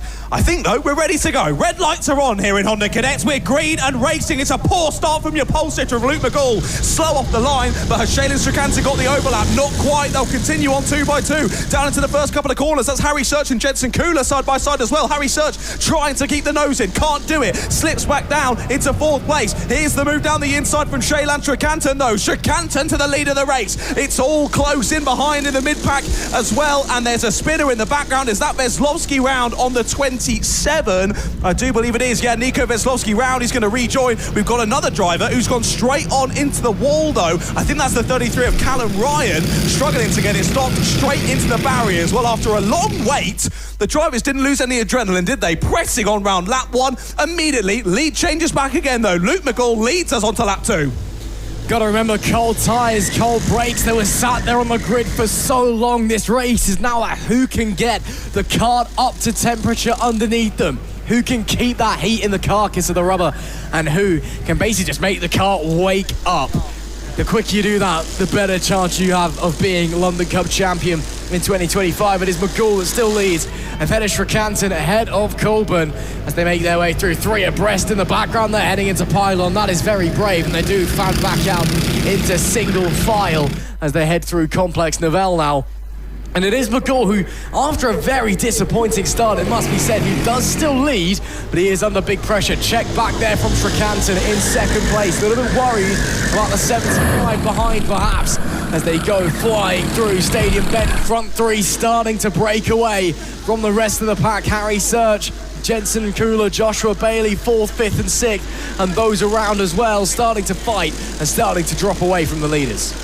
Indeed, this is the first time this weekend that we've seen Jensen Kula go with the leaders. He's joined the front 3 and they are scampering off into the distance. It was a poor first lap, sadly, for Henry Colburn, down 4 spots from 3rd on the grid. But what an awesome first lap for Jack Cope. He went up 6 places on the first lap, up into 4th place. He now needs to work with Oliver Ratton if they want any chance to close up to the top 3. Under investigation, Jack Cope and Eric Grisebek. We haven't seen any calamities. Maybe a jump start for those two. Not sure. We'll wait and see how that one plays out. Either way, they continue to battle down into hairpin 1. That is Eric Grisebek trying it down the inside, of Oliver Ratton. Not going to work out. Colborn has got through, back past both of them, and now he's trying to move to get back into 4th place. He's on the outside of Jack Cope as they head down into pylon yet again. That's not going to work. Has to sit in behind. Well, I said these drivers need to work together to chase down the top 3. They're not doing that. They're not listening. They're in a battle for 4th. The top 3 continue to get away. Yeah, this one is very much a train, and I'm getting in front of you because it looks like the leaders are bolting into the distance. We're starting to get hand signals, and we're only about 3 minutes into the race. Getting a bit hot under the helmets, I think, after being sat on the grid for a long time. Looking to the inside goes Ratton, trying to follow Jack Cope through. Does he get it? Yes, he does. It is the inside still open as there is a small amount of contact between Ratton and another driver. Ratton now going to lose out to Colburn, who's going to slide up the inside. These guys chopping and changing positions like it's going out of fashion. And then again, because they're doing that, they're losing time to the front 3 over and over every single corner. Nearly contact once again as they come through the S's and into Paddock Bend. The crowd watching along fervently here as we see some brilliant racing on display. 4 minutes and 20 seconds left on the clock. McGould fastest lap last time of 40.784. He's starting to extend ever so slightly out into the lead, but that's more because Shrikanthan and Kula are fighting over anything else. Now forget elbows out, this is knives out in this battle for 4th place. So aggressive between all these drivers. One goes wide, another slips up and under, another takes advantage of both of that. He's been amazing in this squabble for 4th place, but like you were saying, he's just holding them all up. They're just dropping time to the leading 3 as the marshals rush over just to fix the barrier on the exit out of hairpin number 1. So someone has clearly clobbered that last time around. Probably this huge group of karts. It was likely one of them. We press on through, onto another lap then. Colborn's back into 4th place. He's gotten through on Jack Cope then. Ratton involved. Grisebek, Search, Bailey, Harry Grant was at one point up to 7th place, but he slipped back down into 10th in this squabble. He's trying the double up and under though on corner exit there in the orange lid and orange race suit combo. He gets it done. 2 spaces for the price of 1. Good move there from Harry Grant. Of course, he DNF'd from Heat 2, had to start basically down at the back of this one, and he's up and involved. Sadly though, with all the shenanigans that's gone on ahead of him, it looks like the lofty heights of 4th is all he'll be able to get if he can get to the front of this train. Saying that though, Henry Colborn doing his best to break away as Jack Cope continues to defend his 5th place in behind from Eric Grisebek as they head down into Stadium Bend. Cheeky up the inside there from Harry Grant, takes another place. Up to 7th he goes, and yes, sadly for the neutral, Luke McGould, another fastest lap, continues to extend his lead. It's not over just yet though. All it takes is a little mistake. He's not got that big of a gap behind him. So he either makes a mistake or Shrikanthan and Kula suddenly find a lick of pace and he's back in a world of trouble and pressure. It is not done just yet. Still 4 minutes plus 1 lap left to go. There are your race leaders. McGould, Shrikanthan, Kula, 1, 2 and 3. McGould, again, starting to extend that gap. He's up to 7.5 tenths of a second at the line last time. But again, he's still very much within the distance of Shrikanthan and Kula. I'm not saying they can smell blood, but they're there or thereabouts. Again, they're not busy fighting each other either. I think that Kula's realised that if he's fighting hard, it's going to be going onwards, as it looks like we've got a car down and out into the barrier coming out of Reggie's over. That's the number 12 of Mason O'Connor. Manages to get going again, but it drops back. He was running a little bit further back in the pack, it would seem, as this train of cars continues to cause chaos as they come down the main straight. Anybody fancy making any moves on this occasion as we come through Stadium Bend? No. We stay single file for the time being. What about into hairpin number 1? Let's wait and find out. Anybody fancy it? No, I guess not then. But still, so many karts all over the place, all fighting for every last position with 1 minute and 20 left to go. Paul Bourne's done an awesome job of breaking free from this battle. And we said there into the wall, sadly for Mason O'Connor, he said he was further down the pack. He was still involved in this train, despite being in 12th place. When the leader of this train's in 4th, he was still involved in this, crazily so. He rejoins the race, sadly, down the order for Mason O'Connor. He's been looking fast this weekend, but it comes to an end, sadly, back on lap number 9. We head through onto lap number 11 then of this race. This is second and third now battling. Kula is going for it. You see the point forward there from Schikanten. I don't think Jensen's going to listen to that because he's seen how much that gap has extended over the last couple of laps. McGall checks over the shoulder as they head down into pylon yet again. I think Kula knows it's now or never to get this pass done. The lead is gone now. McGall has absolutely gone for it in the last couple of laps. Fastest lap after fastest lap after fastest lap. Was 1.1 seconds between him and the two behind. Only increases by a 10th, but little by little, lap by lap, he gets closer to the 2025 London Cup victory in the Honda Cadets. This just needs to keep hitting his markers, keep doing what he's been doing all race, all weekend, to be honest, and he will take this one and clinch the victory. Kula continues to apply the pressure on Schikanten, not able to find a way through. Harry Grant looks to have broke away from that secondary pack now as well, so it's headed up by the 85 of Jack Cope. So big pack now is 6th place backwards it is, as they're now going side by side down into pylon. Grizzlebeck trying it round the outside. It's not going to work though. They go back into position. It's all getting a bit closer comfort in that group. We're on to the last lap though. We are indeed, and I'm wondering if Kula thinks he's faster than Schikanten, if he thinks that Schikanten doesn't have the pace to catch McGall, which is why he's stayed attacking him and why he continues to attack him, even though it's on the last lap and they need to work together now if either of them want any chance of being London Cup champion in 2025. There is the gap. It was another fastest lap for Luke McGall on the previous tour of 40.663, and after a disappointing start as those around him fought, he kept his cool, kept his calm and sailed away at the front. Luke McGall, you are the 2025 London Cup champion in the Honda Cadet class, and what a way to do it as well. A brilliant drive, and again just kept calm and kept pushing as others around him began to scrap. It's McGall your champion, from Schikanten, from Kula your top 3. At the end of that one, looks like those in the big train actually kept it fairly sane and uncrazy. But a brilliant race, it must be said. The Honda Cadets have once again provided, and it is Luke McGall that is your champion in 2025. Indeed, like you say, it was very respectful racing in and amongst that big battle pack. We only lost Mason O'Connor from it. We didn't quite see how that one happened. But even though there were 10, 12 sometimes drivers involved in that battle, it was very respectful, very good to watch, and I hope you thoroughly enjoyed it from the sidelines. But well done to Luke McGall. He is your London Cup champion in Honda Cadets in 2025. The driver of the weekend in Honda Cadets, Luke, has been just awesome. But I've got to say, in that race, driver of the race for me is Harry Grant. What a showing from 17th on the grid, ends up in 5th place, gets through that massive battle pack. Okay, it took him a few attempts, understandably so, and once he did, he broke away, held on to 5th place by the checkered flag there. Another great race here at the 2025 London Cup. Well, Honda Cadet are done and dusted then. We won't be seeing them back out on circuit, sadly. That is them done for the weekend, and that is race 34 of the weekend done and dusted. We move swiftly on to our MicroMax Final. That'll be heading out on circuit next. 14 drivers on the grid for this one, and a bit of ebbing and flowing in terms of how well people have done across the qualifying and the races so far in this one this weekend, but really outstanding performance. Can anyone beat Noah Wicklow? Well, I mean, the bookies would probably just tell you to not even bother putting a bet on. Actually, they would, because it's free money for them, because the odds for Wicklow not winning this are very low. Man learns how gambling works. I tried. I'm not a gambling man myself, if you can't tell. That's good. But the 53 is, he's been the man of the weekend. He's looked pretty much untouchable the entire time. I mean, yes, there's been some other very strong performances, don't get me wrong.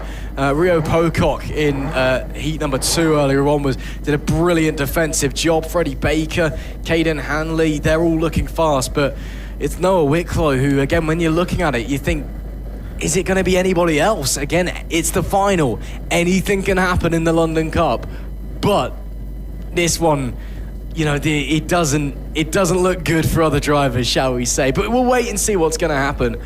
Wicklow has been so phenomenal all season long and so phenomenal this weekend especially as well. As the cars then head out to the grid, let's run you through your grid for the 2025 London Cup MicroMax Final. It is Noah Wicklow that starts from pole. Freddie Baker alongside. Caden Hanley is third with Rio Peacock in P4. Row 3 is Arthur Rhodes with Charlie Cale. Leo Hunt is 7th with Leyland Bradnam in P8. João Vieira is in P9 and Oscar Maskell rounds out the top 10. Lucas Otley Thistlethwaite is 11th with Kai Erganotsoy in P12. Hugo Senna is 13th and Darren Dimitrov is P14 after being disqualified from qualifying for failing a post-session inspection. However, he has been looking very, very fast this weekend, and again, one of those ones where you've got to think, if he wasn't DSQ'd and had to start from the back of the grid, where could he be come the end of this? I mean, he could still be in a very strong position anyway, but if he had that benefit of starting a lot further up, it is anybody's guess. We round the final corner. Do we go green? No, we do not. We're getting waved around.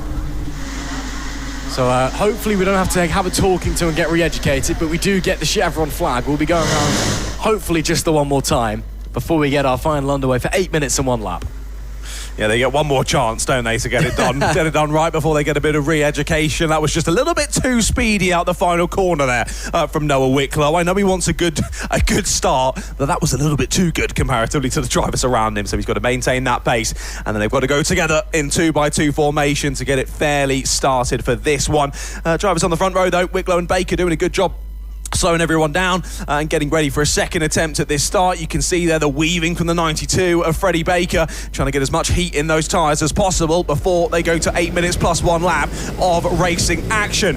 I think really what we've seen in the heats, if you let Wicklow get away on the first couple of laps, that is the race done and dusted. We need aggression from Baker, Hanley, Pocock, Rhodes to find a way through early on here and dump Wicklow into the pack and see how he fights it out. We go green in MicroMax, then we're racing for the final. It is a good start from Wicklow, but he's gone to the outside. He just about trots back across of a couple of drivers and holds onto the lead through Reg's elbow. We do go nose to tail down through, and it is the 99 of Caden Hanley. Good start. He's up to second place. Rhodes into the barrier on the inside. The 82 of Arthur Rhodes is squeezed to the barrier. It was aggressive, opportunistic move to the inside there, but with 2 on his outside, the gap was always going to close. He got pretty lucky there to not get stuck in the barrier. He continues on, but further down the order than he would have liked. Yeah, that was Rio Pocock who did the pushing in there. There was just nowhere for him to go, unfortunately. But the barrier has been repaired and the driver pushes onward. So we've come to the end of lap number 1. Wicklow already with a second gap back to P2. He's already trying to bolt away. It's unbelievable the pace that 53 machine has. Hanley second, Freddie Baker in P3. And then Arthur Rhodes has rejoined in P9 after that incident for the 82. Half a lap ago, or a lap ago should I say now, given they are heading through the second hairpin as they come down. So Wicklow already trying to bolt away. Let's see if anyone else can maybe get a bit more comfortable. Let's see if anyone else has nailed their setups. Pocock looking for a way to slide onto the podium as we go nose to tail from 3rd, 4th and 5th. And then not far behind them, another big group, nose to tail as well. Inside opens up for Pocock to the inside of Caden Hanley he goes. It's a lovely move. The opportunity presented itself to him on a silver platter, and he said, thank you very much. Up into 3rd goes the 666 machine. Rio Pocock onto the podium. Really nice move there from Pocock. He's showing off his new his new sticker kit and new suit overalls and helmet and whatnot. He's looking pretty fly out there, and he is flying around the circuit at the moment. Lovely move up into third place. So lap before as well, Freddie Baker had got through on Caden Hanley for second. However, Freddie Baker is under investigation from lap 1. I didn't see what that could possibly be, but either way, he is under investigation. The stewards will be looking into that one at the end of proceedings. There's Darren Dimitrov through. Great move up the inside there of the 12 of Charlie Cale. Gets the move done, and now Charlie's under pressure from the 82 of Arthur Rhodes. Rhodes making up for the issues on lap number 1. Gets another place through on Charlie Cale as well. And now we'll want to hold on to the rear bumper of Dimitrov as they both look to catch this battle. It's Leo Hunt now on the back of Caden Hanley, and sadly after a good start for Caden up to second place, at each lap he seems to have lost a position. This one he's held on ahead of Leo Hunt, but Leo absolutely nipping at his heels as we head on to lap number 5. It is Freddie Baker with the outright fastest lap. And to be fair, on the last lap, he was still slightly faster. When I say slightly faster, it was by 1,000th of a second, but I'll take it. I mean, it's chipping away, but in an 8-minute plus 1 lap final, chipping away isn't enough. We need an 8-hour final. Yeah, when Wicklow's already got a second's lead. Yeah, that'll be a very long kart race, wouldn't it? Baker needs to be taking, a couple of tenths out of him a lap at the current rate. I mean, the fact he's going faster than him is good, and I'm sure he feels confident behind the wheel. And visually, he looks better out of the final corner than Wicklow does at the moment. They're just coming up to the line now. Oh, and he does go a tenth faster on that lap, actually. Wicklow responded with a new fastest lap, and then Baker went a tenth quicker. So the gap now down to 8.5 tenths of a second. So Baker maybe with a turn of pace here in the final, and maybe trying to deny Wicklow what many were feeling coming through the weekend. That was a cup that he had already claimed, essentially. Such was his pace. Freddie Baker, though, is currently putting pressure on. Pocock holding on to that third place, starting to draw away from Hanley, Hunt and Dimitrov as well. Dimitrov up to 6th place already after 4 minutes of racing action. He's been so fast to 65. And again, if he hadn't have had that disqualification for failing a post-qualifying tech inspection and having to start from the back of the grid, who knows where he would be right now in this race. We'll have to wait and see. That previous tour, slightly faster from Wicklow, gaps up to 9 tenths exactly when they came to the line. Indeed, we've seen battles in behind as well. This battle we're watching at the moment, it was Leo Hunt was unable to get through on Caden Hanley, so Darren Dimitrov decided to relegate him down a position into 6th place, and now Dimitrov all over the back of Caden Hanley. When will the opportunity arise for Dimitrov? He's already made his way through a lot of the field, now trying to jump up into 4th place. But of course, as Baker tries to continue to close the gap to Noah Wicklow, we've got 2 Super 1 champions in 2025 going at it. Of course, Noah Wicklow was your MicroMax champion in Super 1 this year, and Freddie Baker was your Water Swift Restricted champion in Super 1 this year. Let's see who's able to come out on top now that they're both behind the wheel of a MicroMax. Caden Hanley's doing an awesome job here to keep Dimitrov behind. It seemed as though Dimitrov was an unstoppable train through the traffic for the first part of this race, but Caden Hanley has been able to halt his advances, and Darren stays in 5th place for the moment, but he is getting a bit restless there, stuck in behind, stuck in the wheel tracks of Caden Hanley. And again, this is allowing for Rio Pocock to try and build a bit of a gap between them, as I can't even get my words out. I'm so excited. Dimitrov tries it down the inside again at Stadium Bend, but it doesn't work. New fastest lap of the race from Freddie Baker. He continues to chase down Noah Wicklow, and like we said earlier, for Logan Edwards in the Mighties, he can see his target, and he is very much pressing on towards him. And it's a 39.864 as well from Baker, first driver into the 39s this race. And that is some 2 tenths, nearly 3 tenths quicker than Noah Wicklow. So the gap now down to 6 tenths of a second at the line. Last time they crossed the line now, and it is quicker again from Baker compared to Wicklow, although not a new fastest lap. The gap's now down to 5 tenths of a second with 1 minute and 45 remaining, plus our additional lap, of course. Is Wicklow starting to feel a little bit of pressure? Has got some huge battles happening behind them, but at the end of the day, all eyes are on this. We want to see who's going to be London Cup champion in 2025. Everyone thought it was going to be Noah Wicklow, but he's faced a lot more pressure than anybody expected in this race. Can he hold on? Can he respond? Can he extend the gap back out as they cross the line once again? And no, once again, the gap comes down now, only 3.5 tenths of a second. It's getting closer, isn't it, between these two? It's all kicking off in the battle behind as well. We'll continue to watch these two as they close into each other. It is kicked off. Caden Hanley nearly shoved Darren Dimitrov onto the grass on the previous lap down the front straightaway. They went then down onto the back straight. Again, those two came to blows. Arthur Rhodes and Leo Hunt both slipped on by. So Rhodes is into 4th, Hunt now into 5th. Hanley's still there in 6th place then, with Dimitrov behind him. And I think Dimitrov is not going to be a particularly happy chappy sat in behind him there. Wait and see when that move arrives yet again. There's Rio Peacock through your shot. There is that squabbling for 4th place downwards that I was just chatting about. We watch them now go on to a new lap of this race, but again the gap between the two leaders closes. It's now less than 1/10 of a second as we go on to lap number 12. There's 20 seconds left to go in this one. They might just see the last lap board next time around. I think they will, we'll have to wait and see as they come into Complex Novell with 10 seconds left to go.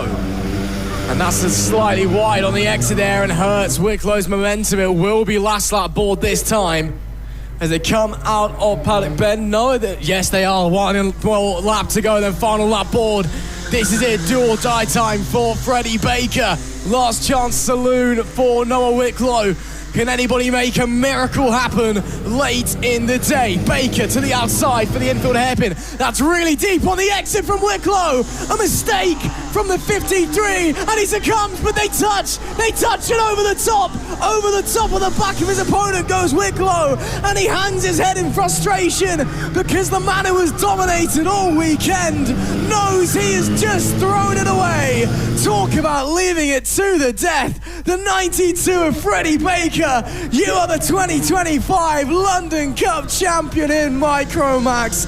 And what a dramatic end to this race. What a dramatic end to the weekend. Freddie Baker was chipping away the entire time. And the rarest of rare mistakes from Noah Wicklow at the most crucial of moments means that that man right there is your champion this year. Unbelievable. Wow. What an end, and lovely to see the two drivers giving each other the thumbs up. You can hear the applause from the spectators up watching from the main clubhouse building. Lovely to see the respect between the two drivers. But yeah, wow, what an end to the race that was. Awesome to see how excited Rio Peacock was as well, finishing there in 3rd place, pumping his fist in the air. But yeah, that was really the first time that we've seen all weekend Noah Wicklow come under some serious pressure. And you saw there the tiniest mistake out of hairpin number 1. Saw him go a little bit wide, and you saw as Freddie got that overlap, I think Noah realised, oh no, he's overtaken me, I need to grab this immediately back, dive to the inside line. It was a late move. They made a bit of contact, and sadly for Noah, he came off worse up and over the back of Freddie Baker's car. They were lucky to both continue on there, switching around places, and Freddie Baker takes it on the last lap. Your final finishing positions then. It's Freddie Baker from Noah Wicklow and Rio Peacock, your top 3 in the final in MicroMax. Arthur Rhodes in 4th place with Leo Hunt in 5th. Fantastic from Arthur Rhodes. Of course, Arthur was in the barrier on lap number 1. He gets back to 4th place.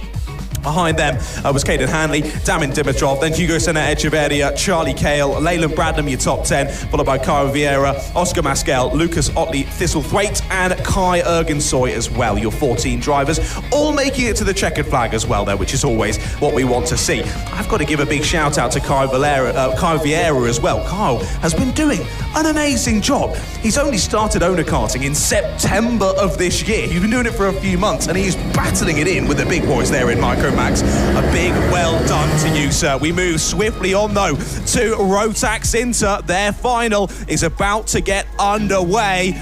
Let's see how we go for this one. I'll just load up the grid for you as we get ready to go. Annoyingly, like I said on the commentary yesterday, the new Alpha timing system is great, but it just means if I miss getting the grid before they go across the line, I have to wait for everyone. There we go, then it's all sorted. Eddie Duncan is on pole position with Ethan Lloyd alongside him. What a battle it was between these two in the last heat of the day. Let's hope that continues into the final. I think this one could get rather spicy. Elliot Burke and Noah Hammond on row 2 with Charlie Heffer and Jude Pullifer on row 3. Harrison Thorndike and Santiago Simeone on row 4 with Theodore Nursbaugh and Grayson Kemp on row 5. Then it's Finley Thompson and Dylan Suresh on row 6. followed by Rio Panayutu and Mohamed Umar Abdeen on row 7, rounds out the 14 karts on the grid.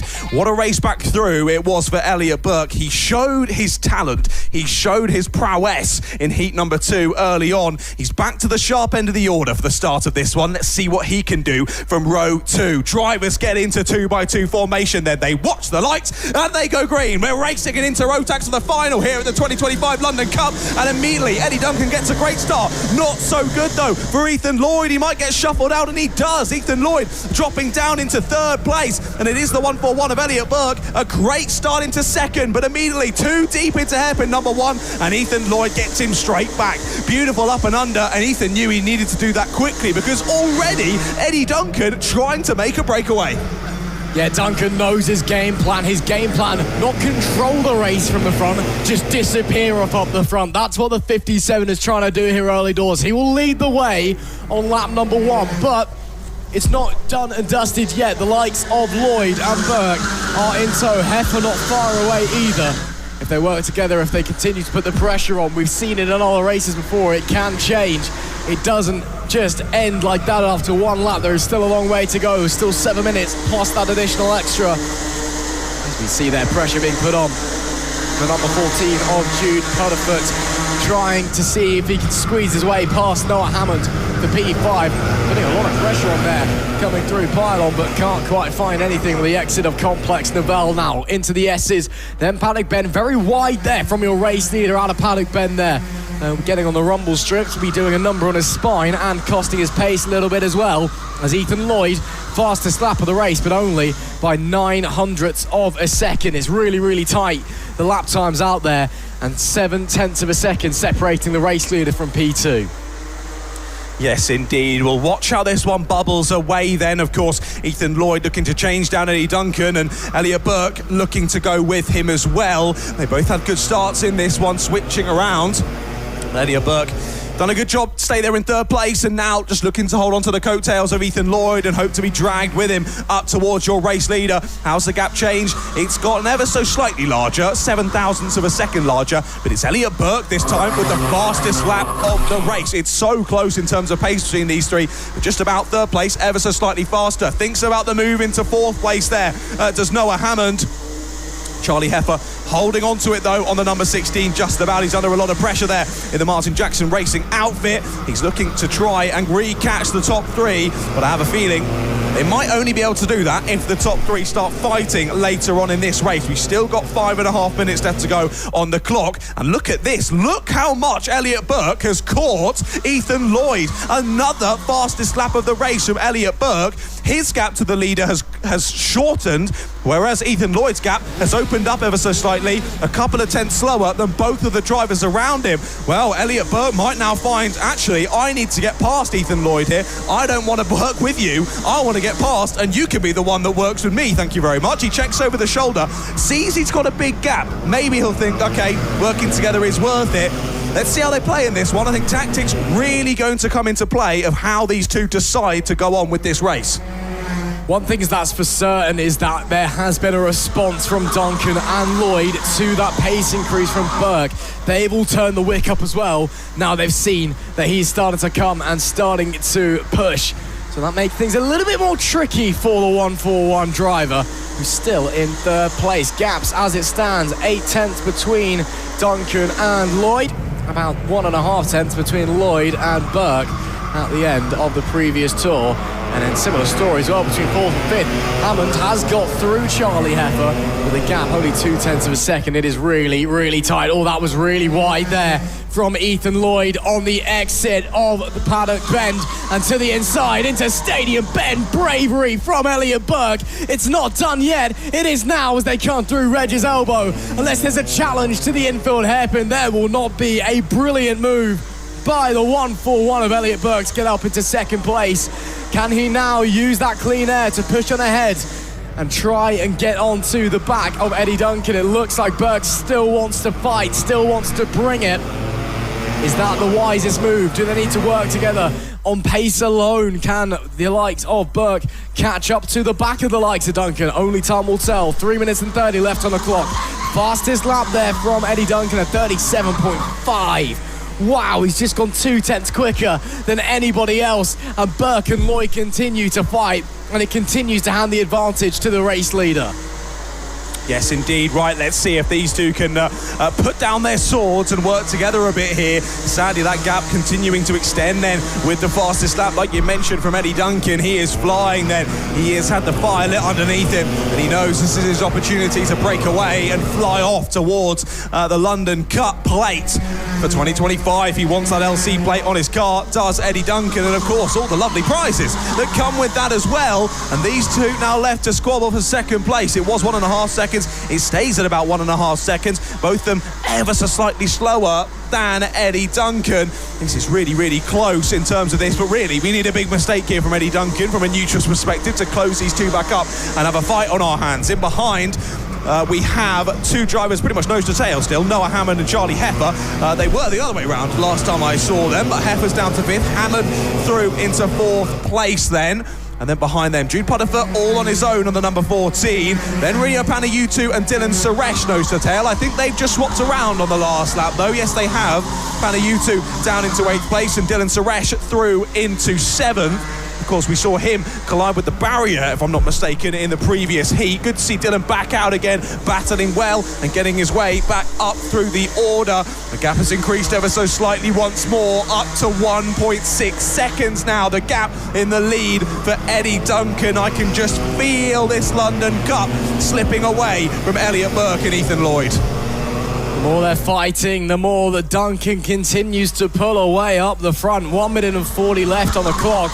Duncan is still putting in consistent 37.5s. And yes, Burke and Lloyd are 37.6, 37.7. They're in the ballpark, but it's not done. They need to be running quicker because the gap is now 1.6, 1.7 seconds between first and second at the line. They need to turn the wick up, and they need to go now because there's only 1 minute and 15 left on the clock, plus your additional lap at the end. Time's ticking. If they want to be London Cup champion, they've got to go now. They've got to stop fighting, start working together. Or is it too little too late? Has Eddie Duncan already done enough? I guess we'll wait and see. It's another... Actually, no, the gap does come down a little bit that time. It was a 37.7 from Eddie Duncan that time. Maybe he's just completely lost all of his talent in the previous. Now, that's terrible. 2/10 off your fastest. How could you? But with 45 seconds left, it's still a 1.5 gap between Duncan and Burke. Lloyd still holding on in 3rd place, but unable to get through Burke as it stands. And time continues to tick away. Duncan is about to start what will be the penultimate lap of the race. He does so now, and the 57 is 2 tours away from being the 2025 London Cup champion. It's never looked in doubt so far in this race, has it, for the 57? He's been flying, has the 57, flying through the first hairpin he goes and continues to make a little gap between himself and Burke and Lloyd. Lloyd with an impressive win earlier on this weekend, but sadly, I don't think it's going to happen here in the final for Ethan. As timer ticking down to 0, then we watch Eddie Duncan head on through the last couple of corners, and he will see the last lap board. He knows he's only got one more tour of this circuit to wrap up the LC plate for himself in 2025. There is Elliot Burke and Ethan Lloyd. Elliot's actually created a bit of a gap now between himself and Ethan. It's up to about 0.6 of a second between those two, but still 1.8 then ahead to Eddie Duncan. Eddie's just trying to get through on the 21 now. He will be ever so slightly held up through hairpin number 2, but it's not going to matter too much. He's got a nice big buffer as he passes the 21 of Grayson Kemp, who's just continuing to learn out there, putting in a good showing. But here comes your race leader then, Eddie Duncan, never in doubt from the first few laps. He comes round the final corner, and the 57 becomes an LC plate. He looks around for his challengers, and he can't find them. Eddie Duncan wins in the Inter Rotax class. Fantastic race from Eddie, and he takes the London Cup. He is the London Cup champion in 2025. Fantastic. Well done to Eddie. I don't think he can quite believe it. He's nodding his head. He's pretty happy with his showing, and as he should be. Fastest lap as well. Elliot Burke and Ethan Lloyd join him in the top 3, then followed by Noah Hammond and Charlie Heffer, the top 5. Then it was Dylan Suresh and Jude Puddifoot, Rio Panayutu and Santiago Simeone. Then Finley Thompson, your top 10, followed by Harrison Thorndike, Mohamed Umar Abdeen, Theodore Nursport and Grayson Kemp. Your 14 finishes in that one. All drivers making it to the checkered flag, which is always what we want to see. But another final under our belt here then at the Rye House London Cup in 2025.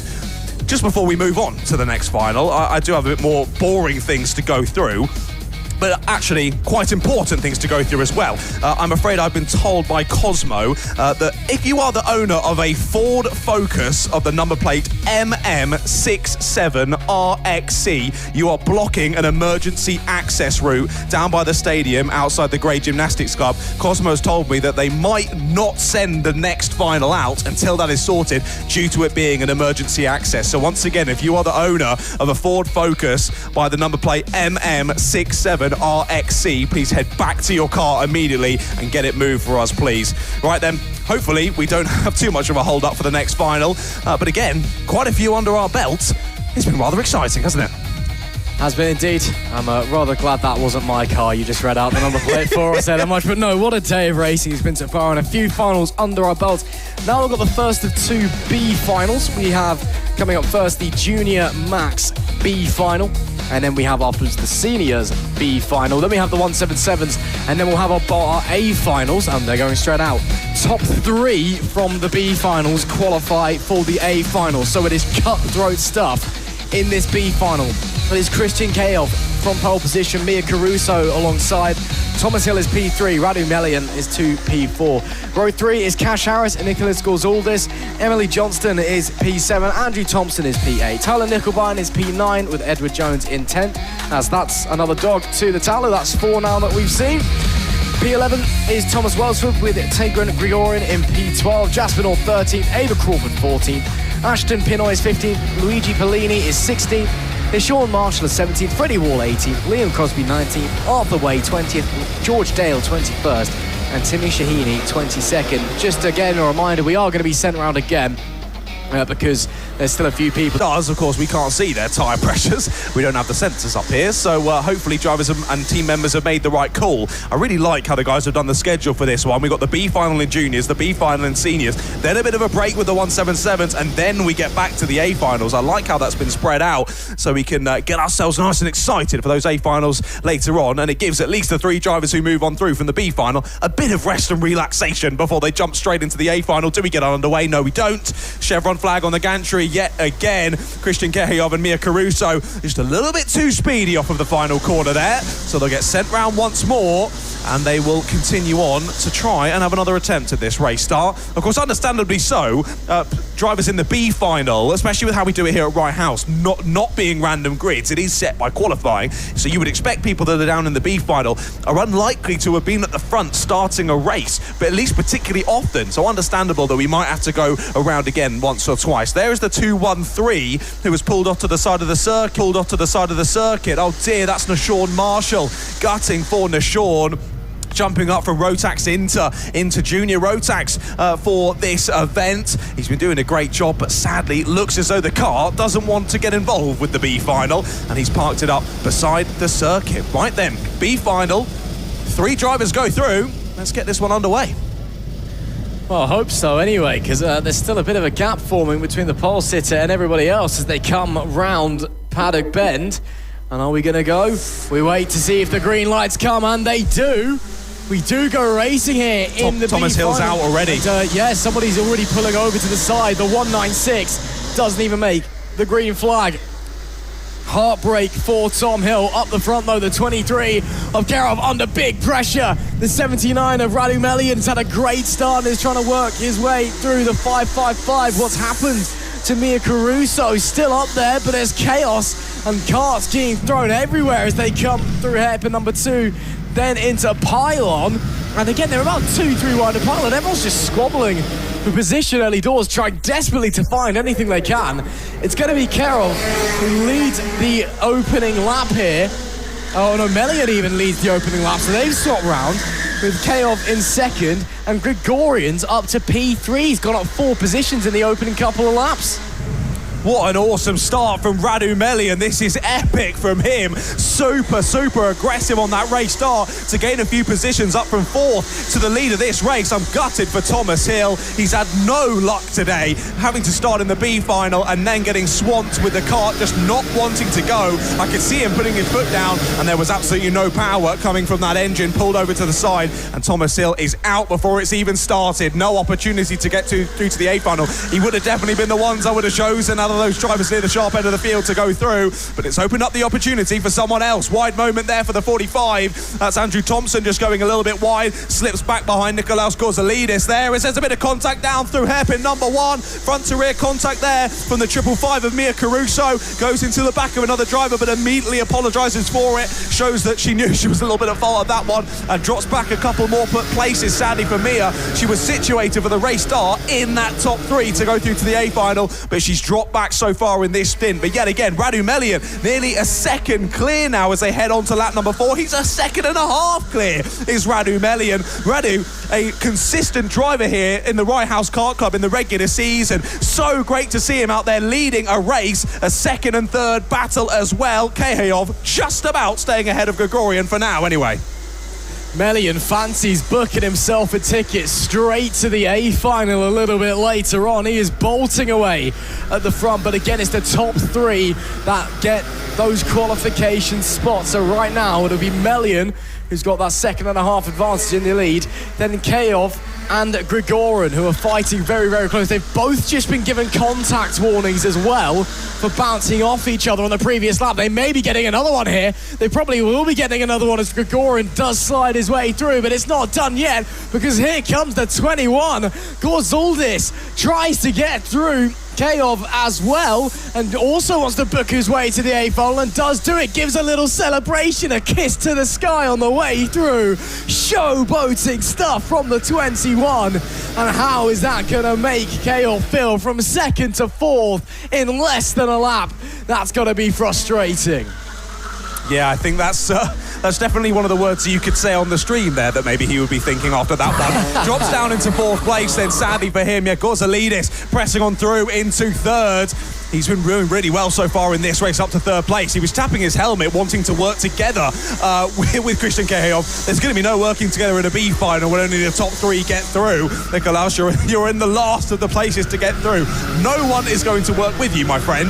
Looks as though Kehayov under a lot of pressure and potentially has been overtaken now for 4th place. No, he is still there. It's Luigi Perlini who's on his tail. Freddie Wall going with them as well, who he himself has just got themselves a contact warning. Now this will be interesting to see as well. Now Gorzalidis knows how close these 3 in behind are. He'll want to get past Tigran Gregorian. However, both of them are currently in the A final. If anything goes wrong with that move, they make contact, they both go wide. It's going to invite some of the drivers behind to jump into the A final instead. Big move down the inside there into hairpin number 2, but it's going to be the up and under there from the number 2 of Freddie Wall, trying around the outside into pylon. That was a sketchy moment. He gets 1 place, isn't quite able to get 2, gets past Perlini, but has to stay behind Kehayov.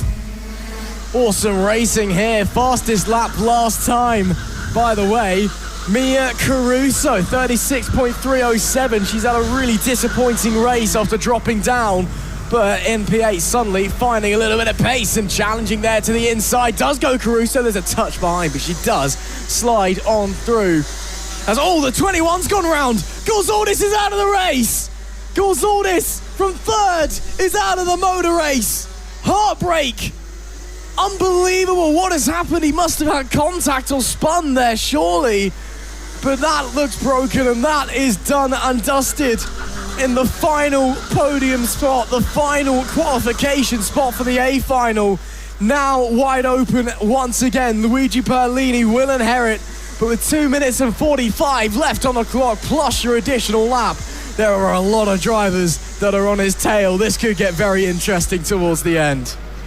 Well, we said, what was the battle going to be like between Gregorian and Gorzalidis? Well, That's how it's ended. It must have been them battling together. They were nose to tail. Might have just been a mistake from Nicolaus, but either way, he's out of this race. And like you say, that promotes Luigi Perlini up into third spot. So 2 regulars here at the Rye House Kart Club now up into the top 3. Luigi doing a great job in this one, but he is being hunted by Freddie Hall as well. The number 2 right hot on his tail. This is a bit close there down to hairpin number 1. That's Caruso getting absolutely sent by one driver, Arthur Way, trying to get involved as well. Can't quite do so. Move down the inside. That was from Liam Crosby. So Crosby into 6th. Arthur Way trying to follow through, but he has to sit there in 8th and wait for his opportunity to arise. It is Mia Caruso, though, with the fastest lap of the race, a 36.129. Just gutting for her that she's found this pace in the second half of the race. If she could have been this quick out of the blocks, she might have had an opportunity to hold on to those top 3 places and go through into the A final. It's looking unlikely now, but we've seen it change already in this race, so don't count it out. We've got 2 drivers, the 2 and the 46, now catching second place of Tigran Gregorian. If this becomes a 3-way squabble and they get involved with each other, more drivers could be invited into this. At the moment, the only person I'm comfortable saying will get through to the A final is Radu Melian. Well, let's wait and see, because we never know. There's still 1 minute and 10 seconds left in this race, plus your additional lap. Perlini now has the fast lap. No, he doesn't. Is that Liam Crosby who's just gone fastest? Into the 35s we go, a 35.981. This race just keeps getting crazier and crazier. And there's only 3 spots, a reminder, on offer. 3 qualification spots to get into the A final. Who's it going to be? Melian, Gregorian, Perlini currently holding on. Melian and Gregorian, you'd think probably a little bit on the safer side. Perlini, though, is under big pressure.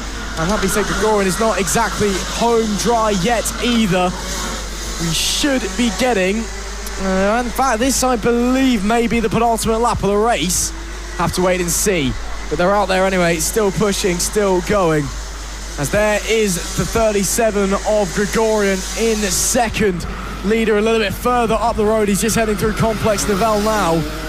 The next lap will be your final lap of the race, I believe. It's going to be very tight. Let's keep an eye on the Digifag. Yes, it is. 1 more lap to go then. 1 more lap separates Melian, Gregorian and Perlini from an A final and a shot at the 2025 London Cup. Can anybody stop them?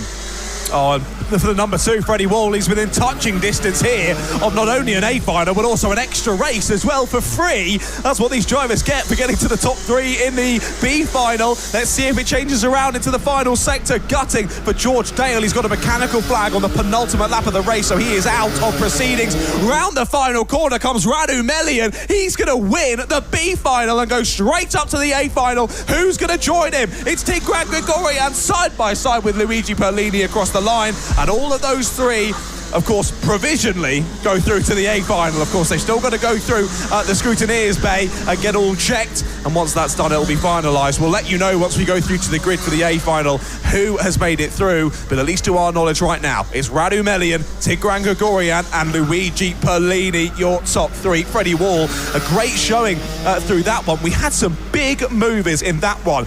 So Radu Melian was up 3 spots to take the win. Tigran Gregorian up 10 spots to get second place. Then Luigi Perlini up 13 places to get to third. And then gutting for Freddie Wall and Liam Crosby. Both of those 2 up 14 places in the final. Just missing out by a position or 2. Behind them was Christian Kehayov and Mia Caruso. Then Arthur Way, Andrew Thompson, Cash Harris and Thomas Wellsford. Then Amelie Johnston, Timmy Shahini, Tyler Nickelbean. Then Ashton Panoy, Ava Crawford, Jasper North, George Dale, of course, had that mechanical flag with 2 laps to go. Nicolaus Gorzalidis, we lost down at hairpin number 2, and we lost Edward Jones earlier on in that race. Well, provisionally, Radu Melian, Tigran Gregorian and Luigi Perlini are heading through to the A final. And just like we saw with the groups earlier on, we're going to do it all again. It's another B final, this time for our senior Rotax drivers. And again, the top 3 will go through to the A final. Again, emphasis on the term provisional, and I mainly say that as well because Melian actually did an extra lap. He was still going around at racing speed when he took the checkered flag, and then he went across again and then started the celebrations. I don't know what the stewards are thinking of that, but I also thought when he was coming back in, I thought that the nose looked very, very low, as in a bit too low. And what heartbreak that would be if you come into scrutineering and you've dropped your nose. I did find it odd that he didn't celebrate. He started celebrating when he went round again. He started, proper going for it, but it was like you've already won the race, mate. And again, he did a full lap at racing speed, so I wonder if the stewards want to have a word about that maybe, or again, the nose is low. It did look very low, but that might just be me. It might be right on the limit. Who knows? Anyway, we're just waiting for a couple of cars to get out of the way, which it looks like they are being attended to very quickly, so we can get our B final for the seniors done and dusted. Of course, 8 minutes plus 1 lap, 14 drivers, 3 of them will be going to the A final for a shot to become a London Cup champion in 2025. Get their hands on that LC plate. As we just wait to see when we're ready to get out there. Again, a bit of a smaller grid in this one than in the other B final we've just experienced. Only the 14, but still, I think it's set to be a fascinating race. And big names on this grid. Should be interesting to see how it goes, and especially as the sun already beginning to set here, despite the fact it's 3 o'clock. Yes, we're in November. It's getting cold already. It's windy. It's November. We have had lovely sun all day, and now it's hit November, like actual proper November, and people have got hoods up and stuff in the crowd. It's getting cold. Honestly, just thankfully it's not raining. True. But anyway, I say that, I'm in the commentary box anyway, so it wouldn't bother me. Yeah. So sorry to everyone who can hear me out. It's all chilly in their coats and whatnot, and we're nice and warm up here in the commentary box. Apologies about that. I was going to say Radu Melian is your biggest hater right now with you saying that over the tannoy, but we'll wait and see. Like we say, provisional results. We'll let you know when we go through into the A final, and 3 drivers here will be going through into the A final as well. They sit there. I'll be hoping those butterflies are all flying in the right direction round in their tummy. They'll be very nervous to get this one started, because it all comes down to this. If you can get through to the top 3, you get an extra race, another race on your hands. If you don't, that's it. Your day is done and dusted, and you'll be heading home for an early bath. Right then, let's have a look then as we wait for the drivers to head out onto the circuit. Who've we got in this race? A few different drivers to watch out for. I can see Chloe Kundrazik there in 7th place. Of course, Chloe was 2nd in the overall championship in Senior Rotax here in 2025. So we'll see what she can do from 7th place here in the B final. Bo Sullivan as well alongside her, or actually 1 row in front, apologies, on row 3. Of course, Bo running his driver development, likes of Jensen Kula, part of that outfit, and Bo always doing an awesome job. We'll see what he can do down there from row 3 on the grid in this one. A number of names to watch out for, and maybe some drivers that we wouldn't be expecting to be down in this B final. But like we saw in the juniors, it can all get a little bit scrappy, but really you're looking for a drive like Radu had. Get in the lead nice and early on and then try and drive away from it. That's the best way to calm the nerves, is when you're all alone out front. That does often help, but just waiting for things to be sorted and for us to get ready to go here for this Senior Rotax B final. And drivers, this is always the worst thing, isn't it? Being sat there in the dummy grid, not quite knowing when you're going to go, and just sitting there thinking about what you're going to do, trying to plan out how that first lap goes. But even with the most planning in the world, anything can happen on a first lap race here at Rye House. So we'll see. Hopefully when the drivers get out there, they can get some heat in those tyres, heat in those brakes, some heat in themselves probably, as it is chilling down here at in Holliston. And then we'll go going for the B final. But we've only got a few finals left, haven't we? What have we got left? We've got this B final, then the 177s, then the 2A finals for juniors and seniors, and then F100, and then we're done and dusted. So what's that? 4 races? No, 5 including this one left to go then. So still a decent few races ahead of us, but so far it's been an awesome weekend. Has certainly been an awesome weekend, but yeah, really starting to cut through the day here. We're just waiting to see, and again, drivers, what's going through their minds? Are they nervous? Are they full of adrenaline as they're waiting to see when they're going on? I bet you there's someone sat there thinking about what they're going to be having for their tea tonight. It is a Sunday, of course. Roast is the only option, unless your name is me, in which case it'll be a ham sandwich, because I'm tired. But anyway, yeah, still waiting to see where these guys are going. 14 drivers getting ready to head out there onto the circuit. And I'm not entirely sure what the delay is for, to be honest. It's potentially scrutineering, but the pit lane looks clear, so I guess we're just waiting to get the go-ahead from somebody somewhere. As the sun is now back out here in Rye House, as you can see it, just kissing the tops of some of the people stood up in the pit lane's heads. Hello, people in the pit lane. Hope you're enjoying the action down there. And we've got some marshals now running across the track. And I guess he doesn't want to be there anymore. I'm sure he's had a great time. Anyway, we hope you've been enjoying all of the action so far. Good to be seeing how things have been going in the live chat. Good to be seeing your comments coming in. Again, lots of support for lots of different drivers. Of course, seeing George Dale out there. Support for Ethan in the Inters. Luke McGall. She's got lots for Shay, for Arthur Rhodes. We've got lots of support for lots of different drivers out here today.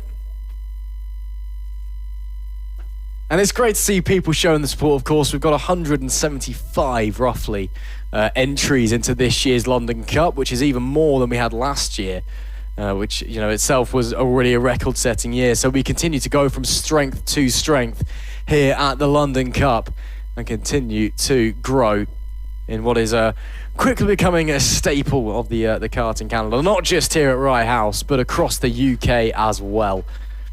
As we are still waiting, we do have some engines and we do have some movement in the pit lane. We are ready for the B final in the senior Rotax. Again, 14 drivers, top 3, qualify for the A final and qualify for a chance to get their hands on that LC plate. It is Arminas Zaborowskis off the pole position, Alexander Campbell alongside Ugne Zibdinati, I think I got that right, sorry Ugne again in P3. Bailey Waters is 4th, Mark Sayers is 5th with Bo Sullivan P6, Chloe Kunyasic is 7th with Finley George P8, Matthew Kendall 9th, Rudy Kemp rounds out the top 10, Mikey Theo 11th, Angad Singh is 12th, William Smith is 13th and Kai Veach is in P14. Let's see if we can get this going first time of asking as the drivers make their way into formation. I only see 10 out there, so we're missing a couple, definitely. Yep, so we're definitely missing a couple, but we're going to go racing anyway, waiting for the red lights, and we are getting a false start. So we'll be going around again, didn't even get the red lights. Oh, is that because somebody's stopped or we're waiting in the pit lane? There is I don't know. We're just going to go again. I'm sure it'll be fine. These guys know what they're doing. Maybe it was just a practice start. But yeah, we're definitely missing a few drivers. I'm only seeing 10 out there. Last driver I can see on the grid is the 74 of Mikey Theo. He's supposed to be starting P11. I can see the 14 of Chloe Kunjasic. 42 is there. That's Rudy Kemp, who's 10th. Yeah, we're missing a few people, unfortunately, but we'll just have to make do with 10 instead of 14, I'm sure. Regardless, we're going to have a great race. I can tell you we're missing Matthew Kendall, Angad Singh, William Smith and Kai Veach is who we're missing. So 4 of the 14 are not starting this race, which is sad for us as neutrals. We want more out there battling for these top 3 places, but it's better for the drivers involved, less drivers to fight for the top 3. They're not going to be fighting this time, though. Yet again, chevron flag. Like I said, in the juniors, it's kind of understandable. It's drivers leading a train to the start lights who are likely to not have done it too often now that they're down in the B final. So understandably so, it might take a couple of extra tries, but we just need the 2 on the front row, Zabrowskis and Campbell, to keep it nice and slow out that final corner and work their way through in 2x2 formations. Well then, there's only 10 drivers starting this one, so 7 out of the 10 won't make it through. 30% of the drivers out there will make it through to the A final, and we're coming to a stop then. A bit more re-education down the back straight for our senior drivers, as they're just getting a talking to of how to best get this start done and dusted. It won't be long until we go to 8 minutes plus 1 lap of B final action yet again here from the 2025 London Cup, and who will make it through to the A final? That's the big question at the moment in this one.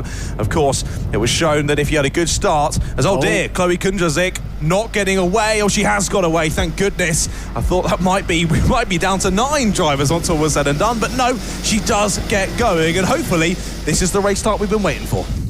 Well, fingers crossed, they've had their re-education. Let's see if we can actually get things going as the sun begins to set here at Rye House. The marshal gives them the keep it slow and steady, and the lights do go green, and we go racing in the senior Rotax B final. Looking to the inside there is the 71-year-old pole sitter. Zaborowskis will not inherit the lead. Alexander Campbell is stronger through Reg's elbow.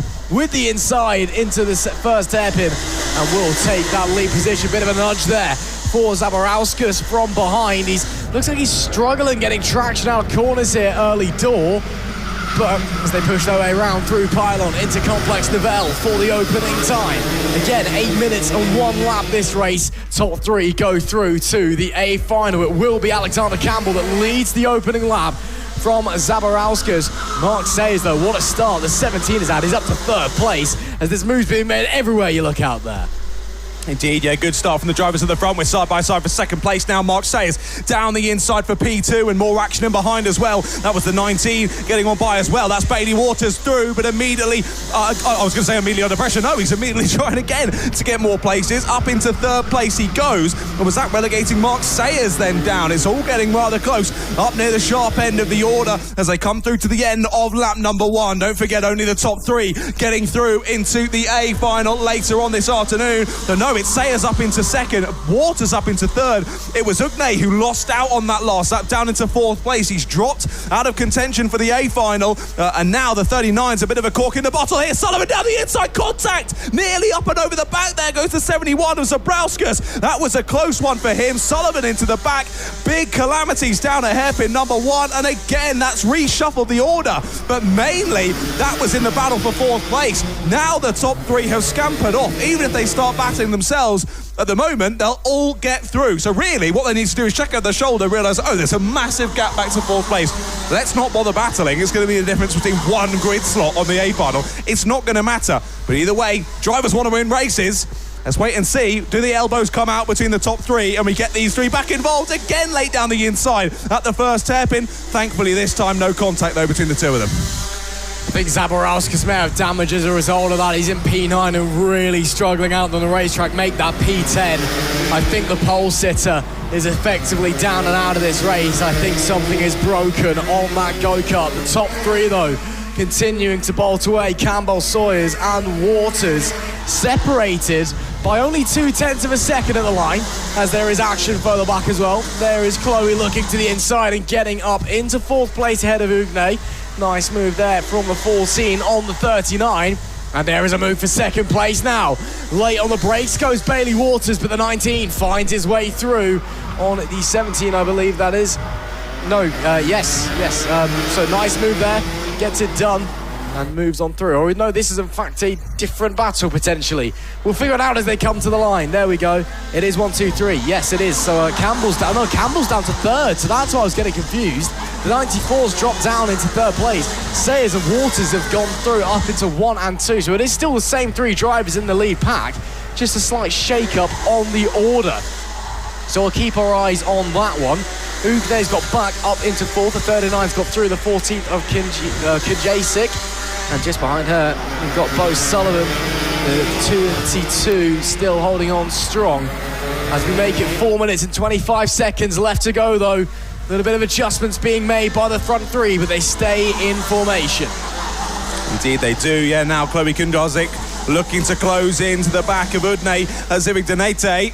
Let's see if these 2 swap around at all. Of course, the top 3 continuing to press on, but actually, it seems to be, well, the slowest out of the 3 of them is Alexander Campbell, but still slightly quicker than Ugne. But Chloe Kundarzik faster than those 3 ahead of her, so she can clear Ugne and get through, and maybe they've got a chance of chasing down the man in 3rd place. At the moment, though, Chloe not able to find a way through. And now we look back to the leading 2. Mark Sayers under a bit of pressure here from Bailey Waters. Lovely to see Mark Sayers. It's going well for him in the B final. I won't use the words he used on his Instagram story, but didn't have the best of days yesterday, and looking to go better here today. He also then put on his next story that the B final would be carnage. Well, he's proving that right. He's got all the way through. A contact between Chloe Kundarzik and Ugne. Both go wide out of hairpin number 1.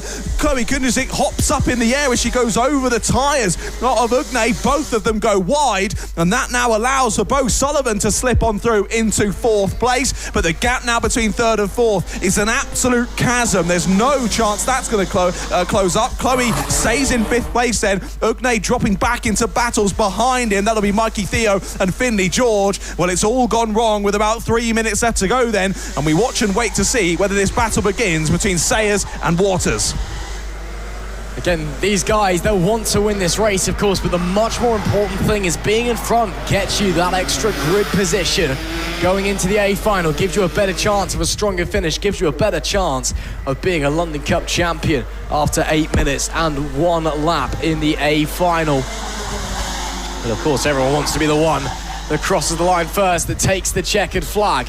No one, unfortunately, remembers who brings it home in second place. Sayers still holding on at the wheel of the 17 for the time being. Bailey Waters, though, right there with him, putting all sorts of pressure onto the back of him.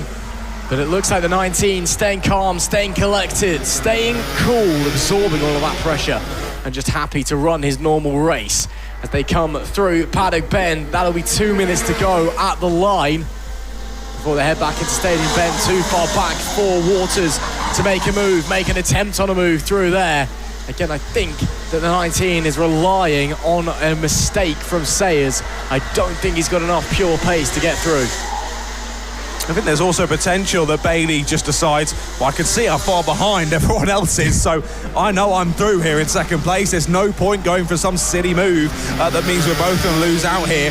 We might as well just both go through to the A final. We can sort it out then. But drivers pressing on then. 1.5 minutes left to go. It is still Bailey Waters with the fastest lap of this race. New personal best on that last lap from Mark Sayers, though, but Bailey was still a little bit faster. So clearly Bailey having slightly more pace, I think, behind Mark, but just not needing to go for a silly move. Continues to sit in behind. Well, Alexander Campbell, after leading this race for a little while ago, still in no man's land in third place, but still doing more than enough to remain there. Bo Sullivan was ever so slightly faster on the last lap, but with only 1 minute left to go and 5 seconds in between them, there's no chance that Sullivan is going to catch Campbell unless there's a mistake or a mechanical failure. I can't see that changing through the last part of this race. On to lap number 13 we go then, and it's still Sayers leading the way ahead of Waters, down through Regg's elbow and into hairpin 1 yet again. Doesn't look like there's going to be any moves being made here from Bailey Waters, thinking better of it and sitting in the wheel tracks. Like we say, Alexander Campbell in no man's land, Bo Sullivan then in no man's land all on his own, and Chloe Kunjazik all on her own in 5th place as well. We have to look all the way back to 6th place for the first battle. That is Finley George against Ugne Zivigdanete.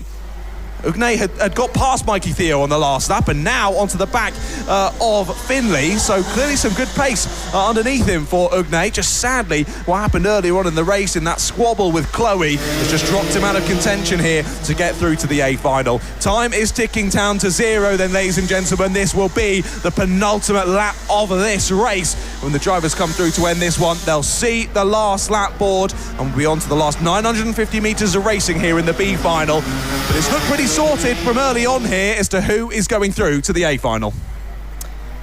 Yeah, I think after about halfway through this race, it was pretty obvious what the top 3 was going to be.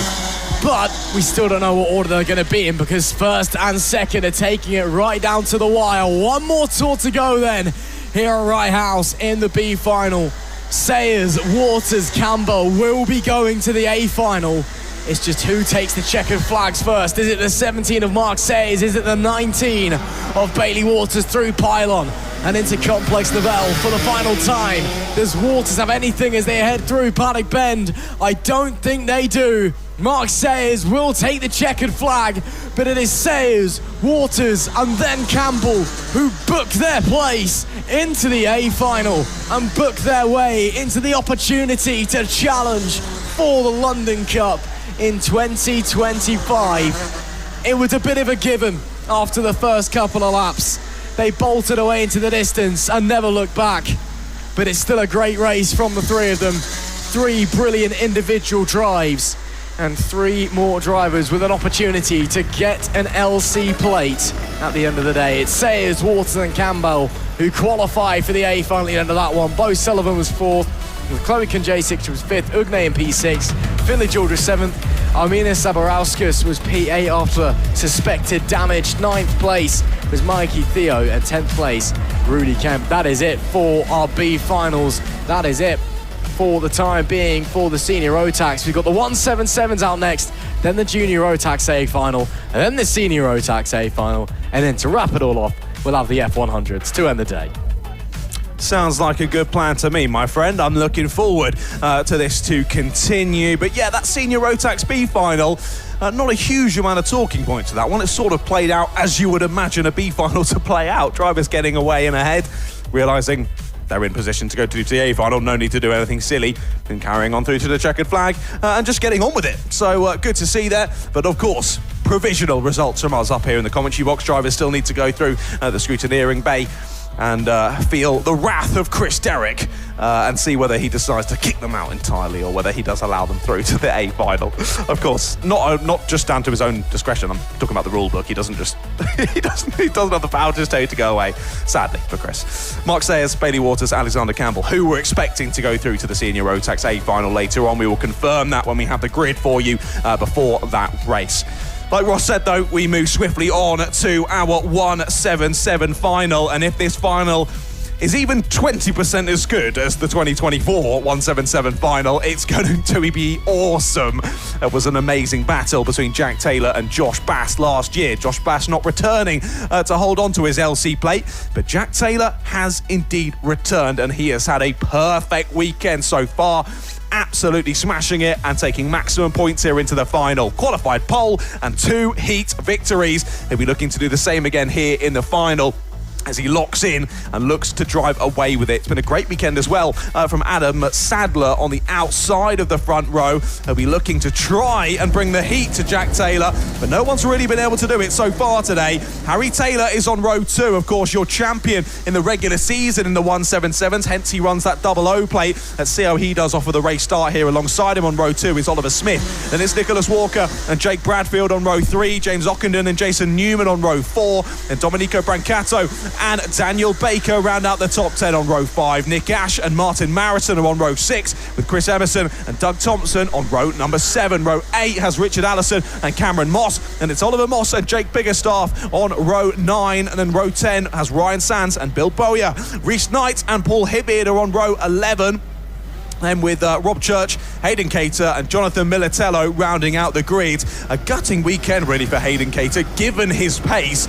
He's got to try and do a last to first challenge in this one. Let's wait and see what he can do. Seems as though hopefully the car all fixed though from earlier issues in the heats. Right then, drivers heading on round 2 by 2 round the final corner. Will we get the 177 Rotax final underway? First time of asking. Drivers look to those red lights and they do go green. We're racing here in the 177s and it's a good start from pole position for Jack Taylor. He remains firm, holds the line and takes the lead, and look at that, that couldn't have gone much better for him. They squabble in behind for second place as we now head down into hairpin number 1, and it's his brother Harry Taylor who's into second place. A good start from row 2 for Harry. He's made it through. A couple of drivers taking to the escape road in avoidance there out of hairpin number 1 as it all gets a little bit busy there through the hairpins. And Jason Newman though on the 90 has not had a good start. He's dropped back and I saw him there jumping in the car out of hairpin number 2, maybe feeling he doesn't quite have the engine speed out of the corners sadly after issues in early races. 4-5 drivers off into the final corner. A big off there into the final corner. We've got 3 stuck on the grass, a couple more rounded into the barriers out the final corner. Big off to end lap number 1 here in the 177 final. Some of them just about getting themselves sorted, but that's potentially race over for a number of them. Yellow flags down through sector number 3. The big talking point after lap 1, Jack Taylor already off and away. I guess the success runs in the family. Jack Taylor leads the way here in the 177 final with Harry Taylor in P2. Wow, that was aggressive up the inside from the 144. Hayden Cater was one of the drivers involved in that incident coming into the final corner. They all just came together and then all piled in, one after the other. And I feel like he thinks he needs to get a move on. Again, he's trying to do this first challenge, I suppose. Don't know how realistic that is, but it is still the leader of Jack Taylor, the number 99, in front of his brother Harry Taylor with the 00 plate, the champion of the club championship this year here at Rye House. And they continue to push onwards. And there is the leader just crossing the line. New fastest lap, 35.989. First driver into the 35-second gap. And he now has a 1.1 second lead ahead of his brother, who himself has a 1.1 second advantage, or a 1.5 second advantage, should I say, over Adam Sadler. So front of the pack, it's all starting to spread out. Everybody's starting to run their own race. But still some moves being made further down the pack. Still some people shaking things up, going to try and make the moves. End of the weekend as strong as they can. Who was that going very, very slowly? Looked like the 42 of Cameron Moss. And he has now come to a stop, coming into the final corner in a very dangerous position as well. They will have wave local yellows. He has got going again, but problems there. Somebody else has just stopped as well. That's the number 11, I think, is it? Yes, Daniel Baker, I think, is just ground to a halt coming into, well, that's just coming down the start line there. So problems for several drivers out there. Crazy, crazy stuff with 5 minutes left on the clock. Up the front, though, it is still Jack Taylor that leads, and that lead now up to 1.2 seconds. It's a shame for Daniel. He was up in the top 10 there before the kart decided it didn't want to go any further. Drops to the back of the pack. Right then, new fastest lap again from Jack Taylor. He was the first down into the 35s. Well, plenty of drivers joining him now down in the 35s. It's almost all of the top 10, but still Jack that little bit faster. 35.7 versus 35.8 for his brother who's chasing in tow. 1.3 seconds the gap between those two, and then a further 1.6 then back to Adam Sadler. Let's see if they continue as they are through this race then. 4.5 minutes left to go on the clock. A couple of contact warnings through this one, but not too many. Nicholas Walker and Jason Newman each getting one apiece. But that is all for the moment. Look at that. New fastest lap for Harry Taylor. Sadly, not too much to get excited about there. It was only 300ths quicker than his brother Jack ahead. So not really eating away at the gap just yet, sadly, for the neutrals. However, we have got Jack Taylor chasing down the number 50, our first back marker. One of our first. It's Reese Knight, who had the issues early on in this race. We saw how aggressive Jack was to try and get past the back markers in the second heat. He was gesticulating furiously, trying to make sure everyone knows I'm the leader. There you go. You see it again. As soon as Reese ahead looks back, he points across, saying, "Move aside, please. Let me through. Do not hold me up here." As he goes on by, and he's getting a bit frustrated that Reese Knight hasn't moved across immediately to allow him through. We'll wait and see. We've not seen any blue flags out just yet. Down the back straight. There he goes. Reese Knight doing a lovely job there, moving aside and allowing the leader on by. Also allows Harry Taylor through fairly swiftly, though, so that will have cost Jack Taylor a little bit of time in comparison. Yeah, lets his brother through much, much nicer. Actually hasn't been able to quite get through yet. And it's the fastest lap as well, though, from Jack. No, that was the previous tour. Never mind. Still a very good lap, though, from Jack Taylor, despite being held up. So the 99, not really struggling with that much traffic, is he? But still, only the 2 contact warnings. What's going on, guys? This is 177. It's not ballet. Somebody hit somebody. Come on.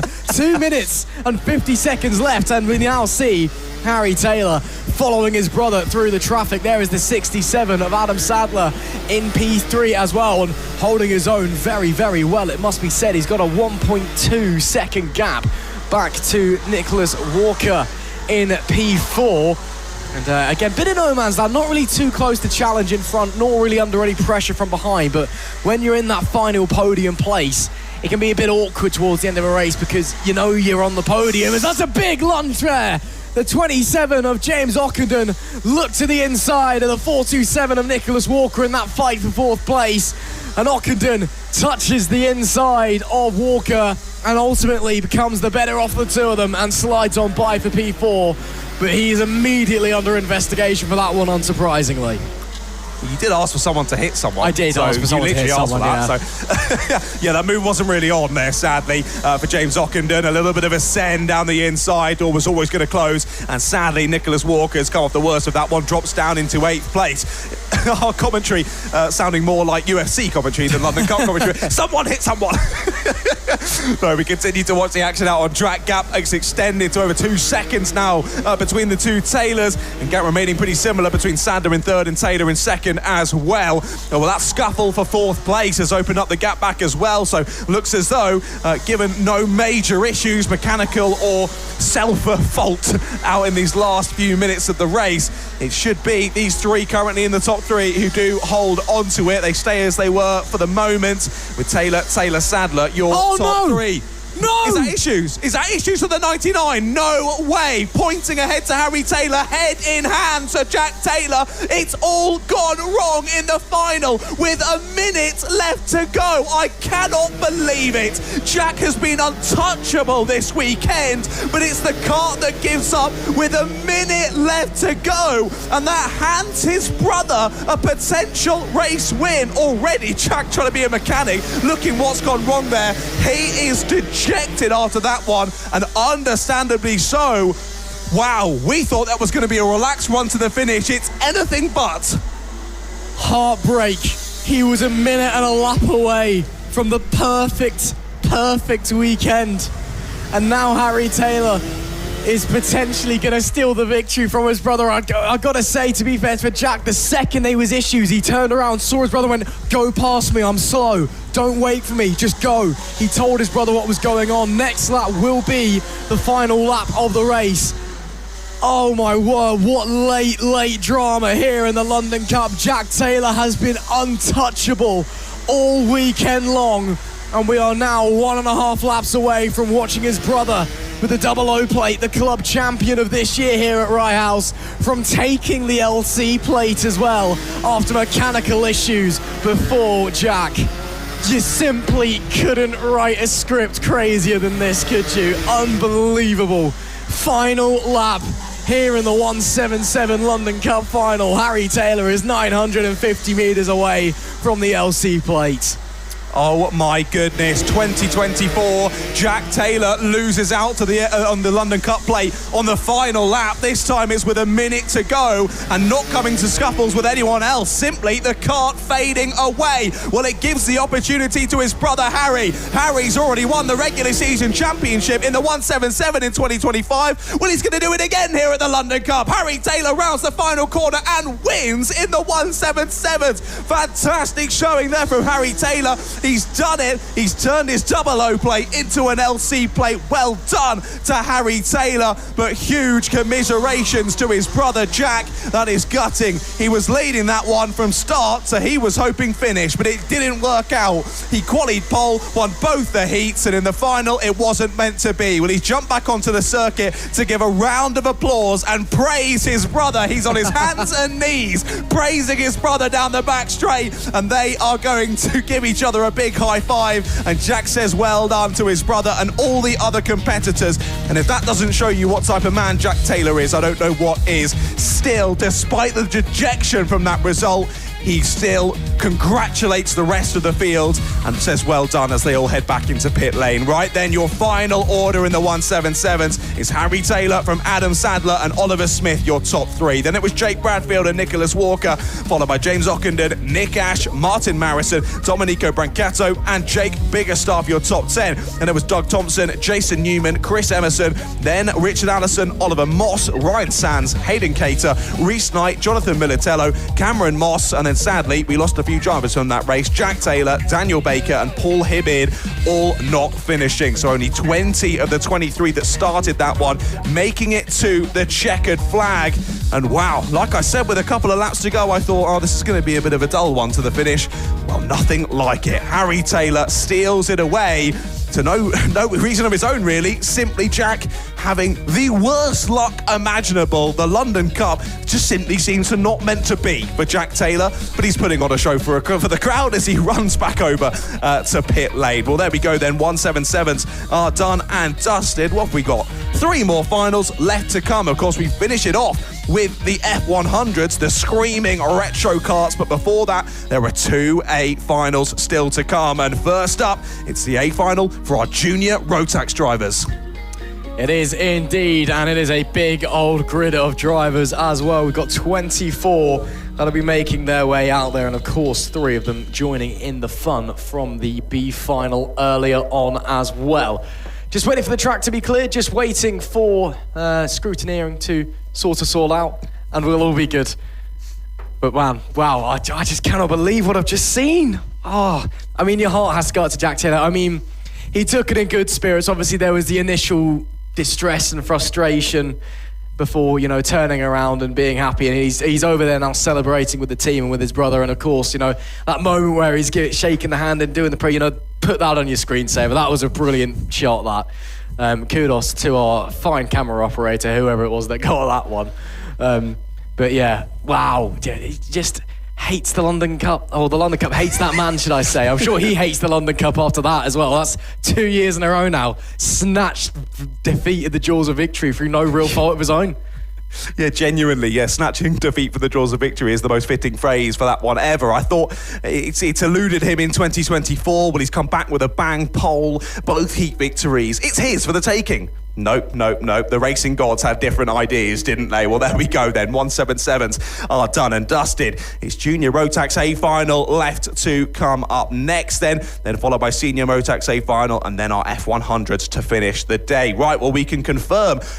Look, someone has had an issue for the top three in the B Final, because Freddie Wall finished 4th in the B Final. So our third place driver, I think, has had an issue in scrutineering. So it was Tigran Gregorian, Luigi Perlini, and Freddie Wall that have gone through into the A Final. Now, is there anyone? There you go, Radu Melian, disqualified. Your leader. That is one I've not seen before. You said when they were coming back to the pits that you thought their nose cone had fallen down. Well, what we've got written down here is disqualified for tampering with front fairing after the checkered flag. So clearly Radu knew that there was a bit of an issue, didn't want to lose it, and was trying to kick it out on the way back to scrutineering. Yeah, they found that one out, sadly for Radu, and he has ended his day there. He's won in the B Final, but at what cost? He doesn't get through to the A Final.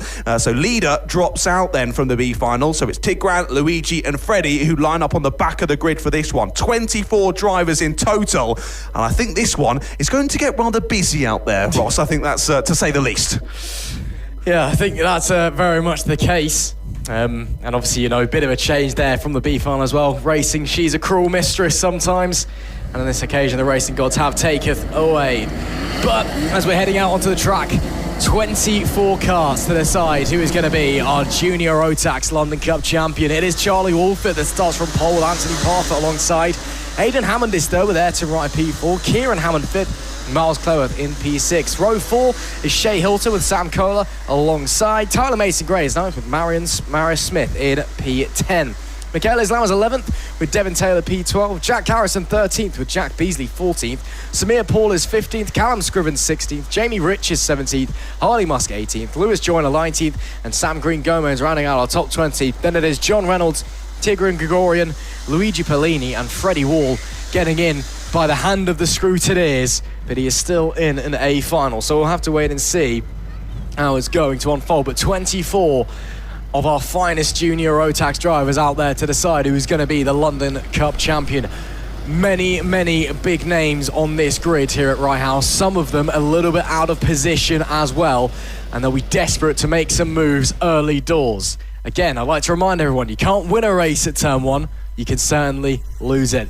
Right then, 8 minutes plus 1 lap. Here we go for the Junior Rotax London Cup Final. We are going green. On the run down into turn 1 we go. Good start there from Wolford. He'll have the lead, but there is contact with someone behind and somebody hard into the wall. That is the 251 of Aidan Hammond, who went away from P3. Someone else is round. Oh, and round goes the 169.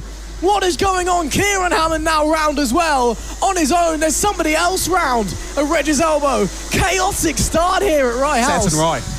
It's Ayrton Rye, yeah. Ayrton Rye's gone round as well. Goodness me, chaos here early doors. It is still Charlie Wolford that leads. There's a slippery flag being thrown, so I wonder if maybe there's been some fluid put down somewhere. What an interesting start to the race then. Yeah, like you say, slippery surface flag now through sector number 1. Is that going to catch any of our drivers out then as we head through onto lap number 2? It looks a little bit slidey on the exit of stadium, but otherwise all okay. All our drivers make it through. Well, lap 1 is Curse of the Hammonds. Both Hammonds dropping down the order from high up in this one. And absolutely gutting from Ayrton Rye, starting in 4th place, dropping all the way to the back of the order. That is absolutely gutting. What a shame for those drivers missing out on on the first lap of racing.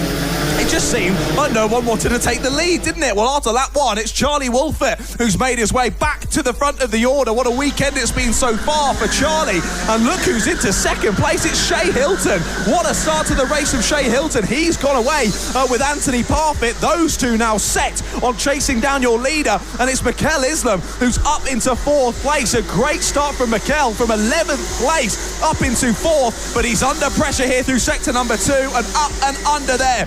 From Tyler Mason-Gray was that? Or was that Mario Smith? It was Mario Smith. Up into 4th place then, relegates Islam to 5th, and now Tyler Mason-Gray nipping at his heels as well. Yeah, getting aggressive out there. A lot of people who you think are a little bit out of position at the start of this one have made moves early doors and are up making places. Jack Beasley, fastest lap there, 36.149 for the 27 machine. Currently in P8. Oh, chaos once again. They got 3 drivers off coming through Reg's elbow. Then another one off. There's water being kicked up everywhere, and that looks like somebody is beached. And is that the number 3 of Sam Green Gomez? Yes, it is. And that could be his day done and dusted if he can't get that thing moving once again. Oh, what a crazy, crazy first 2.5 minutes of this it has been. Now Charlie Wolfett with the fastest lap, 36.138 for your race leader. He extends his gap up the front to 1.375. They continue to push round. Second place, Shea Hilton, Anthony Parfitt continuing to fight and going wheel to wheel into the second hairpin. Hilton holds on for the time being. Parfitt, though, desperate to get through. Side by side into pylon once again. The 888 will hold on. We've got another car into the wall. That is the 22. And Mikel Islam from 5th place, who's coming out of this first hairpin. It is absolute chaos here at Rye House. Oh, that's gutting for Mikel. It all goes wrong in the final, and he is out of the Junior Rotax final. That was such an interesting crash for Sam Green Gomez. A couple of them went off, and that just shows how sodden the grass still is. It was the slowest off I've seen. Then into the barrier, he just couldn't do anything about it. Was complaining as he was spinning around, and then lost it onto the grass. That was a big wallop. Jack Harrison off down at hairpin number 1. That was another driver into the back of him. It was Harley Musk who was behind him, but I didn't see who it was who went steam training into the rear bumper of Jack Harrison. He's not going to be very happy about that one as he drops all the way down to the back of that train. Right then, with just over 4 minutes left to go, still 2 seconds between your leader and second place. Wolfett still leading. Now Sam Green Gomez close next to them. He just about moves away. Oh, gets in the middle though, gets in between Anthony Parfitt, and Anthony Parfitt gesticulates furiously. Sam Green Gomez isn't letting him through. Oh my goodness, well this is really causing a bit of chaos then. Sam Green Gomez not allowing Parfitt through and continues to block him. Sam is a back marker here. He needs to allow him through. Well, this is the blessing that Shea Hilton needed. And finally, no, Gomez doesn't let him through. He cops back across again. Anthony Parfitt getting the up and under finally makes it through, but he's dropped at least a second, if not 2, to Shea Hilton. I feel as though Sam Green Gomez might have the book thrown at him after that one. Well, I will say incredible professionalism from Parfitt there to not throw up a 1 or 2 finger gesture on his way past, because that was rude from Green Gomez. And again, they'll be having a look at that one post-race, I'm sure, but it has held up the 47 in his battle to try and get up another step on the podium places. It gives Shea Hilton a little bit of breathing room up the front. The gap now, Wolfett 2.1 clear after all of this chaos. Then we see the 27 of Jack Beasley, who goes fastest lap of the race. Now Aidan Hammond goes fastest lap of the race. Yes, he is still in this race after the early chaos. Currently down in P10, goes 35.822 does Aidan Hammond. So the 251, even after being caught up in incidents, still feeling fast is that machinery. As we got some drivers all smashing into each other down at the second hairpin. There is your race leader, Wolfett. Is loving life at the front right now. No issues for the number 6 whatsoever, and it extends the gap further. 2.4 it is now for the number 6. He's got a very comfortable lead with 2 minutes and 20 seconds left. Yeah, it was that group with Aidan Hammond in it that was getting all scrappy there down at hairpin 2 on the last lap. A lot of contact between Muscola, Hammond and Taylor. Taylor, the one losing out for it though, drops down to 11th place. A little update on a couple of the drivers from the B final. Tigran Gregorian up to 13th place. Freddie Wall up to 14th. And Luigi Perlini in 18th place at the moment. So all making moves through the pack and all getting up the order, doing a great job to get up from the B final. Well, after that bit of time lost for Anthony Parfitt, courtesy of Sangrin Gomez, he's immediately made it back up and he's straight back on to the rear bumper of Shea Hilton. I think really these two can accept here that the leader is off. Okay, Wolfit's only about a corner or so ahead. It's still only 2.5 seconds, but really you need a mechanical or a big mistake here for Charlie Wolfit to lose out on this race lead. But either way, we've just seen Jack Taylor lose it with a minute to go, so I'm not going to say anything just yet. But either way, I think Hilton and Parfitt are going to accept that they are battling for second place here, and let's see how defensive Hilton can be. He just about chops across there down into Stadium Bend, and for now anyway, just about to second place. Getting aggressive between this pair as somebody's off the road. That is the 18 of Sam Kohler from P9 who's gone off. That's coming down. There's somebody else there as well actually that he's hit. That's coming through on the exit of pylon. I can't quite identify who the other driver is. It may have been Harley Musk. It is Harley Musk, I believe, on the 2-2-1 as they come through. You can see them there just out of the way as this battle for second place continues to rage onwards as they push their way through Paddock Bend, now down the straight, now to Stadium Bend. This time the 47 does not try anything. Happy to stay where he is, stay in the tracks, stay following the 888 of Shea Hilton. Maybe a change of tactic, put some pressure on as they've got traffic in front and they'll almost go bumper to bumper, nose to tail here. Now the inside, now contact as well. Hilton and the 47 of Parfitt banging wheels on the back straight. And Parfitt just cannot find a way through at all. It'll be 2 laps left to go when these guys cross the line. Charlie Wolfit has got a 4-second lead, looking to the inside with a big lunge goes Parfitt, but he still can't find anything. Hilton is absolutely imperious in his defense right now. Doing a great job for the moment, isn't he? Anthony's doing everything he can to find a way through, but it's not quite working out. He's loved this up and under out of hairpin 2. He's always been alongside, but there's always then been a yellow flag out through pylon. There isn't this time, and he has to back out around the outside. Can't get enough of an overlap and sits in behind then as we head on to the final lap of proceedings. Out of the final corner comes your race leader. Charlie Wolfit will lead us on to the last lap of proceedings here in the Junior Rotax Final. Sadly, Aidan Hammond in 8th place has just got a mechanical flag as here's the move. Up the inside goes Anthony Parfitt. They're side by side on the exit. Somehow Shea Hilton stays on the inside. Can he cover him off? No. They're side by side into the braking zone and Hilton gets him straight back. Awesome racing between these two and only a couple more opportunities for Parfitt to find a way back past. This is so close between these two. And up ahead, Charlie Wolfit is heading through the last sector now. He's untouchable. Out of the final corner comes Charlie Wolfit to win the Junior Rotax Final. And who is going to come through in second place? Shea Hilton will hold on to it across the line. Hilton finishes second and Parfitt in third, but Charlie Wolfit never in doubt. A 5.5 second gap across the line for Charlie Wolfit. He wins in incredible fashion in the Junior Rotax Final. He's been awesome all weekend, and that's been delivered here with a win in the final. Massive well done to the number 6, and he celebrates as he goes past his adoring fans there.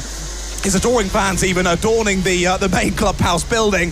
And wow, what a race there in Junior Rotax. What a battle for second place between Hilton and Parfitt. And what incredible defence from Shea Hilton to hold on. I mean, Hilton, what a great job to get up into second in the first place. Yes, there was chaos, of course, but did brilliantly in himself and Parfitt. Oh, they should both be proud of themselves because what a battle that was. Just simply gorgeous to watch it unfolding out on the racetrack. And it was just aggressive enough to keep you enticed, but it wasn't silly. There was the occasional nudge. There was that attempt from him, Parfitt, to move Hilton out of the way through Stadium Bend on the final lap, which Hilton amazingly countered by going back up the inside with a little knock for good measure as well. But the man of the moment, it is the number 6 of Charlie Wolfit, who absolutely dominates the Junior Rotax Final to make himself London Cup champion in 2025 and get his hands on that LC plate for the next year at least. What a race that was, and we've still got 2 more left to come as well today. We've still got our senior Rotax final and the F100s. That's the 5th dog of the day. Thank you very much. I'm going to find my pen to put a tally mark down. Because that is 5 different dogs we have seen across the day, and these are the kind of things that we get up to in the commentary box here at the London Cup. But what a day of racing it has still been, and still 2 finals left to go as well. We've got the seniors and the F100 retros going out, and it is set to be a brilliant way to wrap up 2025. Good to see everyone still having fun down there as well. I saw some of the RCE drivers playing a bit of hide and seek as they chase each other around, enjoying the afternoon's action here from Rye House. Let's run you through the full order then from the Junior Rotax final. Charlie Wolfett from Shea Hilton and Anthony Parfitt, your top 3. They were followed by Jack Beasley. What a final from Jack Beasley, up 10 places there to 4th. Mario Smith in 5th, and Samir Paul, Callum Scrivens, Aidan Hammond, Miles Cleworth and Devon Taylor, your top 10. Aidan Hammond did get a mechanical flag though in that one, so he will be dropped out of the order there, and everyone will be bumped up a position. Tigran Gregorian then up into the top 10 from the B final. Amazing stuff from Tigran Gregorian, followed by Freddie Wall again from the B final. Fair play to Freddie. He gifted the opportunity there and he grabbed it with both hands. Lewis Joyner just behind them, then Jack Harrison, Ayrton Rye. Well done to Ayrton, was at the back of the pack facing the wrong way after lap 1, ended up in 14th place. Behind him, Luigi Perlini, Harley Muss, Sam Green Gomez, Sam Kohler, then John Reynolds, Mikel Islam, Tyler Mason-Gray, Kieran Hammond and Jamie Riches. A lot of drivers not making it to the finish there. From 19th backwards. So, what was that? 6 drivers not making it to the finish in the Junior Rotax final. A lot of off-track moments in that one as well. A lot of drivers, I was going to say flirting with the grass, but not really flirting. They were all over it. A couple of drivers in the wall at times as well. My goodness, there was a lot to keep us on our toes. But like you said, Ross, still 2 more finals left to come, ladies and gentlemen. And up next, the Senior Rotax final. Well, the juniors rather exciting, but a dominant finish for Charlie Wolfett. I wonder, will we see the same again in seniors? Of course, Aidan Large has been absolutely dominant in seniors. A possible 150 points, well, he's got all of them so far this weekend. Pole, 2 heat wins. He'll be hoping for a nice relaxed one and just to drive away with it in this one, but we'll see whether Mamalok or 2 Thompson or any of the drivers in behind have anything to say about that. Yeah, well, he'll just be looking for a nice, relaxing Sunday afternoon cruise around here at this wonderful Rye House circuit, where at the end of the day, he can just come home and pick up the London Cup. But unfortunately, I don't think that's going to be the case. I mean, Auto, we know, has been so fast across this year and this weekend. Mamalok has been rapid this weekend. The likes of Ryan Welsh, Kyan Dunford, a little bit further down, but you cannot count them out at all. There are a lot of very, very strong drivers on this grid. Unsurprisingly, it's the Senior Rotax final. But a lot of drivers here, which you look at them, and even if, they're 14th, 15th, whatever, you look and go, yeah, I could see that. I could see that happening if things go their way. So we'll have to wait and see. Just waiting for a last few bits of cleanup after that chaotic junior race before the track is cleared. And then we will get our 24 karts out onto the grid. Of course, cast your mind back a little while ago into the B final, where it was Mark Sayers, Bailey Waters and Alexander Campbell, your top 3. And as a result, they have qualified for the A final. They'll be starting 22nd, 23rd and 24th respectively. As you can see, coats are now well and truly on in the paddock. It's getting chilly. The sun's beginning to go down. And it is November again. There was that weird yellow thing in the sky earlier, and no one knew what it was and no one liked it. But it's still there, but it's just colder now, shall we say. But still, 8 minutes and 1 lap of this 950-metre circuit, as has been the case for all of our finals. Rolling start. And then we will be crowning a new London Cup champion in 2025 in the Senior Rotax. Or necessarily not new, because Kyle Dunford, starting P8, is the only driver here this weekend that this year can actively defend his London Cup title. Of course, we've had many drivers who are champions from last year here this year. It's just he's the only one that's actually still participating in the class that he won it in. So that's why he has the LC plate on his kart. Let's see if he can follow that up, make it 2 on the bounce, starting from P8. We'll have to wait and see. As you said, though, Aidan Large, everyone we've said on the cusp of a perfect weekend has now not had the perfect weekend so far, John, but he is on the cusp of the perfect weekend. Not that you want to commentators curse him or anything, no, of course not.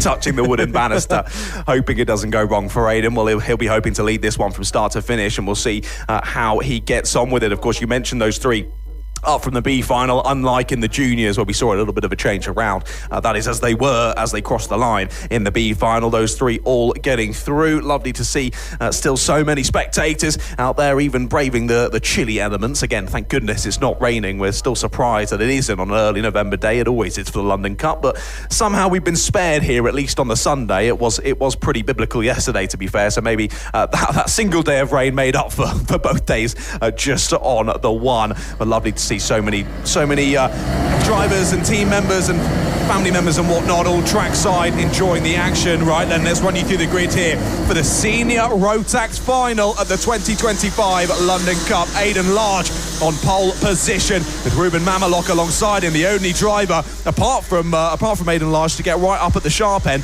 I wanted to say Mamalok won the race, but I think actually that changed late on, didn't it? So Mamalok starting alongside him on the front row. Ollie Ortu and Alfie Thompson on row 2 with Taylor Bellini and Ethan Martin on row 3. Ryan Welsh and Kyle Dunford there on row 4, followed by Freddie Leppenwell and Jugas Pravilionis on row 5. They round out the top 10. Then it's Kaya Segmanta and Rex Ashley on row 6.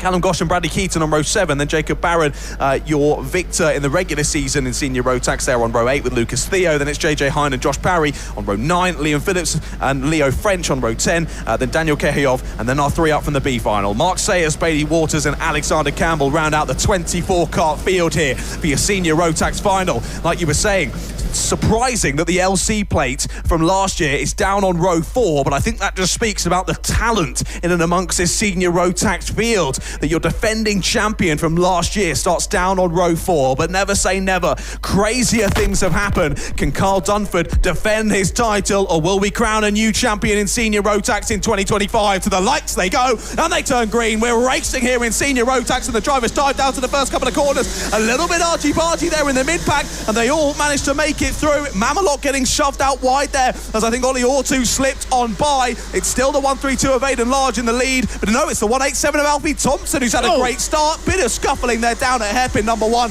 They all managed to come out of it facing in the right direction, but I think we might have reshuffled the order somewhat. So to be fair, as first lap goes in senior Rotax, it's gone pretty well there. They all continue through into sector number 3 then. But what a start from Alfie Thompson. 4th on the grid. We saw how fantastic he was in Heat 2, and he's trying to replicate that here in the final.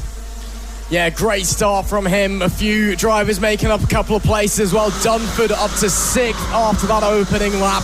But Alfie Thompson, the man of the moment and the man on a mission, because he's challenging for the lead. Aidan Large under huge pressure from Alfie Thompson, who goes up the inside.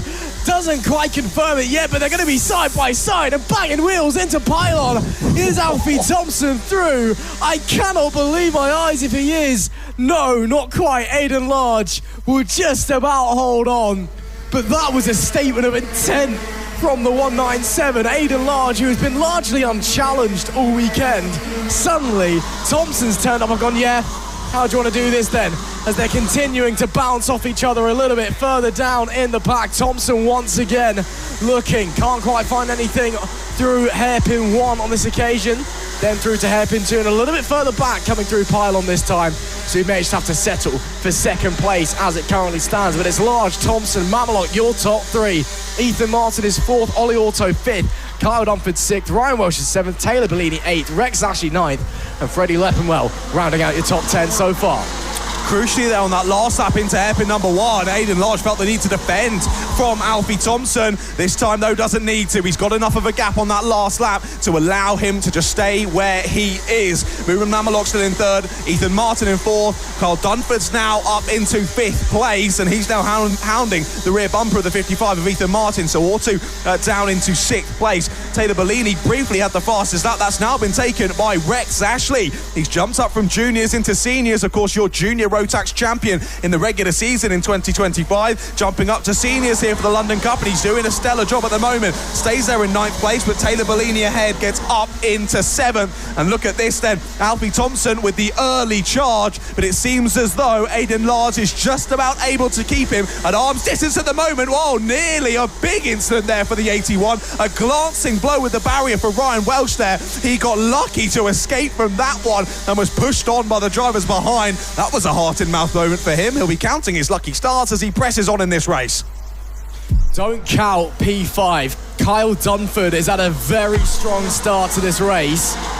and now is looking to maybe move up into the podium position. So we'll keep your eyes. We'll keep our eyes on the former London Cup champion. Aidan Large still leads out the front. There is Mamelok holding off from Ethan Martin and Kyle Dunford. P4 and P5 fighting for the final podium places. As the front two, they haven't broken away, but you can see they're just starting to extend that gap ever so slightly. Thompson isn't quite ready to be fighting Large just yet. He did set the fastest lap last time, goes even faster again, but it's by 0.03 of a second quicker than Aidan Large went on the last lap. So they're both pushing each other right to the very limit here in the senior Rotax final of the 2025 London Cup. It's anyone's guess who's going to be on top. Will it be Large? Will it be Thompson? Will it maybe be Mamelok, Martin or Dunford? Maybe somebody else. Ollie Auto's gone down to 7th. He's had a rotten couple of laps, but we know just how quick he can be when he turns it on. 4 minutes left to go, plus 1 lap here. It is still Aidan Large that leads. Can Alfie Thompson keep on piling that pressure on? Indeed. Well, we saw Alfie Thompson, how good he was defending in the second heat.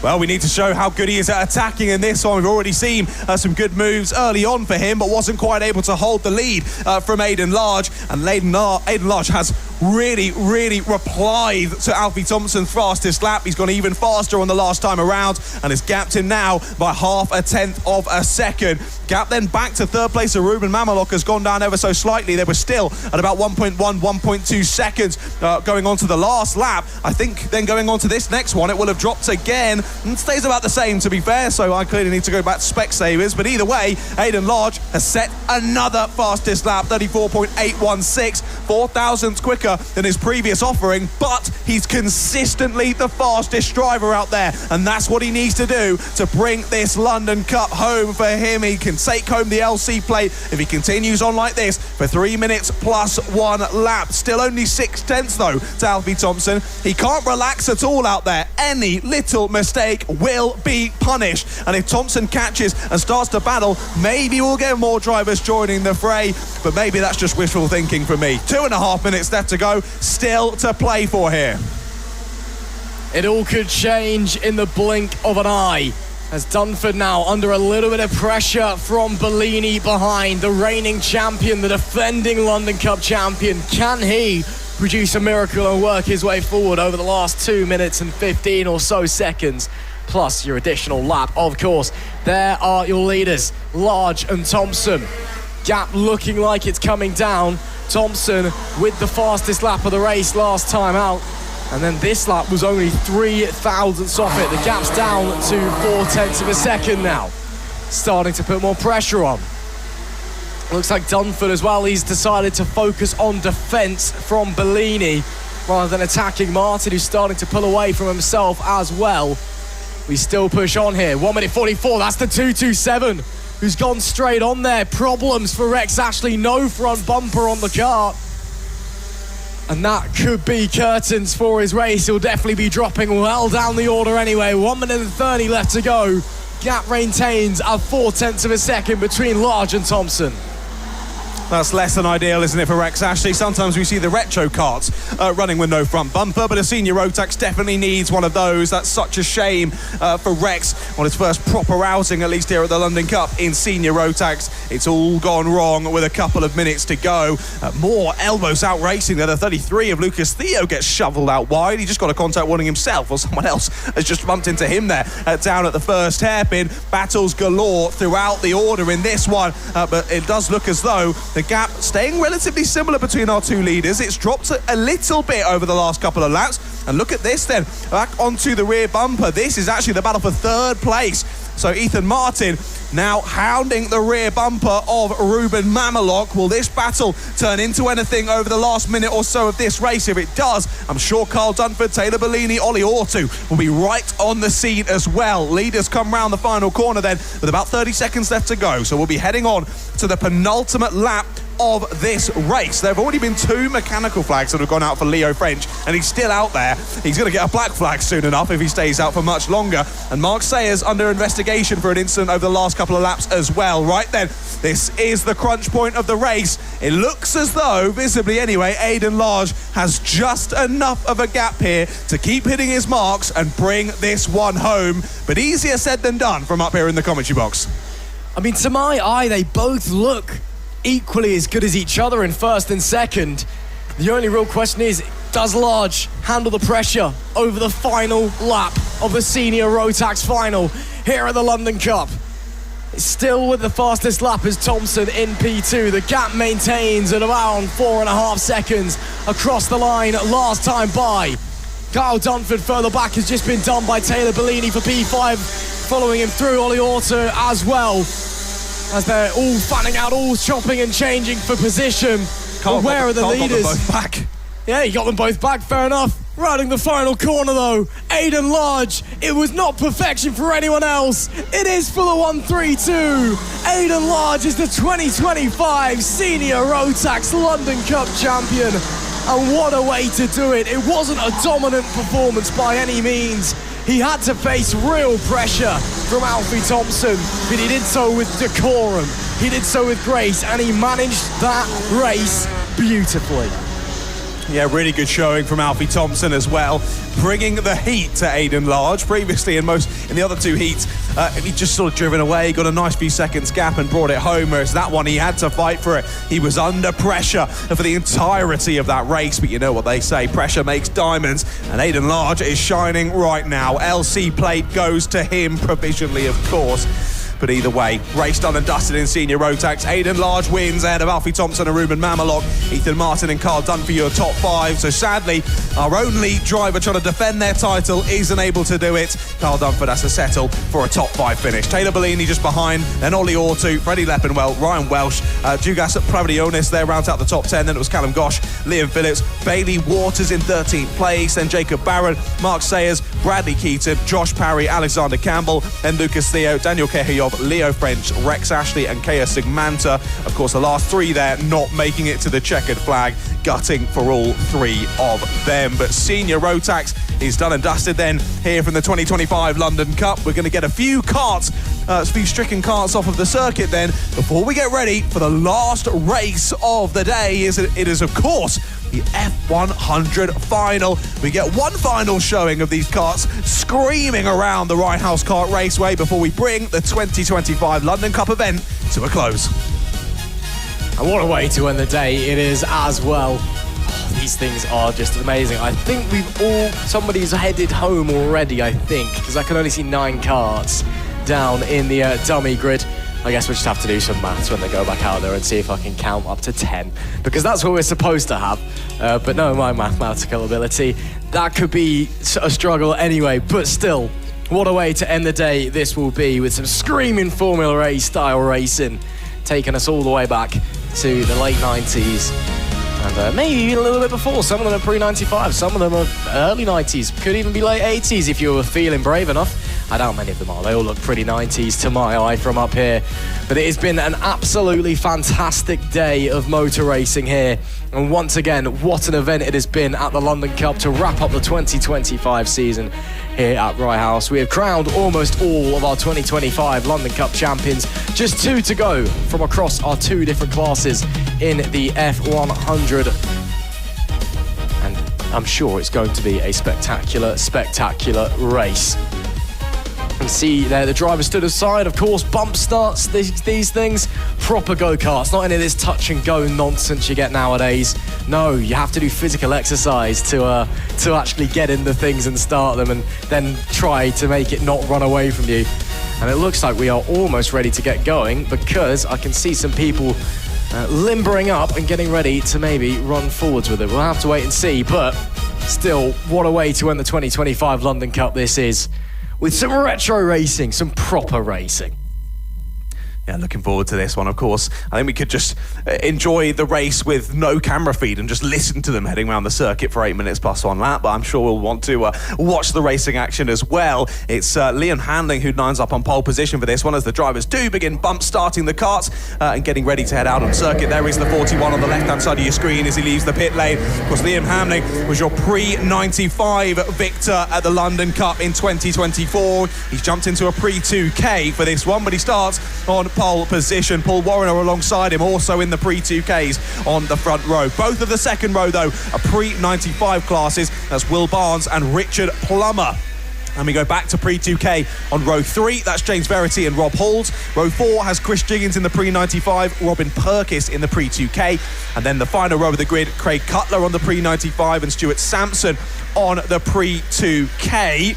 I can see both of those. I'm trying to work out if your maths was correct as we were getting ready to go. What's that? 2, 4, 6, 8, 10. I think we've got all of them. I was wrong. I think we've got all of them. Round the final corner they come. There's no way we're going to get this one started there. We'll continue on round again for another warm-up lap as the rest of the drivers try to follow in behind. Understandably so. Usually we'd be like, come on, drivers, what's going on? We need to get in grid order. But honestly, for these guys, you don't want them to oil up and then we end up losing them from the race. So honestly, crack on at the speed that you like, and hopefully the rest of the drivers can chase them down ready for the start then. Well then, what a weekend of action it has been here for the 2025 Rye House London Cup. I hope you've all thoroughly enjoyed it, whether you're here at the circuit or watching from home. This is the spectacle to finish it all off here from an early November weekend of racing here from Rye House. The F100s are going to sing us out, and what a way to end this awesome, awesome weekend. For the final time, it'll be 8 minutes plus one lap. And hopefully we're able to get going this time as well. They are a little bit staggered as they're coming through the S's. But now we look okay. It'll be all eyes over to the red lights as they come round the final corner. And we are green for the final time at the London Cup. And what a start that is for Paul Warren at the 27. Launched it away at the line there. Liam Handling just looked like he didn't really go. Problems maybe there for the 11 of Robin Perkins. Looks like it was really slow coming out of Stadium Bend, but I think he'll get away with it. Handling drops backwards again. He's been overtaken by Richard Plummer, the 107 up to second place overall. Plummer as well in a pre-95, so he leads in class as they make their way through pylon into Complex Novell for the first time. Kart still warming up, tyres not up to temp, engines not up to temp, they're not quite yet at full chat as through goes Handling back up into second place. Not quite, yes, now it is. It looked for a moment like Plummer was going to hold it around the outside. Warrener though trying to bolt away at the front, but still a long way to go. 7 minutes and 10 seconds left. Yeah, Robert Perkis just struggled with speed, didn't he, on that first lap of racing, and looks as though engine is up to full speed now, though, and he's pressing on, but he is under a bit of pressure here from James Verity. Verity looking down the inside into pylon. A little bit of an aggressive move that would have been. He backs out of it, I think understandably so. Here's the battle for the lead, though, as they come across the line. It's Warrener versus Handling. Handling to the inside line. Just about enough room given for Handling. They go toe-to-toe round the corner. A bit of contact on the exit, but all fair in love and war. And defending down into hairpin one goes Paul Warrener. He's under so much pressure from the pre-95 champion from the 2024 London Cup. He's trying to become the pre-2K champion in 2025. He goes a little bit wide there through hairpin number 2 as there's yellow flags out down through pylon. I think maybe that's just for a bit of a barrier repair through there, as I can't see anyone stop down there. But I won't go too into detail with that, as I can't tell why. Yellow flags are still out anyway, so something to be sorted down there. They stay as they were, the top two. But look at that cheeky move to the inside from Handling. He's got it. Late move up the inside there through Stadium, and Liam Handling gets back to the front of the order. What a beautiful move from him, as there's more shenanigans going on behind. A move down the inside. That was from the 75 of Chris Jiggins. Moves ahead into 6th place through on Robert Perkins. So Perkins down a place then to P7 as we continue to press on through this race. Right then, almost 2.5 minutes completed of this race, and Liam Handling makes his way back to the front of the order after losing out on that race start. He finds himself back in the lead. Yeah, big shake of the head there from Richard Plummer, the 107 as he was coming out of Paddock Bend. You'll be seeing the drivers, if you're not familiar with older karting, you'll be seeing them putting a hand over the engine, over the carburetor as they come onto this race. They're choking the engine. And what it does is it restricts the airflow through the carb, which puts more fuel in the engine, which prevents the engine seizing, because obviously it's a two-stroke, so it's pumping oil in as well.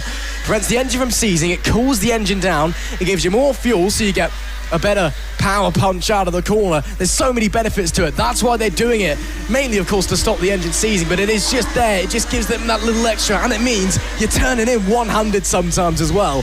But that's why they're taking the hand off the wheel. Issue! Hamlin goes slow. What's happened here? He's dropped down to second.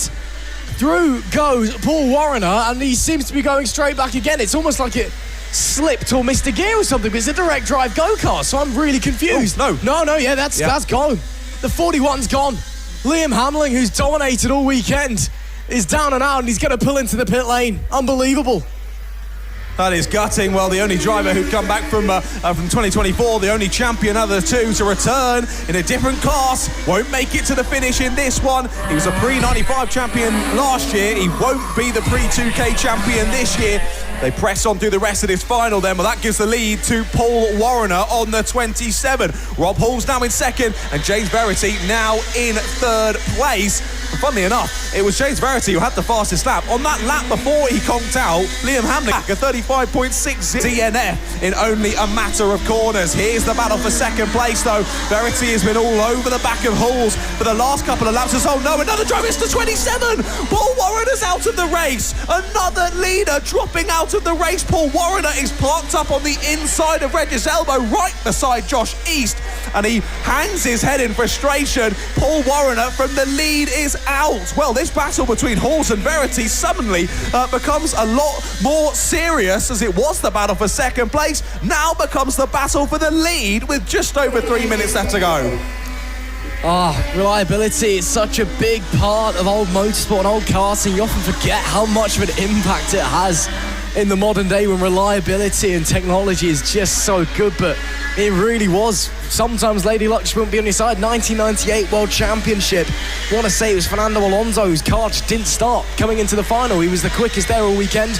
Car didn't start before the final. Same thing happened to Anthony Davidson at the final round of the 96 European Championship, I want to say as well.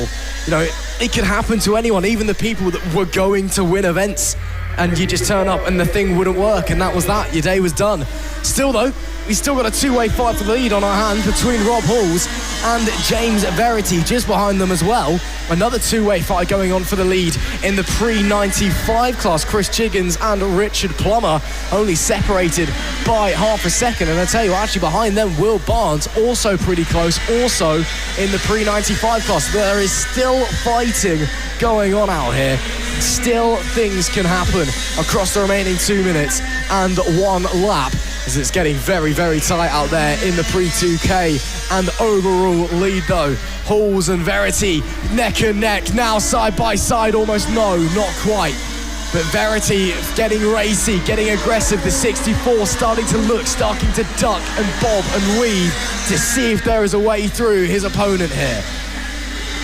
Well, don't question whether Bro has retro wheel knowledge, because he does. That was some great knowledge. I'm thoroughly interested by that. Thank you for that, mate. Anytime. When we look back to the on-track action, and like you say, still nose to tail between these two out front, and the three in behind battling over the pre-95 victory. They're close to each other, but they need some mistakes or mechanical failures to close them up, really. As a mechanical flag for Richard Plummer. Second place in that battle in the pre-95s. He's got a mechanical flag. Even though that kart's still circulating around the circuit, he will have to go back to pit lane, and he moves out of the way of Will Barnes, allows him through. But the 107, another kart to fall by the wayside. Here might be the move for the lead, though. Tries the up and under, will get squeezed all the way to the contact. How did he hold that one? James Verity, my goodness. Someone get that man a new pair of pants. Talk about a scary moment. That's quite a bumpy curb there coming into pylon as well. It's very narrow. It's a bumpy part of the racetrack anyway, and then you're going sideways. That wall comes at you very fast when you're not facing in the right direction. So James Verity, well done for holding on to that sunshine. And he's still fighting for the race win as well. We've got 25 seconds left on the clock. we should, the keyword should, be getting in an extra lap. So next lap should be the penultimate lap of the race as they head back through pylon. Gives Verity that little bit more time to continue piling the pressure onto Rob Halls, who, it must be said, is doing an excellent job at keeping his opponent at bay. This is now the penultimate lap of the race as the clock hits 0 now. Next lap will be final lap to decide who are London Cup champions in the F100 pre-2K and pre-95 classes will be. Can Rob Halls on the number 19 hold on, or will Verity finally force his way through? Thought we were going to see the same again there from Verity, trying the up and under on the exit. That would have scared me enough to never try that move again, but he's a braver man than I, is James Verity, and he's still hounding the rear bumper of Rob Halls then. Rob Halls has been fantastic in his defence so far in this race, and we're on to the last 950 metres of racing here at the 2025 Rye House London Cup. Can Rob Halls hold on to this one ahead of James Verity and take home the 2025 London Cup F100 pre-2K victory? They continue on out of hairpin number 2. Verity just doesn't seem to have an answer as they head down through into pylon. It's still Chris Jiggins leading the way in the pre-95. Will Barnes just not quite able to close the gap. Here come our 2 leaders into the final corner. Then it'll be a run down to the exit and a run to the line for Rob Halls. He's got it home. Rob Halls wins in pre-2K ahead of James Verity. And there comes Chris Jiggins, 3rd place overall, and your victor in pre-95. What a way to end the day. Some awesome screaming karts, and lovely to see a handshake between your 2 winners there of Rob Halls and James Verity. A good battle between those 2, but Rob Halls comes out victorious. Well, as the sun sets here in Hoddesdon, what a way to end such a great weekend. That was such a brilliant race. We had it all. We had drama, we had chaos, we had reliability trouble, we had tension, and a brilliant fight between Halls and Verity. Halls, wow. But it wasn't a defensive effort because he didn't do much defending. He just absorbed all of the pressure that Verity was putting on him. Didn't even bat an eyelid, which is like, yeah, okay, fair enough. Just, fighting for the London Cup and all that. Unbelievable. It is the 19 that is your London Cup champion in pre-2K. Chris Jiggins, 3rd overall, is your pre-95 champion. He's followed by Will Barnes in 4th, and in 2nd and 3rd place was 7th place Richard Plummer, who did finish 3 laps down, so I'm not sure if he actually got classified. And then in the pre-2K class, 3rd overall was Robin Perkis in 5th, and then Stuart Sampson in P6 was 4th. And then, unfortunately, we lost Craig Cutler, Ian Hamling, Paul Warrener, and Richard Plummer, I believe, may have been classified, but I'm not sure, because he dropped out fairly close to the end of that race due to a meatball mechanical flag. But that is it. That's it. The London Cup 2025 is done. And man, oh man, what a weekend of racing it has been. Been awesome, mate. So awesome. The 2024 event was so fantastic, and this one I think even better. The racing that we've been treated to has been amazing. If you're here trackside, I hope you thoroughly enjoyed it, and I hope you have a lovely travel home. And of course, everyone watching on the live stream as well, thank you for joining us. The coverage here provided by Motorsport Media, a stellar job from all the camera ops and everyone involved with making this production happen for you at home. My name is John Ratcliffe. It's been amazing to be here yet again for the London Cup, and I already can't wait for 2026. A massive well done to all of the victors in all of the classes, and of course don't forget, even if you weren't victorious in your class, make sure you head over to the main clubhouse building for the podium presentation a little bit later on. I'll say goodbye. What an amazing event, but I'll hand it back over to you, sir. Thank you, John. As always, been a pleasure having you alongside us. I'll let you go and sort yourselves out, but that is it for the 2025 London Cup here at Rye House. What an event it has been. What an amazing day of racing and an amazing weekend as well. From John Ratcliffe and myself, Ross McIntyre, it has been a pleasure. We'll see you in 2026.